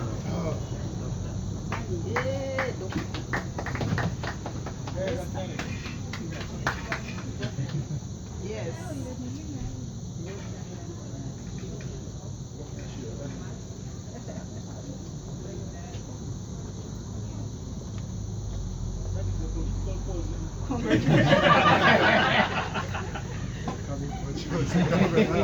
Political pose. So yeah, that's it. I think if our guests have any short remarks to make as we close. Did you say read short a couple? Yes. Wait. Oh yeah. Are there any who did not? Yeah, These two. Maybe the latecomers. Who else? Soro, Diana, Caesar. Did you get it? I was the first. So Sora and Diana.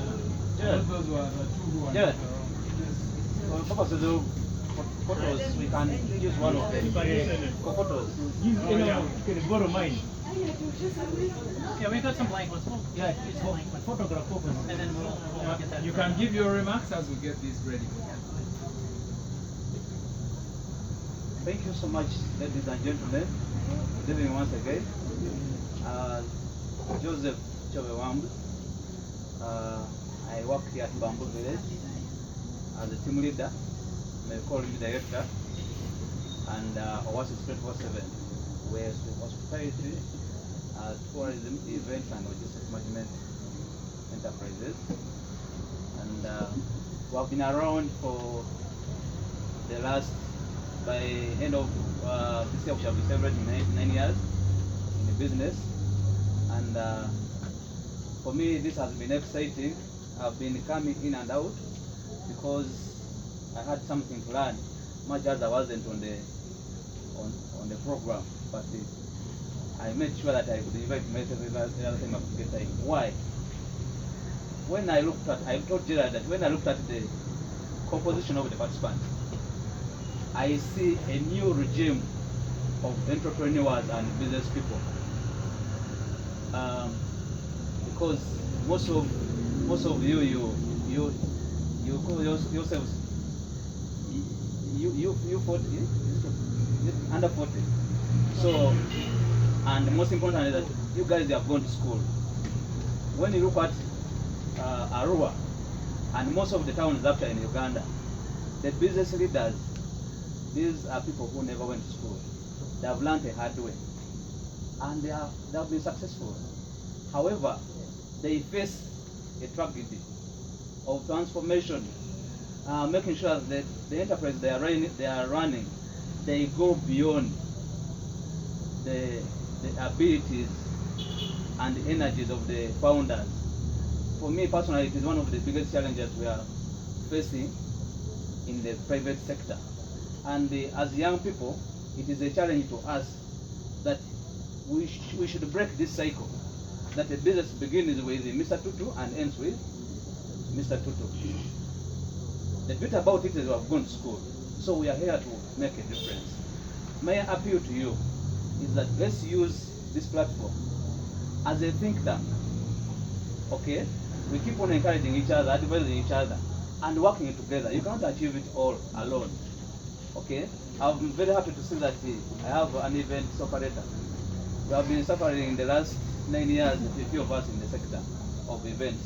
So when we see more people coming up, we celebrate. And the mayor appeal is that we should be having more of these business clinics from time to time. Keep on sharing opportunities. I've been meeting in several forums with Mr. Tutu, and money is out there. Okay, affordable loans, they're out there, but sometimes people don't know. Or they may know, but they may not know what it takes to access them. I want to give a testimony that we have done a number of projects with here, for example. We got funding from Private Sector Foundation Uganda to build itinerary for tourism sites in West Nile in 2017. Last year, with support from European Union and government of Uganda and private sector, we got a training facility, fund. We trained our staff and many others in the areas of tourism and tour guides, service and production. Okay? If all goes well, we are securing another funding, training funding, next month, still from PSFU. There is a grant, an advert that is running, it's expiring at the end of next month, under UDP, Uganda Development Bank, subsidized loan, as well as 12% with you can even ask yourself to be given a grace period of up to 12 months. But all these things, sometimes you may have some information, but you don't have a forum through which you can share with people. Okay? Or I might need a trainer. Okay? Robert is here. I might want him to come and empower our staff with, skills. But if we aren't organized, we shall be missing such opportunities. So my appeal is that let this not end here with the training that we have achieved here. I think it should be used as an opportunity for us to have a new direction. I thank you so much.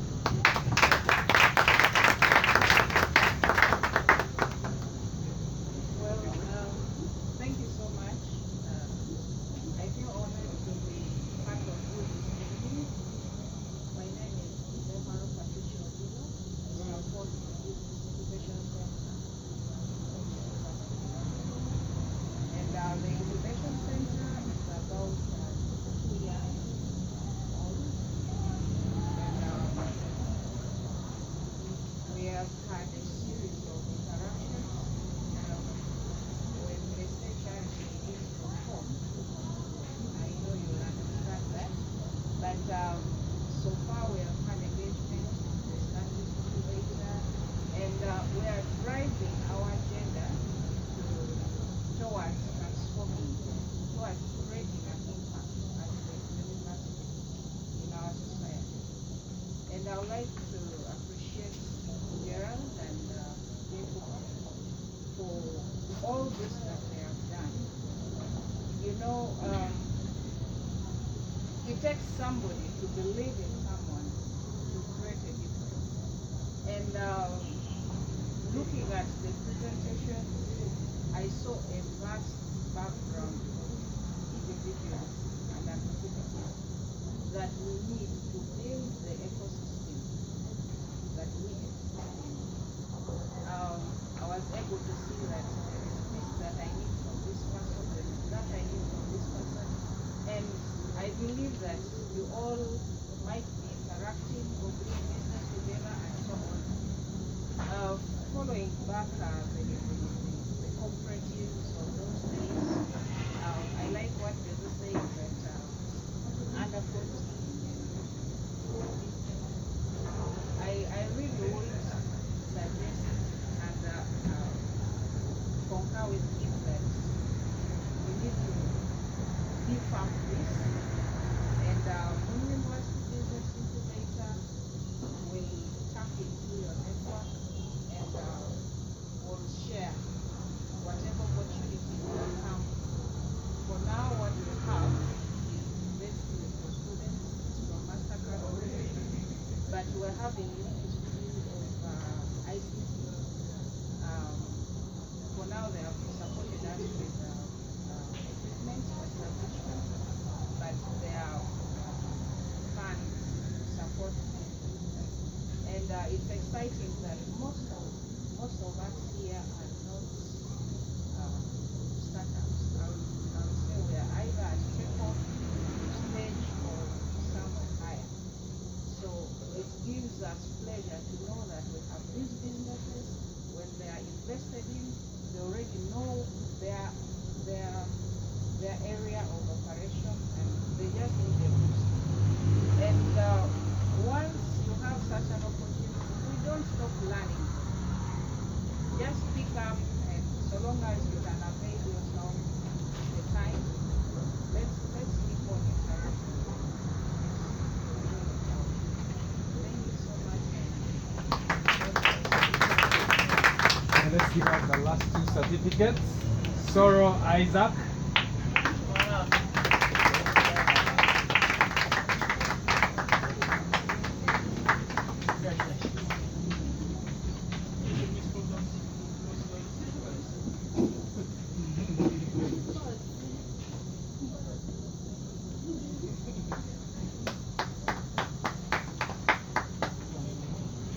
Save the best for last, Diana Nantambi.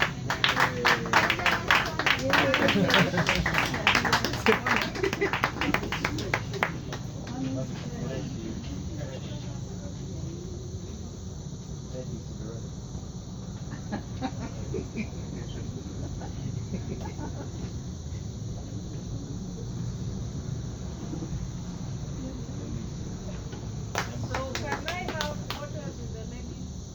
Yes.